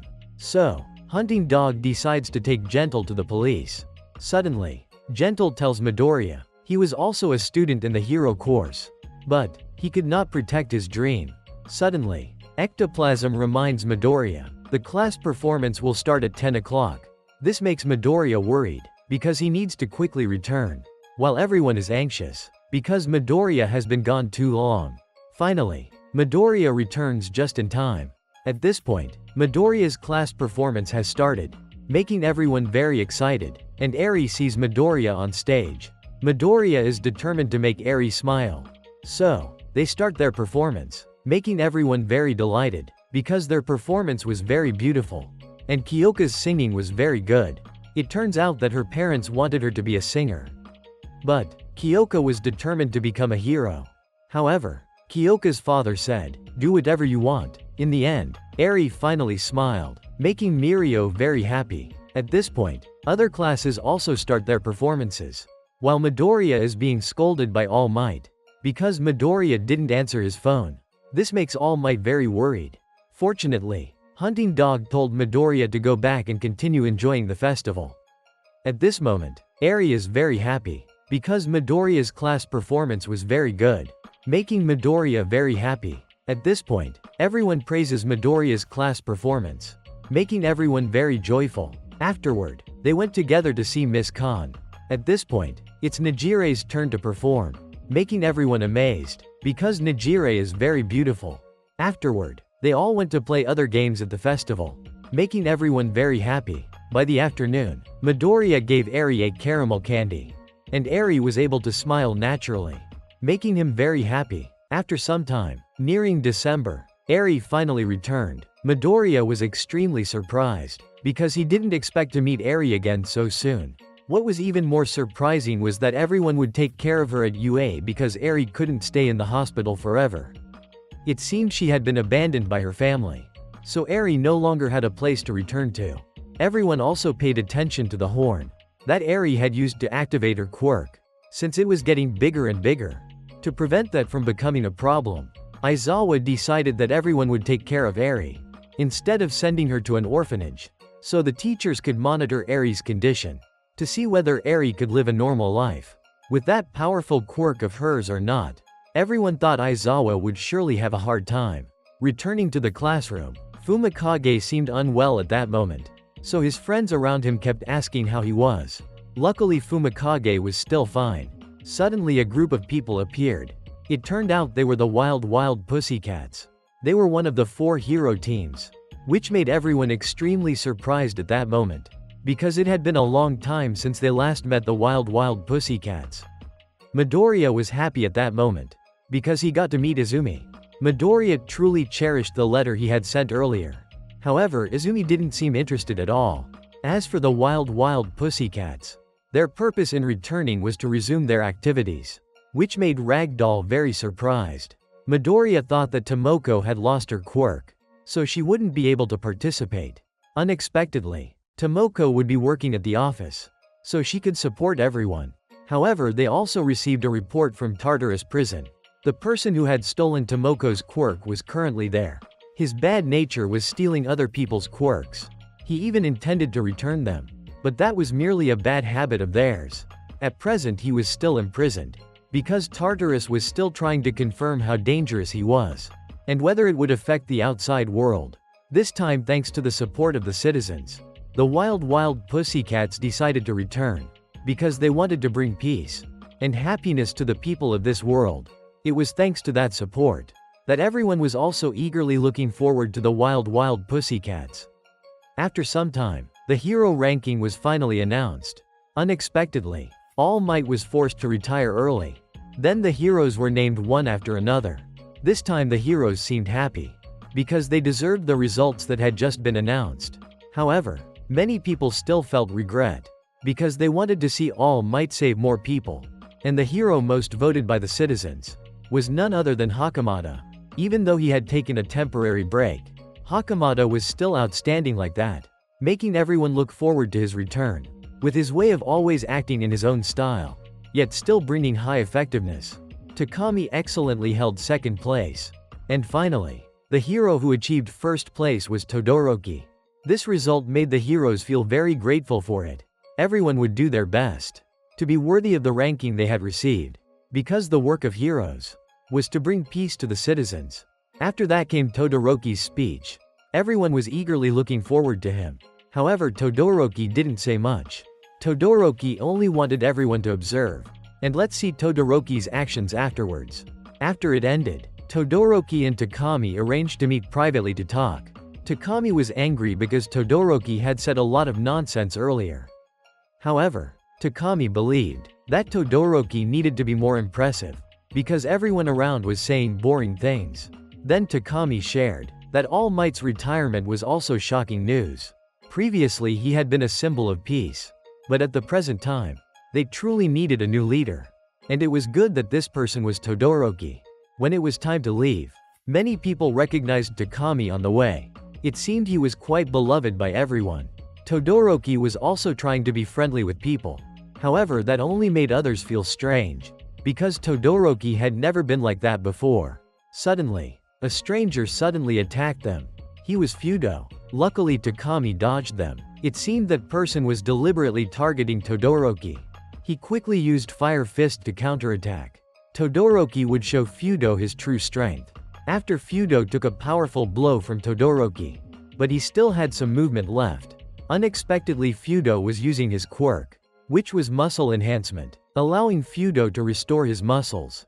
Todoroki did not stop there. He continued to attack with Fire Fist.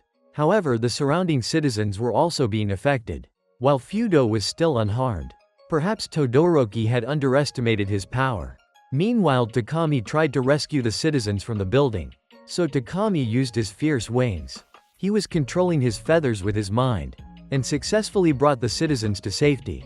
After that, Takami quickly returned to Todoroki's side. The two of them joined forces to fight against Fudo. Other heroes were also supporting them. At this moment Todoroki was probably overheating. Because he had used Fire Fist too many times. Since Fire Fist was a move that stored flames at high temperature. If Todoroki kept going like that, his body would no longer be able to function. So this time Todoroki was gathering an ultimate flame. Even people far away could feel its heat. Todoroki's purpose was to make Fudo disappear. However, Fudo unexpectedly dodged that move. And he gained the upper hand. At this moment Todoroki was completely defeated by Fudo. Which made the viewers astonished. At that time Todoroki's son, Natsuo, didn't know what his father was doing. Natsuo blamed him for only knowing how to give up. He even said Todoroki had abandoned his children. And pressured his wife to the point of illness. However, Fuyumi, Todoroki's daughter, knew that he had never given up. Because Fuyumi understood her father's suffering. At that moment the criminal still refused to stop. He made the surrounding citizens terrified. Everyone was truly panicking. Even the other heroes could no longer stay still. However, Todoroki himself did not allow himself to collapse. He tried to fight not only for himself, but also for everyone. Right at that moment Takami appeared to assist. The two of them coordinated smoothly together to restrain the criminal. Even though Todoroki was seriously injured, he still continued to fight. And everyone could see that clearly. Todoroki's family was also watching him with expectation. At this moment Todoroki himself was still trying. He used the strongest quirk ability he had ever unleashed. That was the solar flame ring. Todoroki used it to release an enormous fire, strong enough to evaporate the criminal. In the end, Todoroki stood firm, with his fist raised high, making everyone astonished at the sight. Even All Might was very surprised by it. As for Midoriya, he thought that even though All Might had retired, the heroes would still continue to fight. They could never stop moving forward. And the next generations, they would be the ones to carry this will. At UA High School, the students greatly admired Todoroki because of his extremely cool actions the previous day. At first they thought Todoroki had fallen. However, Todoroki regained his spirit and successfully defeated that wicked criminal. Todoroki's victorious stance at the final moment made everyone remember it forever. At that moment, Shoto arrived at class, so his friends asked about his father's condition. Luckily Todoroki was no longer in danger. People around also encouraged Shoto's spirit. A while later Aizawa came to class. At this moment he announced that the upcoming curriculum would be very difficult. Everyone should prepare themselves mentally for it. While Aizawa continued to announce other details, suddenly an alarm signal went off in the classroom. It turned out this was training time, because an intruder had entered UA High School, and Midoriya's class would have to take on this mission. So everyone was ready to take action. They were determined to complete the mission smoothly. Everyone began dividing into teams to act. At this time, Koda used his animal communication to talk with the birds, and he asked them to confirm which areas were under attack. Meanwhile Jiro used her enhanced hearing. She used her quirk to pinpoint the enemy's exact sound location. At this time Mezzo used his tentacles to observe. After the heroes detected the enemy's position, they quickly rushed to that location. Then Shoto used his half-ice, half-fire to extinguish the flames. Suddenly Jiro detected that something was approaching. Luckily Midoriya's group managed to escape. It turned out that it was Hato who had disguised herself as the enemy. There was also another person, Amajiki, but since he didn't want to play the role of the enemy, Amajiki decided to withdraw, which surprised the heroes there. At that moment Hato advised Amajiki to fulfill his mission. At that time Shoto's group was trying to rescue people, while Hato was talking. Then Hato took the initiative to attack. But no matter what was happening, Amajiki still wanted to go home, which left the heroes not knowing what to do. However, Amajiki would be scolded by Hato if he acted like that. So he decided to stay. Partly because Amajiki wanted to help the heroes, to give them a chance to practice, so they could quickly become real heroes. At that moment Amajiki began to take action. Hato also followed closely to support her teammates. The heroes refused to be defeated. They concentrated and supported each other. Each person used their quirk to fight. This time Midoriya made his move. He skillfully used one for all. However, Midoriya didn't directly attack Amajiki. Instead, he advised Amajiki to surrender. So Amajiki took that opportunity to counterattack Midoriya, because at that moment Amajiki was an enemy.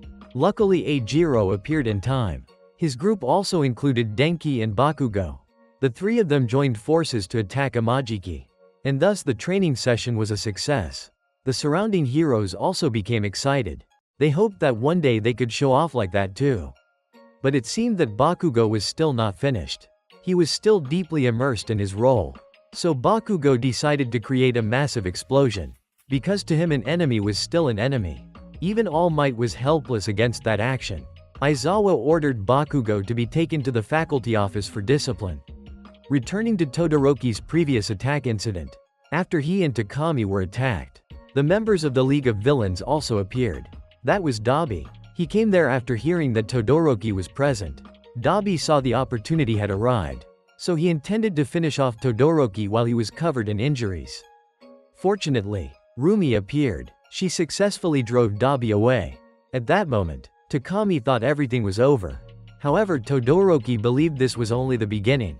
After that, Takami went to Dabi seeking cooperation, because he had been assigned a mission from above, to infiltrate the League of Villains, so that Takami could gather as much intelligence as possible. And he was the most suitable person for this mission, because Takami did not fear losing reputation or honor. He would only act for the sake of long-term goals. After that, Todoroki was discharged from the hospital.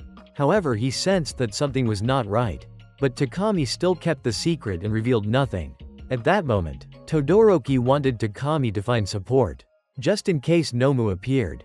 Todoroki feared that everyone would not be able to handle them. But inside Takami's mind, since childhood, people had already discovered his powerful ability. And Takami completely had the potential to become a hero. Therefore, at present, even if Takami did bad things, as long as he could help everyone live a peaceful life, then Takami was willing to accept this mission. When night fell, Todoroki returned home to his children. His two sons said nothing, while Fuyumi became confused because of this awkward situation. At that moment, Natsuo decided to leave, but Todoroki stopped him. He wanted Natsuo to speak out the thoughts in his mind. So Natsuo immediately became angry. Because since long ago, Shoto had been forbidden by Todoroki to interact with his siblings, since he considered them all to be failures. Natsuo did not understand the reason why. Yet Todoroki acted that way. At the present time, even if Todoroki became the #1 hero, Natsuo still could never forget that incident. Even their mother was affected by it. After that, Natsuo angrily left. Fuyumi tried to chase after him but failed. So she immediately burst into tears. Because Fuyumi feared that the family would fall apart. And that was certainly something she never wanted to happen. As for Shoto, this was the first time he had ever seen Natsuo so agitated. However, Shoto thought Todoroki was indeed a very powerful hero. But at the same time, Natsuo's words were not wrong either. Up until now, Shoto still could not forgive Todoroki for the things he had done to their mother. Therefore, Shoto wanted to see what Todoroki would do next. Because Shoto knew that sometimes, with just a little chance, a person could indeed have the ability to change. At that moment, Fuyumi was moved by Shoto's words. Suddenly, Todoroki remembered All Might. He became curious about what strength truly existed for, while the pain and frustration inside him kept dragging on. But for All Might, his answer was very simple. It was to protect the future of the people he loved. And this was exactly the responsibility of those who stood at the very top. At this moment, Todoroki left. He apologized for his actions in the past. Now the only thing Todoroki could do was atone for his sins. As for Midoriya, he was exhausted after a whole day of physical training. After that, Midoriya continued practicing One for All, which made him completely worn out. Suddenly, while Midoriya was sleeping, he had a strange dream. Standing next to Midoriya were many other people. All of them belonged to the previous generations of One for All. At that moment, Midoriya witnessed an argument. The white-haired man was the very first wielder of One for All. However, they paid no attention to Midoriya's existence. Perhaps this was only a fragment of the past. The current leader was carrying out evil plans. Because from One for All itself, that man had caused many people to be affected. He wanted everyone to follow his insane ideas, so that he could become the strongest through One for All. However, the white-haired man understood that such a thing would turn out terribly. Heroes of justice had to struggle through hardship, and evil would eventually be punished. Yet the villain refused to stop this scheme. At that moment, Midoriya suddenly woke up in shock. He felt an enormous surge of power from his hand. Then Midoriya immediately jumped out of bed. He recalled the final moment of the dream. At that time, the successors of One for All were looking toward Midoriya. He truly did not understand what was happening. The next morning, Midoriya went to see All Might. He told him the entire story of the previous night. All Might was surprised, because this phenomenon only occurred with Midoriya. However, even All Might did not know clearly what the cause of this matter actually was. After that, All Might grew curious about Midoriya's feelings. At that moment, Midoriya shared. He said he felt very strange, because among those people, there were two whose faces he could not see clearly. Even All Might's figure appeared very blurry. At that time, neither of them could figure out this occurrence. But All Might was certain that this power was absolutely standing on Midoriya's side. Therefore, both of them would try to find the answer. After that, they left together. Coincidentally, Aizawa discovered the two of them, which made All Might feel embarrassed. A while later, the students arrived at the stadium to train. Everyone prepared a suitable costume for themselves. They were all surprised by each other's outfits. But Midoriya had changed the most. It turned out that since his moves had increased, Midoriya now had more equipment as well. At that moment Class B appeared. The students of this class had also prepared very carefully. Unexpectedly, another person showed up. That was Hitoshi. And he was someone who especially wanted to transfer into the hero course. People around noticed. Hitoshi possessed extraordinary power with just a single glance. But Midoriya was able to counter Hitoshi's move. It turned out that his ability to see the forms of one for all was also thanks to Hitoshi's quirk. After that, Hitoshi introduced himself to everyone. He openly admitted that he was not easy to approach. After all, Hitoshi had arrived later than the others. So he would definitely work hard to catch up with them. And he saw the others as obstacles. He wanted to become the strongest hero. Therefore, Hitoshi had no intention of siding with them. After his speech, perhaps everyone began to look at Hitoshi with different eyes. Finally, the battle between the classes began. And the arena was just a small part of the stadium. Each class was divided into teams according to the instructions. And they took turns competing with each other. After that, everyone drew lots to meet their teammates. Unexpectedly, Midoriya and Hitoshi faced each other again. But this time, Midoriya really wanted to see his opponent's abilities. To see what kind of moves Hitoshi would unleash. Even All Might was eagerly looking forward to this match. On Hitoshi's side, each member had their own opinion. At this moment, Hitoshi thought that the most troublesome person had to be eliminated. None other than Abara. So Koda quickly used his quirk to locate her. Unexpectedly, Shishida suddenly attacked them. It turned out he had already noticed Koda's actions beforehand. So Shishida immediately made his move. However, Hitoshi was also ready to respond. He used his quirk to brainwash the opponent, which left them confused. Taking this chance, Hitoshi immediately attacked, but Kosei blocked him just in time. He tried hard to wake Shishida up. However, it was already too late. Hitoshi's team completely overwhelmed Kosei. But unexpectedly, things still did not end there. Shishida had a chance to fight back, but Kosei's team still lost, which left him a bit disappointed. As for Hitoshi, he was still trapped inside Kosei's quirk. After that, he was released. Although the result of the match leaned toward Hitoshi, Midoriya completely understood. Hitoshi still had not caught up with the pace of the battle. So Midoriya was thinking of a way to defeat him. Hitoshi's teammates were also very worried about this. Perhaps Hitoshi should act faster. The other heroes were watching the match. They did not know how the two groups would move next. At this moment, Midoriya seemed to notice something. Unexpectedly, Asui had used her quirk to mark the opponent's positions. Because of that, Midoriya recalled the previous battles.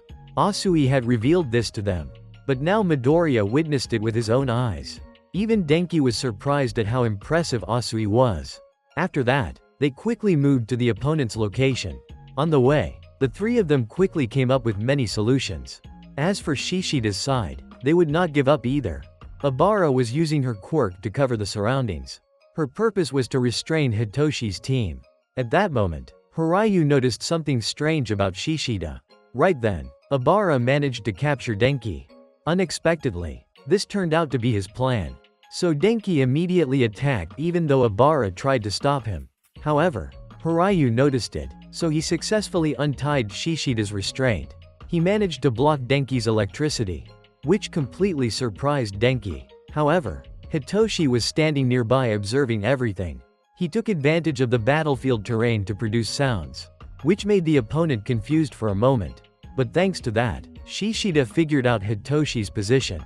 Through Shishida's sharp sense of smell, he quickly rushed toward Hitoshi. Finally, the two faced each other. Thanks to Shishida's large body, he decided to take the initiative and attack Hitoshi. Shishida would not allow himself to be brainwashed again.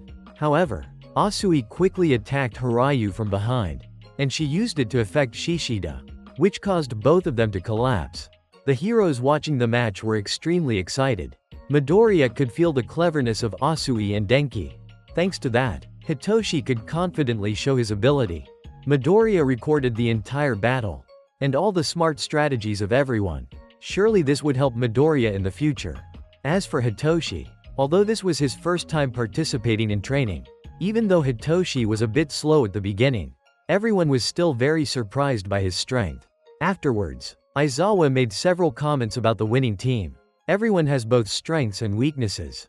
However, the important thing is to keep striving. Although Hitoshi won, it allowed him to realize that he still had many shortcomings. Nevertheless, Hitoshi was not discouraged by that. Instead, he was already calculating strategies for the next match in his mind. At this time, All Might noticed this. It was the end-of-year period. The students were all trying to maximize their abilities. At the same time, they were developing their critical techniques.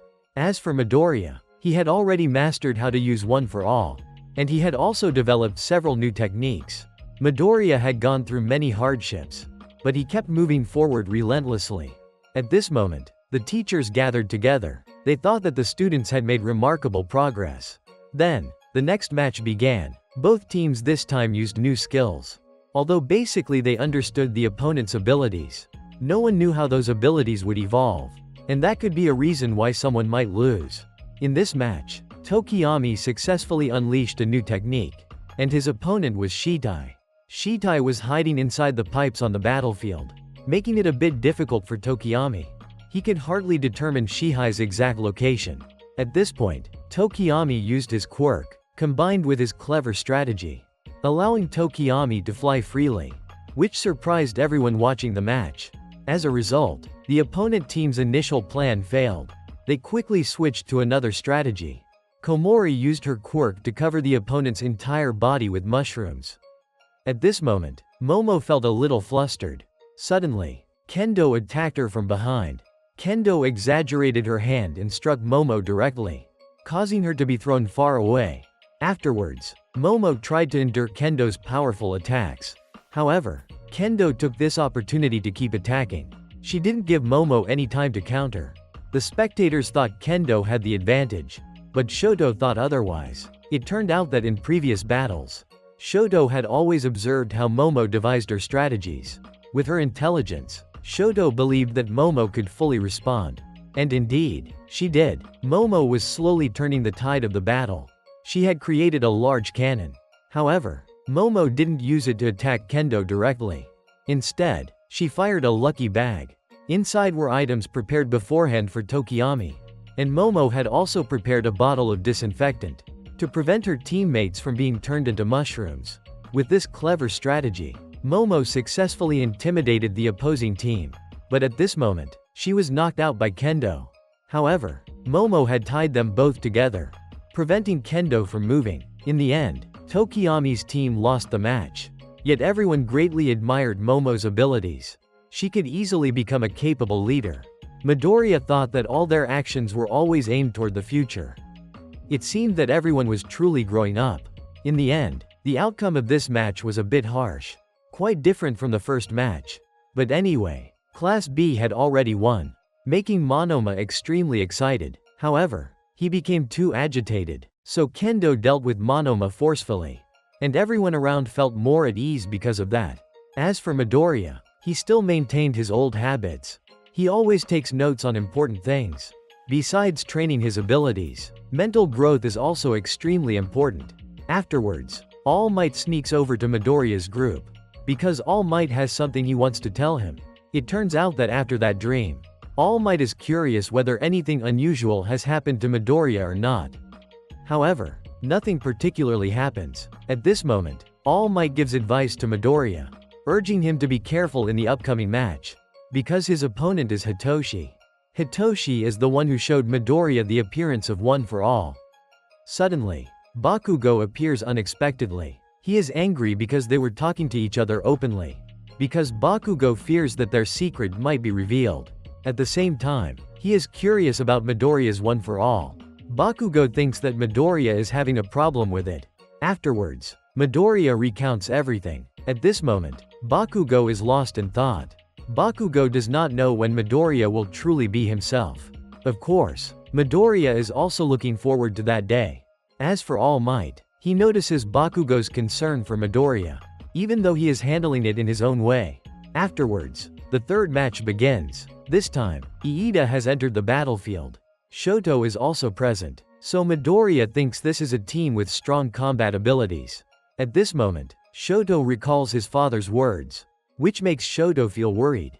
Because of this, his teammates are also curious. However, Shoto quickly regains his composure. As for Iida, he is ready to fight.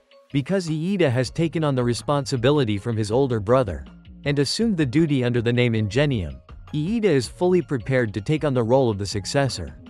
Regarding the opposing team, Tetsu becomes angry at this moment. He loses control and attacks fiercely. Tetsu's teammates are helpless because of his reckless actions. Class A sees this and begins to take action as well. At this moment, a villain is running away on the street. Unexpectedly, Todoroki blocks his path and successfully catches the villain. Afterwards, Todoroki quickly hands him over to the police.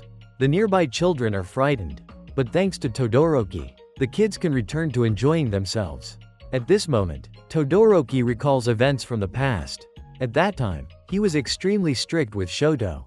However, in the present, Todoroki is gradually trying to reconnect with his son.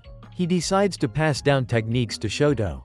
But Shoto still hasn't replied to Todoroki's messages, which makes him angry. However, Shoto is still participating in the match, using his quirk to hinder his opponents.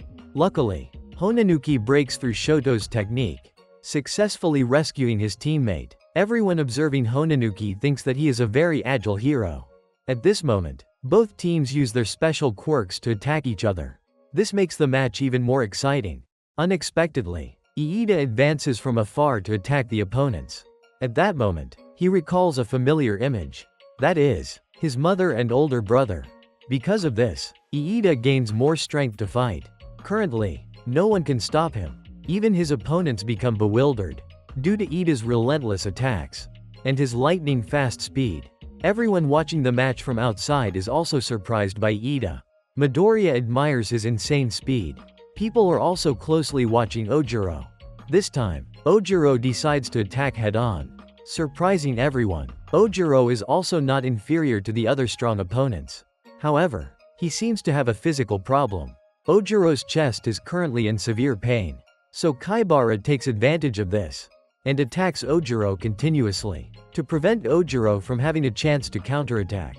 Luckily, Iida appears like a flash, successfully blocking Kaibara. Thanks to that, Ojiro escapes danger. As for Tetsu, his body has now turned to iron. So even if Tetsu is frozen, he can still move normally. However, Shoto does not give up because of this. He uses fire to suppress his opponent. But Tetsu is unaffected, because Shoto's quirk is useless against him. Tetsu uses the flames created by Shoto himself to obstruct Shoto's attacks, making him unable to do anything. At this moment, Shoto remembers Todoroki's teachings from when he was a child. Unexpectedly, in such a critical moment, Shoto thinks of Todoroki. Suddenly, Shoto manifests an extremely large flame. It could even engulf him completely.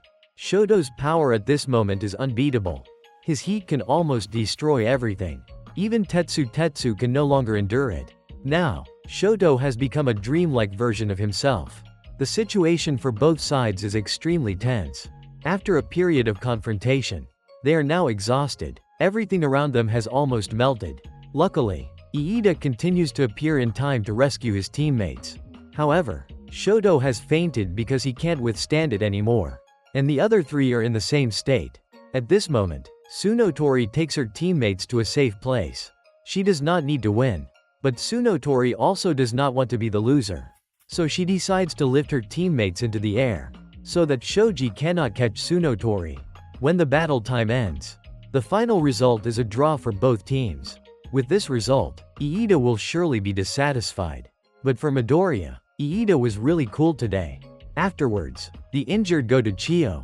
Although the result is a draw, Tetsu feels that he has lost, because Shoto's power is too overwhelming. Tetsu hopes to have a chance to fight him again, which leaves Shoto stunned. However, after this battle, he also realizes many things. Shoto recognizes his own weaknesses, so he will strive to improve, to become a hero who makes others feel at ease. And Iida will be the same. He is determined to catch up with everyone, because that is the belief of Ingenium's successor. Afterwards, the fourth match begins. Regarding Class B, although it has just started, they begin to feel fearful, because their opponents this time are terrifying. This time, Bakugo will lead the team. However, his teammates think that Bakugo is too reckless. but because of his latent power, they reluctantly let it slide. At this moment, Bakugo devises a plan for everyone, but his teammates are unsure if it will work. However, the whole team must act. Jiro is using her enhanced hearing to locate the opponents. Unexpectedly, Tokage is standing right next to them. Perhaps Bakugo's team has fallen into a trap, because the opposing team prepared in advance. At this moment, Sato tries to save his teammate. Bakugo takes advantage of the opponent's carelessness, successfully thwarting their original plan. At this moment, Tokage becomes flustered, due to Bakugo's extremely fast actions. So they hide and look for a safe spot. Class B's new plan is to wait for Bakugo to make a mistake. Since he is the pillar of the opposing team, if Bakugo acts carelessly, Class B will have the chance to counterattack. At this moment, Bakugo chases after Yosatsu, and his teammates are also present to support him. Thus, they successfully capture 2 members of Class B. Even the opponents are surprised by their seamless coordination. Bakugo's team completely dominates the opposing team, making the spectators excited as well. Bakugo's power is truly absolute, because from the beginning, his goal was to surpass even All Might, to become the #1 hero. Unexpectedly, in less than 5 minutes, Bakugo's team achieves a spectacular victory. Even Aizawa is very satisfied with this result, and All Might is also very proud of Bakugo. As for Midoriya, he still admires him greatly. Regarding the team preparing for the next match, they seem to be concerned about Midoriya, because everyone thought his ability was by no means inferior to Bakugo. If Midoriya discovered any weakness, their team probably wouldn't achieve good results. So Hitoshi thought, first, they needed to deal with Midoriya. Only then could the whole team more easily win. The teachers were also looking forward to this 5th match. Aizawa was curious whether Hitoshi could maintain his performance. As for Class A's lineup, it was indeed very strong. Everyone was curious about this battle. On Midoriya's side, he knew the opponents were very cautious of him. So Midoriya had no choice but to increase his mobility, to overwhelm the opponents. Only then would Midoriya's team have a chance to win. And he also encouraged his teammates. Everyone would do their best in this match. It seemed Midoriya was very confident in this battle. On All Might's side, he received a call from Torino. Because earlier All Might had asked him about Midoriya's dream. Torino recalled something. However, it was just a memory from his distant past. It was something that happened not long after. Nana inherited One for All. She had also had a strange dream. A man told Nana, "It's not time yet." In short, that was all. Afterwards, All Might thanked Torino for this matter. Since All Might had to go to class, he had to end the call. At this moment, he was deep in thought. On Midoriya's side, he was focusing on observing. Midoriya knew he had to be careful with Hitoshi, and absolutely not let him brainwash anyone. Back to Class B, Monoma had a chance to talk with Hitoshi. At this moment, Monoma admitted he greatly admired Hitoshi. However, Monoma advised Hitoshi, if he wanted to become a hero, Hitoshi needed to pay attention to his demeanor. Otherwise, he wouldn't be able to fight against great powers. The spectators outside were very curious, because Midoriya's formation was very similar to Bakugo's in the previous match. And Bakugo was also focusing intensely on this battle. At this moment, Midoriya began to draw attention. He wanted to become the target of the opposing team. With Midoriya's speed, he certainly would not be underestimated by Class B. Midoriya's teammates were also following behind. Afterwards, he was attacked by Monoma. At this moment, Monoma was trying to provoke Midoriya, but it seemed he had anticipated this. So Midoriya became increasingly cautious. Then he decided to attack Monoma directly. On Ochako's group's side, they were observing the situation. Suddenly, someone launched a sudden attack. Luckily, Mina successfully protected the other two. It turned out it was due to Yanagi's attack. She could move objects around to strike. With the coordination of Class B, they almost knew the opponent's positions. So everyone decided to attack once more. Ochako's group could only run away. Ochako knew their current position had been exposed. On Midoriya's side, he was still fighting Monoma. Despite Monoma using Bakugo to provoke him, Midoriya remained calm and focused on the fight. Suddenly, he emitted a strange power. Even Midoriya himself didn't know what was happening.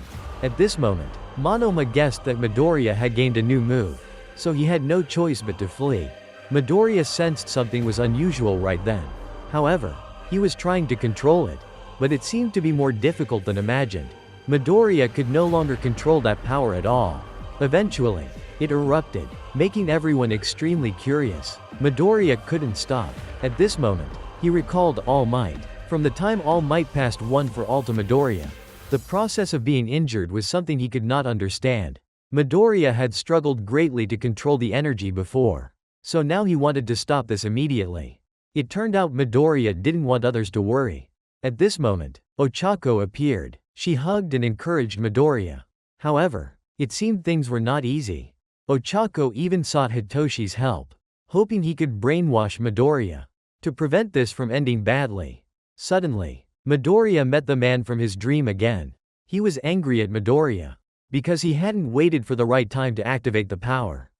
Afterwards, this man encouraged Midoriya. He could absolutely do it if Midoriya tried hard. At this moment, the man explained, the energy Midoriya was using belonged to him. It was a small nucleus existing within one for all. If Midoriya used his quirk in anger, his move would be similar. Therefore, Midoriya needed to control his mind. Only then could he manage such powerful energy. And this man believed that Midoriya could do it. Back to the match. Hitoshi's brainwashing technique helped Midoriya calm down. However, Monoma took advantage of this moment to attack from behind. Luckily, Midoriya dodged. At this moment, everyone had appeared. They were confronting each other directly. Afterwards, Midoriya recalled the advice from earlier, so he became more cautious and knew how to control his emotions. Partly because Midoriya didn't want anyone to get hurt, All Might seemed very worried. But Aizawa remained calm to observe the situation, because everyone in the match, including Midoriya and Hitoshi, had the ambition to win.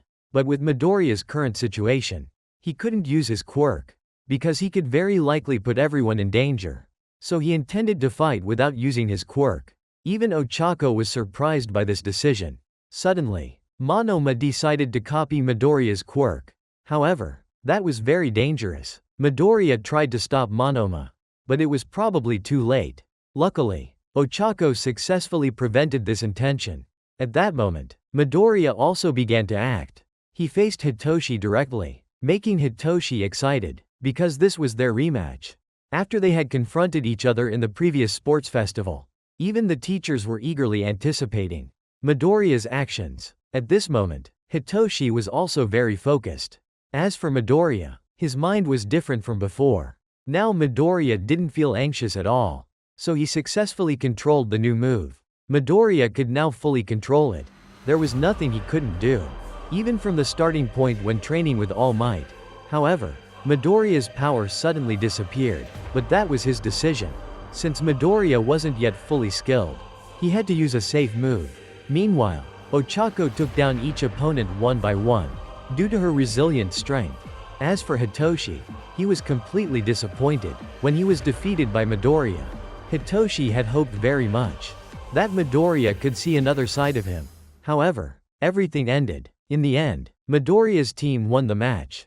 And with the final result, in this battle competition, Class A defeated Class B. At this moment, Hitoshi seemed disappointed, because with his current strength, it would be difficult to achieve victory. Hitoshi's ability was still far behind. Finally, it was time for comments. Aizawa was curious about Midoriya's new move earlier, and the other students were equally curious. However, even Midoriya himself wasn't clear. His power kept surging, and then Midoriya could no longer control it. That made him feel afraid. But Midoriya was very grateful for Ochako's and Hitoshi's actions. Thanks to them, he was able to calm down. Aizawa thought Ochako had matured greatly. She acted not only for Midoriya, but also for herself. If she couldn't control Midoriya's power, their team would certainly have lost. Afterwards, the teachers announced that they would review, and in the second year, about 80% of the students would be considered to transfer them to the hero department. Unexpectedly, Hitoshi would also be transferred to the hero department, causing everyone around to be very excited about this. Suddenly, Monoma still had some scattered thoughts. If he knew that Midoriya had such a quirk, Monoma would definitely come up with a different strategy. At that point, it would be unclear who would be the winner. However, the teacher immediately interrupted. Training and fighting time was over. It was now their class time. At this moment, Aizawa announced, Monoma needed to go see Eri. On Midoriya's side, he wanted to make his new move appear, so that Midoriya could practice controlling it. But he had tried everything. Even Bakugo had used his full strength. Yet nothing unusual happened, perhaps because One for All had been passed down for many generations. It might still not have achieved stability. Even All Might was witnessing it for the first time. And even his own master might not have known about it, since One for All gathers the abilities of all its previous users. It's possible that Midoriya is the first person to possess it, so All Might was even more eager to understand this power. However, Midoriya had no way to make that power reappear. Afterwards, Midoriya began to express his thoughts. But Bakugo thought Midoriya was just rambling, so he immediately walked away. By the time night came, Midoriya returned to the dormitory. At this moment, Shoto had been waiting for him for a long time. It turned out Shoto was surprised that Midoriya possessed two types of quirks. However, it seemed to be a misunderstanding. So Midoriya quickly explained that it was just due to the combination of abilities. But in any case, Shoto was still surprised by that. As for Midoriya, he was also very impressed with Shoto for what he had shown in the match. The next morning, Monoma went to see Eri, because Aizawa had something he wanted to ask of him. But unfortunately, Eri and Monoma didn't see eye to eye. However, Monoma believed that he could accomplish what Aizawa requested. It turned out Aizawa wanted Monoma to copy Eri's quirk to better understand the girl. However, things were not that easy. Monoma was very sorry for not meeting Aizawa's expectations. At this moment, Eri felt guilty, because she thought she had caused trouble for everyone. Afterwards, everyone comforted Eri. Midoriya even felt grateful to her, because previously, Eri had saved Midoriya's life. Therefore, Eri's power was truly amazing. But she still couldn't control it, so it became an obstacle. However, if Eri tried hard in the future, she would definitely succeed with this power. And Midoriya believed that Eri would certainly be able to do it. At this moment, she decided to do her best no matter what. After some time, finally, all the students of Class A obtained the provisional hero licenses. Afterwards, everyone also had some free time to relax and have fun. 9 days earlier, Shoto and Bakugo demonstrated their powers on the streets. The two successfully captured the villains, which surprised everyone greatly. The reporters thought that they had acted cleverly. Both were truly on par with professional heroes, even though they had only received the provisional hero license for less than 30 minutes. However, when Bakugo was asked to speak, he spoke rudely. Even the students around couldn't accept it. However, Shoto was very serious about this. He shared sincerely, but that made everyone laugh, because it was so different from Shoto's usual image. Sometime later, Christmas had arrived, so everyone celebrated. They created many more beautiful memories together. Everyone had more opportunities to talk and share the difficulties from the beginning of the school year. Luckily, everyone met by chance and stayed together until the end of the term. Surely, everyone also had unforgettable memories. After stressful training periods, they were able to gather together again. A few weeks ago in Kyushu, Takami was sitting and thinking about matters that were beyond his expectations. Takami felt regretful, because he could have handled them well. But the results did not turn out as expected. Although Takami was talking on the phone, he made the people around him scream in excitement. Takami was indeed a very famous hero to everyone, and the one currently calling him was Dabi. At that moment, Takami silently confirmed that since Dabi had taken the initiative to call him, it proved Takami held some value for Dabi to exploit. Therefore, he decided to play the fool. Takami accepted the risk in exchange for potential benefits. After that, he reported to his superiors. Although Takami had some initial success, Dabi's group was still cautious of him. Therefore, all communication between Takami and his superiors was being monitored by them. So Takami had no choice but to use coded signals to communicate. And he would soon uncover the origin of the Nomu. Afterward, Takami went to check on Hakamada's health, which took Hakamada by surprise. Luckily, his health was gradually improving. However, Hakamada had completely lost his lungs. Until now, He still could not believe he had survived. After that, Takami asked Hakamada about his upcoming plans. So at this moment, Hakamada shared with him, he planned to reveal himself soon. Because many people were still waiting for Hakamada's return. On Midoriya's side, he was allowed to return home to visit his mother. Because today was New Year's Eve. Therefore, all students had a day off to return home. At this moment, Midoriya shared with his mother about the time he spent training at UA High School. However, Midoriya's mother was very worried about him. Because of the dangerous times at UA High School. After that, Midoriya also mentioned Eri. That little girl had given Midoriya a letter. Eri had worked hard to learn writing just to do this for him. Which made Midoriya very happy about it. And his mother burst into tears from being so touched. She recalled the memories of Midoriya's childhood. Back then, he always idolized All Might. Even knowing he would get hurt, he still tried to save people in times of trouble. And now, in the present, Midoriya's mother felt very proud. When she saw the grown-up image of her son. Finally, Midoriya's mother felt relieved about her son. And then they celebrated a new beginning. Midoriya's mother saw him off as he returned to UA High School. But before that, Midoriya, Bakugo, and Shoto went to the Endeavor Agency. When all three of them arrived, at that moment, Todoroki was the one who greeted them. However, he did not seem very welcoming toward Bakugo. But since Shoto had asked him, Todoroki reluctantly agreed. It turned out that the three of them came here this time for an internship. And Midoriya felt very grateful for this. Because he had the chance to be there. Previously, Midoriya had been very impressed with Todoroki at the sports festival. And Todoroki was certainly a reliable hero. It turned out that All Might had been very happy a few days ago. Because they wanted to go to the Endeavor Agency to train. Taking this opportunity, Midoriya really wanted to practice more with One for All. So All Might would surely ask Todoroki to focus on this matter. For Bakugo, this was also a great opportunity. Because he had many similarities with Todoroki. Thanks to this, Bakugo could observe Todoroki up close.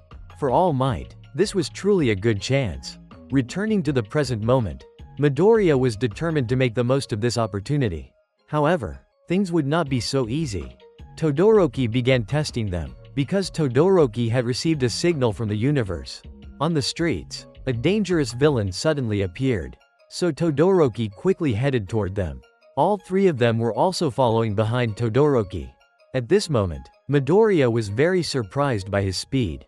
And the one causing chaos right now was Star Servant. He was throwing everything around into disorder.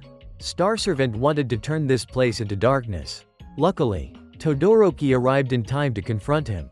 Coming here to stir up trouble today was a mistake for Star Servant. Because Todoroki would surely punish him. After that, Star Servant realized things were not going well. So he immediately tried to escape. However, Todoroki was chasing after him. And with the cooperation of Midoriya's group, Star Servant was quickly defeated. Afterward, he was handed over to the police. Unexpectedly, Takami also appeared there, which left Midoriya feeling confused. He quickly introduced himself to Takami.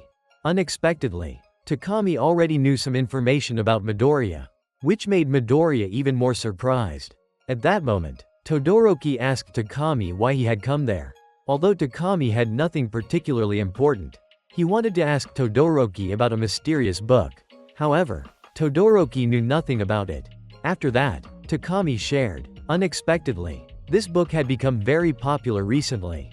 Although it had been published a long time ago, the predictions from its contents were very accurate. And Takami also found this matter very interesting. So he introduced it to Todoroki. He even pointed out the important parts, so that Todoroki could pay attention to them. However, Todoroki did not understand anything. It turned out this was Takami's true purpose. He wanted to use this book as a means of communication. Because Takami was currently being monitored by others, he could only use this method. At that moment, Todoroki felt a very strange sensation. Then Takami quickly handed the book to Todoroki. To avoid being discovered by others, Takami had also prepared more copies for several other people. And he immediately left, leaving Todoroki alone, lost in thought about the story behind it. A little while later, Midoriya's group arrived at the Endeavor Agency. After that, everyone introduced them to the place. Unexpectedly, Bakugo felt very interested in the things that existed at the Endeavor Agency. Suddenly, at that moment, the Endeavor Agency received a deployment request. The staff immediately identified the location. They quickly contacted the patrol team, and Midoriya's group now had the chance to see how everyone worked. Indeed, this place was full of energy. At this moment, Bakugo became impatient. He wanted to take action immediately together with everyone. However, they all had to wait for orders from their superiors. As for Todoroki, he was investigating the book. At the same time, Todoroki remembered Takami's words. The things Takami had just said were very different from usual, which only made Todoroki more suspicious. So he focused on investigating through the book that Takami had given him earlier. In the end, Todoroki managed to understand the hidden meaning that Takami wanted to convey to him. As for Takami, he was currently attending a meeting of the Meta Liberation Army. Dabi was also present there. At this moment, Takami was gaining their trust. When the time came that he was forced to step outside, Takami still found a way to listen in on the conversation. He used his wings to capture the sound. Unexpectedly, Takami discovered a disastrous plan, which was scheduled to take place in 4 months. Meanwhile, Todoroki remained very focused. He continued to study the book. Todoroki realized that Takami was probably inside enemy territory. At this moment, Takami was also coming up with many strategies, so that he could salvage the situation before the Meta Liberation Army began to act. Meanwhile, Todoroki finally grasped some basic information about them. As for Midoriya's group, all 3 were divided into teams by Kamiji to take action. However, Bakugo was furious because only Shoto got to go with Todoroki, while he and Midoriya had to follow Kamiji. Bakugo had come here only because he wanted to work with the #1 hero. Unexpectedly, later Todoroki announced that all 3 of them would be going with him, because this internship was meant to strengthen their combat abilities. But before everyone started acting, Todoroki asked Bakugo and Midoriya to share information about the problems they were facing as well as the things they wanted to learn. At that moment, Midoriya sincerely shared. He only wanted to control his power, so that he could fight freely. After that, he showed Todoroki the extent of his energy. This power of Midoriya's could restrain almost anything. And right now, he was looking for a way to make use of it. At this moment, Midoriya did not hesitate to explain his plans for this. However, no one really understood what he was analyzing. Unexpectedly, Todoroki was the one who understood it, but Midoriya's quirk was quite difficult to manage. As for Bakugo, he came here to search for the things he himself could not do. Suddenly, Kamiji laughed at Bakugo's confidence. However, those were truly his honest feelings. Since childhood, Bakugo had been aware of his own strength. But at this moment, Bakugo realized that relying only on overwhelming power would not make him the strongest, because that had been Bakugo's original goal. As for Shoto, he also wanted to share. Until now, he had only wanted to train the quirk inherited from his father. But when Shoto thought about it, it felt meaningless. However, after entering Ua High School, Shoto had gained new perspectives, because he had lived with everyone and fought alongside them. In the end, Shoto finally awakened. All his actions had been shaped by his thoughts about Todoroki. But the person Shoto truly idolized was All Might. He came here with his own will, and with the resolve of a hero. Therefore, Shoto wanted Todoroki not to act like a father toward him. Although Todoroki was the #1 hero, even now, Shoto still could not forgive what Todoroki had done to his mother. After everyone had made their feelings clear, they began to take action. On the way, Todoroki shared strategies for them to act. Thanks to his prior experience, it was now their turn. All 3 had to gain experience for themselves. Suddenly, Todoroki moved unexpectedly. Everyone was surprised by his incredible speed. Meanwhile, Midoriya recalled his own journey. That gave him even more motivation. As for Todoroki, he was closely pursuing the villain. He successfully captured him. After that, they moved to the next location. For Todoroki, time was extremely important. It was also connected to the lives of the people. Therefore, they had to stay focused on the mission. Because this was not a classroom, but a real world. The experience of fighting in school was completely different from the outside world. No matter what situation they were in, Todoroki advised them not to worry. They could fail without fear. But through that, The three of them would gain experience. And they needed to keep moving forward. Finally, they finished their first day of training. Meanwhile, Ochako arrived at the Ryukyu agency. She had also just finished her training session. After that, Ochako and everyone joined a party. A little while later, they saw shocking news. It turned out that there had been a huge explosion at the Toriga factory. And that place was producing illegal drugs. At that moment, Ryuko realized the explosion was meant to destroy the evidence. The villains had used it to obstruct the investigation. Suddenly, Ryuko received a request to cooperate from the hero Tsuruki. So everyone prepared to depart. After that, they arrived just in time. It turned out Tsuruki needed to work with Ryuko. Because earlier he had seen a smuggling ship trying to escape. And it was connected to Toriga. Therefore, Ryuko could not ignore the matter. Asui also got the chance to meet Tsuruki again. In their previous meeting during the training session, Tsuruki had helped Asui a lot. So she was very grateful for that. Tsuruki had taught Asui important knowledge, so that she could become a true hero. After a while, before everyone started the mission, Tsuruki wanted them to relax and have fun. During that time, Tsuruki also had the chance to talk with Ryuko. Finally, everyone began to take action. Their ship had already departed. At that moment, Ryuko used her quirk to transform into a dragon. She was flying into the sky with the wings on her back. Tsuruki also used his quirk to dive deep into the sea. His purpose was to locate the enemies. However, according to everyone's observation, nothing unusual had appeared yet. Everyone began moving to the next location. As for the smugglers, they also started heading out to sea. At that moment, Tsuruki quickly discovered the smuggling ship. So he immediately sent a signal back to the ship. Then everyone began to take action. After the smuggling ship was detected, they used Toriga to create a smokescreen. However, the heroes were not going to let them off so easily. At that moment, Tsuruki successfully approached. He directly attacked the leader. Then Tsuruki took control of the cockpit. Unexpectedly, behind the smuggling ship was an airplane. The smugglers planned to escape using it, but Ryuko was trying to chase after them. The next one to act was Ochako. Even though Ochako had only just begun, she successfully managed to reach the airplane. At that moment, the people on the airplane were dealt with. However, the airplane was having some problems. So Ochako focused on controlling it. She absolutely refused to give up. After that, with everyone's cooperation, Ochako was finally safe. Ryuko successfully protected the cargo. As expected, they were chemicals used to produce illegal substances. Thus, everyone finally completed the mission. The operation ended successfully. Everyone still returned to relax and have fun together. As for Midoriya, at this stage, he was determined to keep chasing after Todoroki. Because Midoriya wanted to achieve his own goal, which was to become the greatest hero. When night fell, there was a thief on the street. He passed by a man and stole a valuable briefcase. At that moment, Todoroki's group discovered it. They quickly moved to restrain the thief. Unexpectedly, Todoroki was the fastest to catch him. But clearly, the one who noticed first was Shoto. That left the others feeling a little disappointed. Next, they received another mission. This time, they immediately set out. Of course, Todoroki was once again the first to arrive.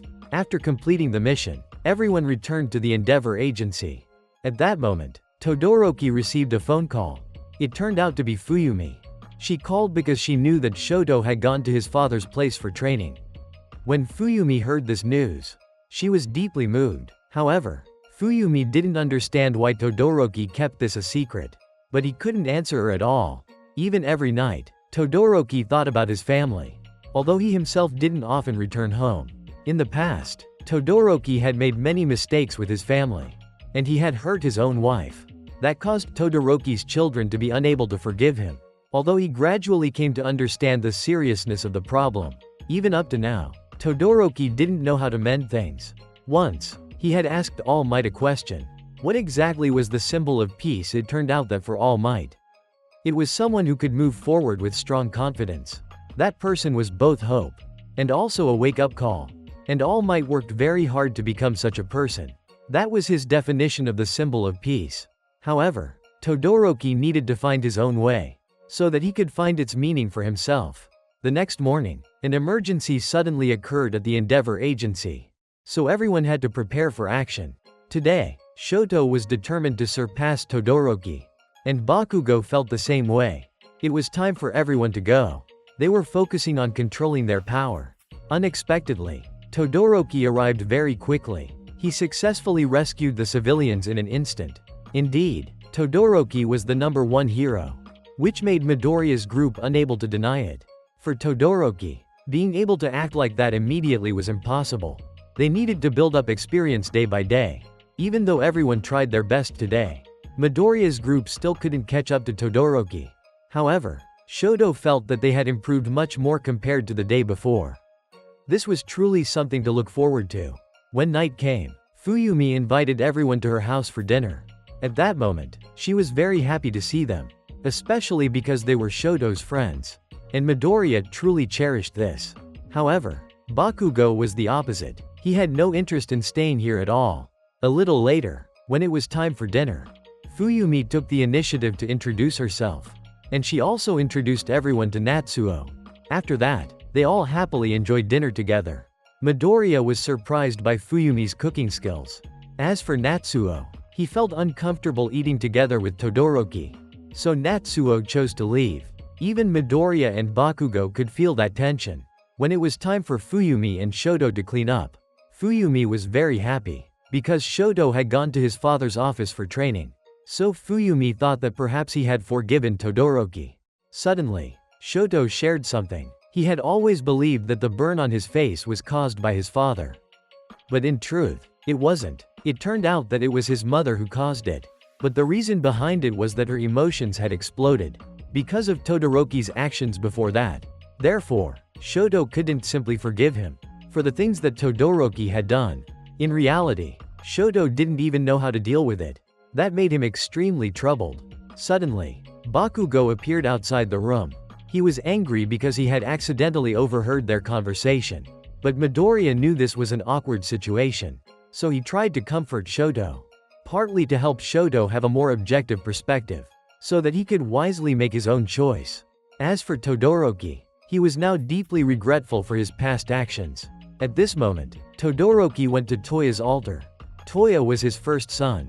However, during one time when he caught a villain, that villain later escaped and held a grudge against Todoroki. So he targeted Toya to satisfy his own revenge. After that, Fuyumi told everyone the details about Toya. Since childhood, Toya had been very close to Natsuo. However, ever since their mother fell ill, everything completely changed. Natsuo firmly refused to forgive Todoroki because he believed that Todoroki was the one who caused Toya's death. Suddenly, Todoroki appeared. It turned out it was time for them to return to the Endeavor Agency.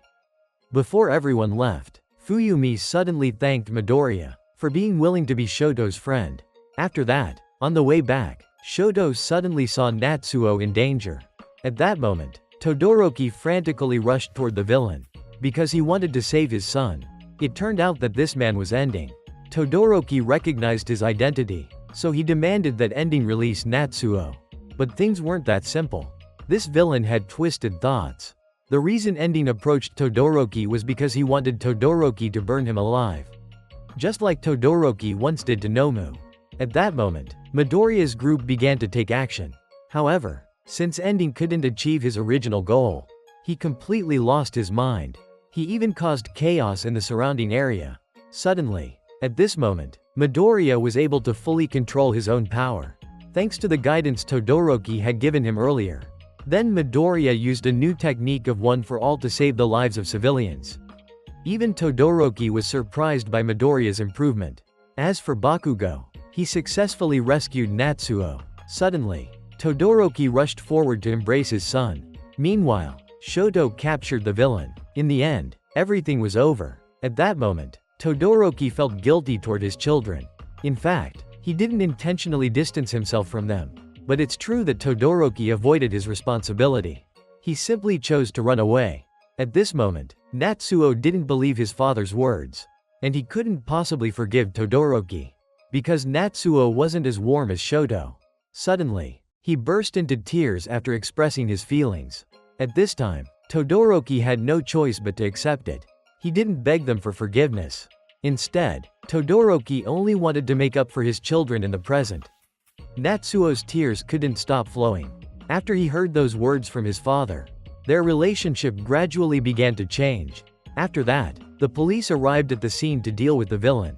Meanwhile, Midoriya's group drew the attention of people around them because of their actions just moments ago. And so, the hero internship came to an end. Their third semester would officially begin. At this time, Iida announced to the whole class that today's activity would be a practice press conference. After that, everyone headed to Alpha Stadium. While the girls were changing clothes, they noticed that Ochako had changed her combat outfit, and it actually suited her very well. Meanwhile, Midoriya had managed to control his own power, which greatly surprised the classmates around him. Because within a short period of time, Midoriya had successfully gained control. On the way everyone was heading to the training location. All Might had already been waiting for them in advance. Since Aizawa suddenly had urgent business, it turned out he was on his way to Tartarus prison. And Yamada also went along with Aizawa. It turned out they came here to interrogate Kurogiri. Unexpectedly, everyone learned the truth here. Kurogiri was actually Oboro. In the past, the three of them were very close friends, and their goal was to become heroes. Each of them had their own unique strength. So Oboro came up with the idea for everyone to form a team.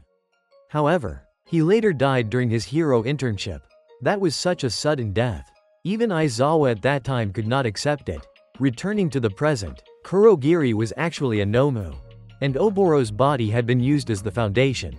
At that moment, Yamada became extremely furious. After he learned the truth about this matter, Yamada could not understand what meaning their actions had. After that, Yamada and Aizawa directly went to meet Kurogiri. Both of them hoped they could awaken the human inside Oboro.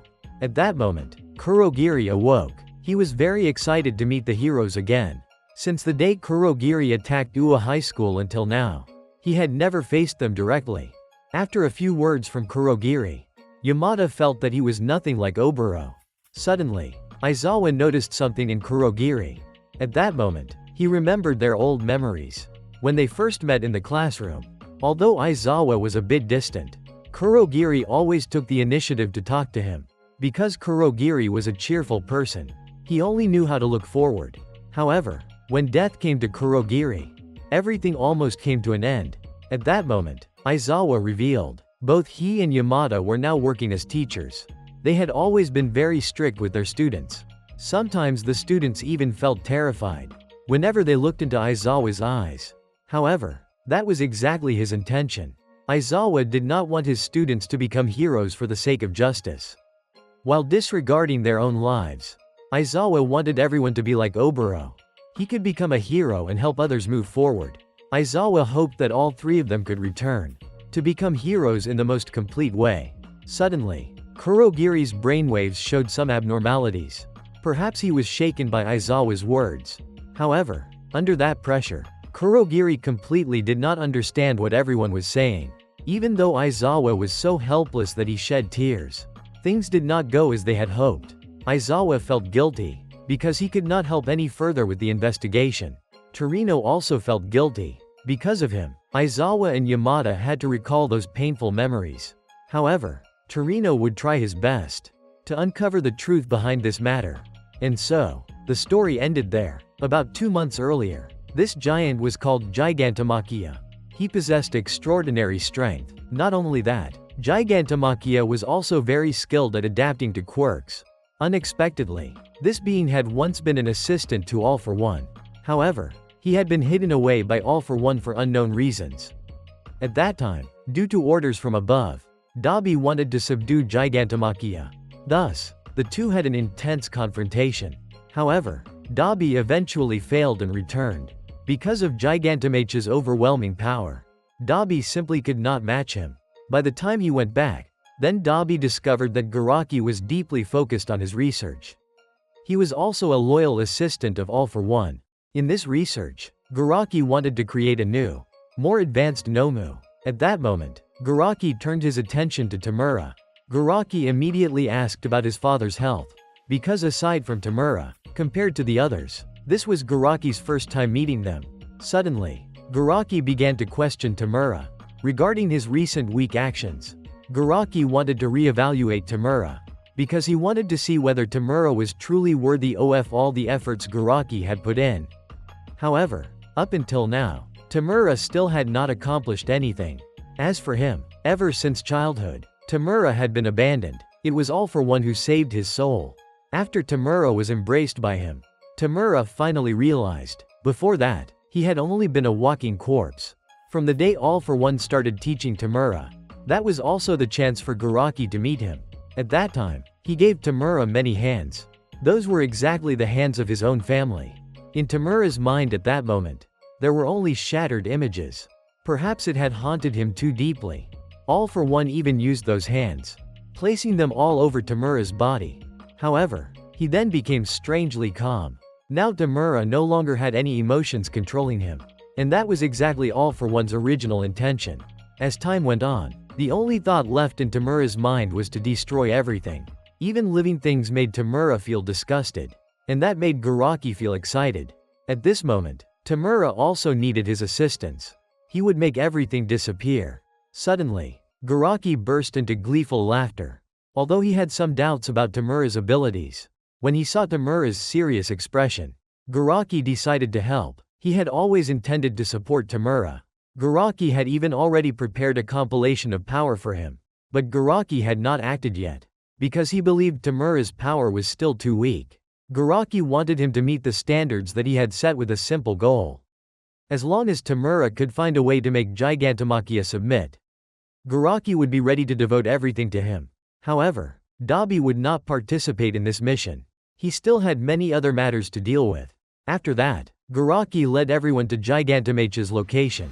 This time, Tamura returned once again, but his spirit was completely different from before. Then they faced off against Gigantomachia. At first, Tamura seemed to struggle, because Gigantomachia's power was overwhelming. Even after half a month had passed, Gigantomachia still completely refused to acknowledge Tamura. During battle, Gigantomachia's body would grow larger. No matter where Tamura tried to hide, he would always be found. The fight seemed difficult, yet Tamura still wore a terrifying smile. After some time, Tamura gradually gained the upper hand. He wanted Gigantomachia to kneel before him. That was why Tamura was now extremely determined. Suddenly, some bad news arrived. The places where they had been fighting had already aroused the suspicion of the police.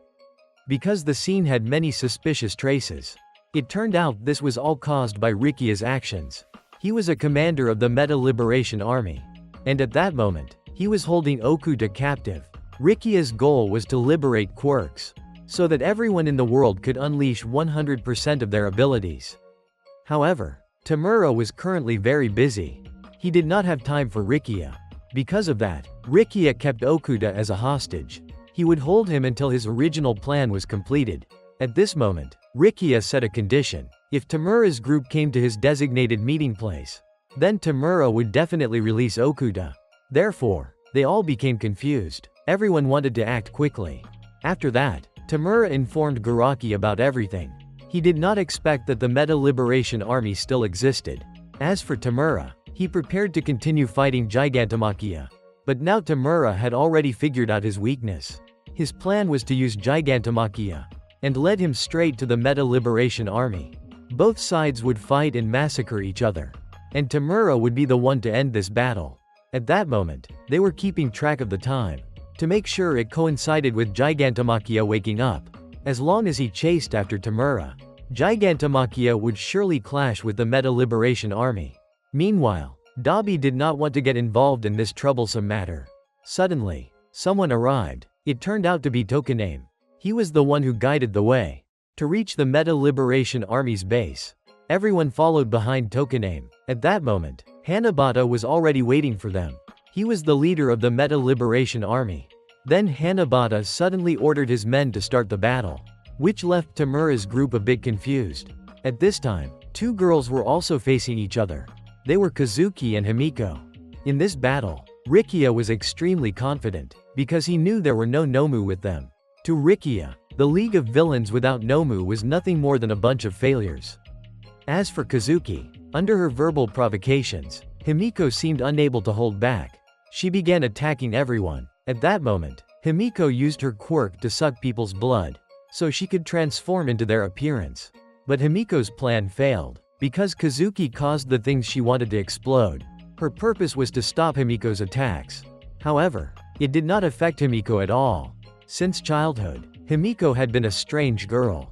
She had even sucked blood from her friends, along with her bizarre interests. This made Himiko become increasingly distant from others. Society could not accept her existence. Kazuki took advantage of that, and struck directly at Himiko's issues. Then Kazuki slowly launched her attack on Himiko. Luckily, Himiko managed to escape. At this moment, she used Ochako's blood to transform, and thus Himiko gained Ochako's quirk.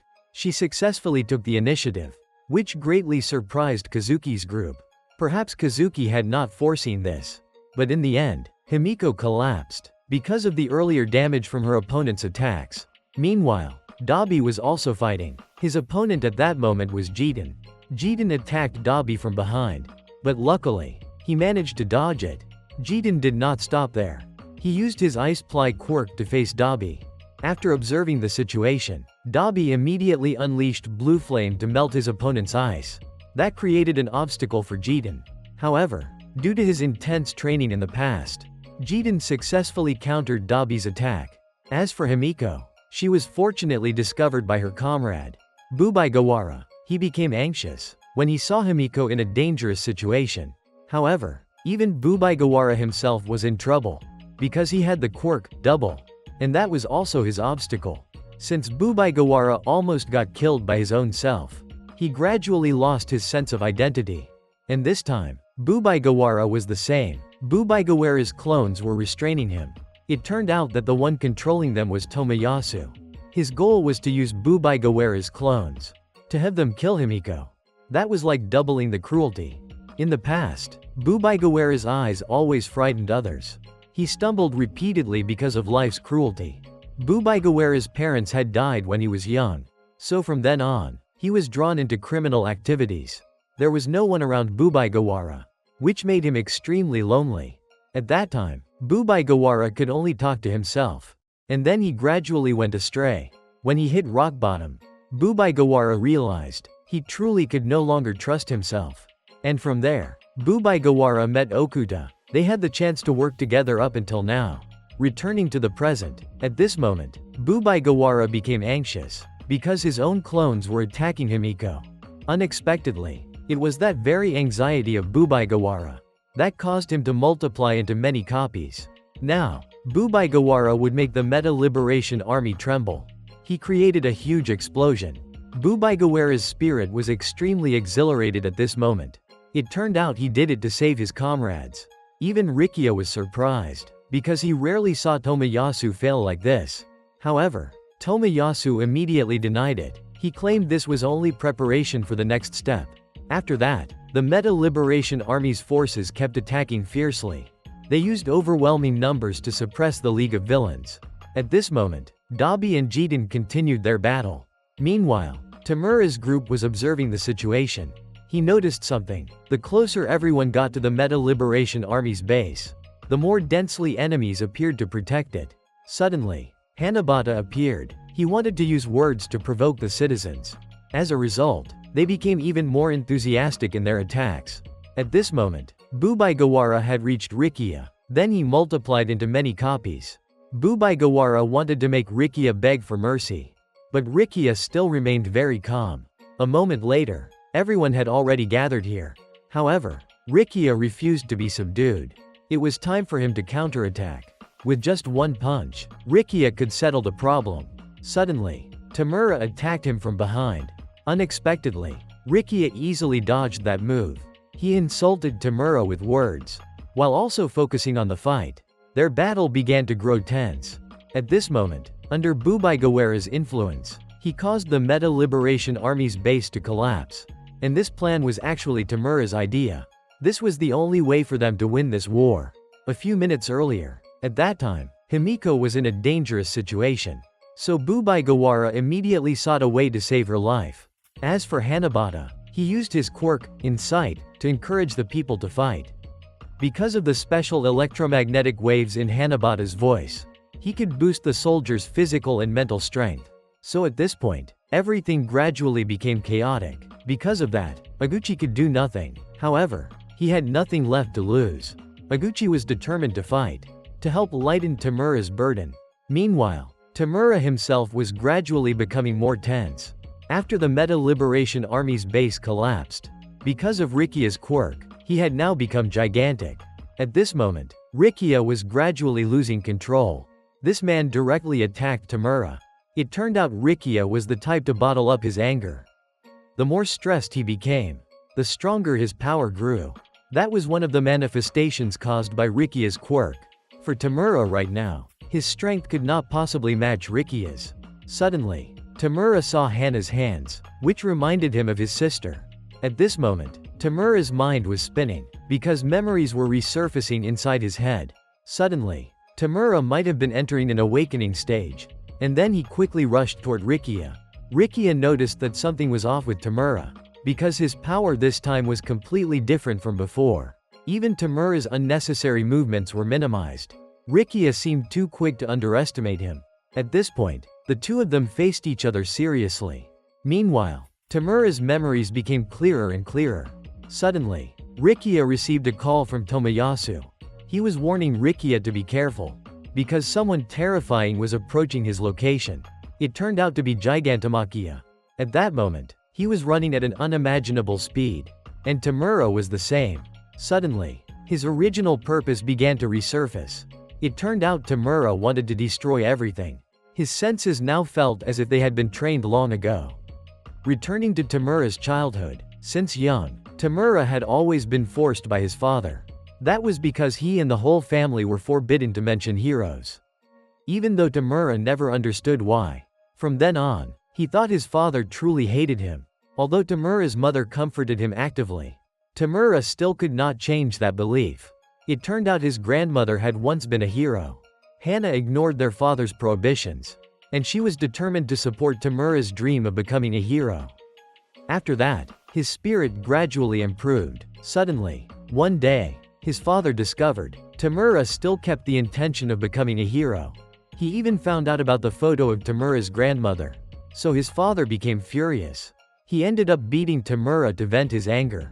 Tamura's father's name was Kotaro. Since childhood, Kotaro never had good feelings about heroes, because his own mother abandoned him for her hero career. From then on, Kotaro deeply hated the word hero. That was also the reason why. But Kotaro forbade everyone in the family to mention it. However, this time, Kotaro brutally beat Tamura. Because of that, Tamura's mother refused to stay silent. From the beginning, Kotaro wanted to build a happy family. Yet by that time, Kotaro seemed powerless. He never expected things would turn out this way. As for Tamura, he gradually grew to hate everything. And then Tamura felt the power within himself. After that, he killed his beloved dog, which left Tamura deeply shocked. He could not believe his own eyes.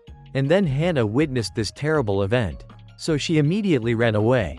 Because Tamura was terrified of being discovered, he chased after his sister. But unexpectedly, Hana was also destroyed like the dog, by Tamura's unintentional act. At that moment, his emotions surged uncontrollably. Tamura could no longer restrain this newfound power. So he destroyed everything around him. And thus, the story of Tamura slaughtering his entire family happened just like that. His mind gradually fell into panic. The guilt clung to Tamura's entire being, making him unable to put it into words. Tamura carried within himself destruction, a power that his own body could not control. It only signaled to him through an unbearable itch. After that, he was guided by All for One, who taught Tamura after seeing his hidden potential. Tamura became a symbol of fear, but he was filled with the desire to destroy. And All for One would be the one to define everything about Tamura. Unexpectedly, when Tamura saw his family shattered, he felt an immense sense of relief inside. Returning to the tense battlefield, Tamura once again rose up. Even Rikiya was astonished. Then he became afraid, and the tension was slowly fading with each passing minute, which, of course, weakened Rikiya's strength. Suddenly, Tamura grasped the essence of the situation. Out of nowhere, Gigantomachia awakened as well. He was charging toward Tamura to continue the fight. This made Tamura's comrades around him extremely worried. Meanwhile, The Meta Liberation Army's forces were also moving quickly. They rushed to Rikia's side to provide support in battle. Finally, Tamura struck back. He completely unleashed his quirk to the outside. At this moment, the ground here was sinking piece by piece. Tamura fought while recalling All for One's teachings, which made his emotions surge with extreme excitement. Tamura was ready to destroy everything before his eyes. At this moment, Rikia finally sensed the danger. But things had perhaps gone far beyond imagination. The area of the Meta Liberation Army was now severely destroyed. However, this was likely the consequence of Rikia, because he was the one who started the conflict.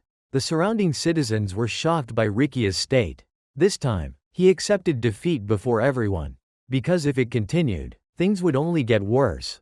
At this moment, Rikia knelt before Tamura. He accepted any punishment, if Tamura could spare the soldiers of the Meta Liberation Army. Because they were innocent, they acted only under Rikia's orders. A week later, tragedy struck a once peaceful city. After the terrifying battle earlier, many citizens had lost their lives here, which suddenly sparked heated discussions among the public. However, perhaps the war had ended with a sorrowful result. Unexpectedly, Himiko was also lost soon after. This left Bubaigawara deeply saddened by the loss. The one resembling Himiko now was merely her duplicate. After many days had passed, all the citizens gathered in a vast square. At that moment, Rikia announced surprising news. It was that the Meta Liberation Army would officially be reborn. Because Rikia had been defeated in the previous battle with Tamura, and within the plans of the Meta Liberation Army, he believed that his own vision as a leader had been too narrow. So Rikia decided to resign, and the one to inherit his position was none other than Tamura. From now on, the Meta Liberation Army would return. However, it would be under a supreme leader, Tamura Shigaraki. This time, he would rename it the Paranormal Liberation Front. In addition, Tamura appointed 9 people as action squad captains. With his confidence and overwhelming strength, he made the people extremely excited. Everyone enthusiastically cheered for Tamura. When night fell, Tamura returned to the base. He had been severely injured from the previous battle. However, through this occasion, Garaki saw the true strength of Tamura, and just as Garaki had promised, he would pass down all his power to Tamura. At Rikia's announcement meeting, surprisingly, Takami was also present there. As for Tamura, in the previous battle, Tamura's abilities had fully blossomed. Now he had become the embodiment of destruction. However, Tamura still desired more power. It turned out that he wanted to grow even stronger, so that he could completely crush the legacy of All Might, with everything Tamura possessed. A moment later, Garaki was in the process of transferring power to Tamura. However, during the next 4 months, Tamura would have to endure pain like living in hell. But once he overcame this hardship, everything would surely fall into Tamura's hands. Returning to Hero Academia, the students gathered together. Everyone showcased the skills they had learned during their internships. Ojiro surprised everyone with the speed of his punches. The trio of Shiro, Denki, and Minoru performed a beautiful combination. Meanwhile, Iida had mastered the use of Recipro Extend. Koda could now communicate fluently with animals. Next was the smooth teamwork of Ochako and Asui. They amazed everyone with their decision-making ability.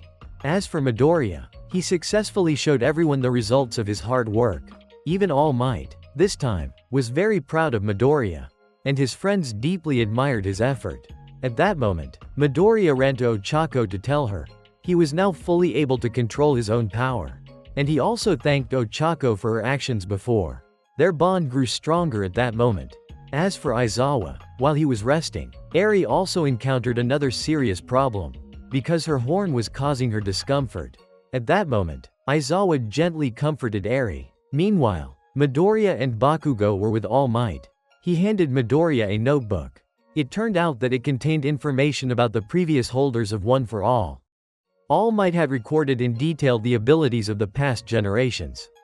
At that time, he also revealed, All for One was extremely obsessed with One for All. During the era when evil held all the power, All for One eliminated all the strong individuals completely. His cruelty grew increasingly uncontrollable. Each generation of One for All had learned different skills. This time, Midoriya would learn the ability of levitation. Suddenly, Bakugo burst out laughing. because he had already mastered this skill beforehand. So Bakugo became excited for surpassing Midoriya. When night came, they returned to the dormitory. Everyone was preparing dinner together. They enjoyed a wonderful time before the new semester began. Everyone became excited, because they were about to have more juniors at the school. Occasionally, Midoriya suddenly felt enlightened. He had never imagined experiencing such precious moments. Midoriya felt truly lucky. As for All Might, he sat alone outside, lost in many thoughts. At that moment, Aizawa appeared. This gave both of them a chance to have a conversation. Meanwhile, Takami was still on an important mission. He discovered that someone was standing behind Tamura. And regarding the Paranormal Liberation Front, Takami waited until the heroes had grown stronger. In the meantime, he would gather more information, so that Takami could expose the Paranormal Liberation Front. So, Day X is approaching. That's it for today's video. Remember to like, share, and subscribe to support Oni-chan in the upcoming videos. Thank you for watching. Love you all.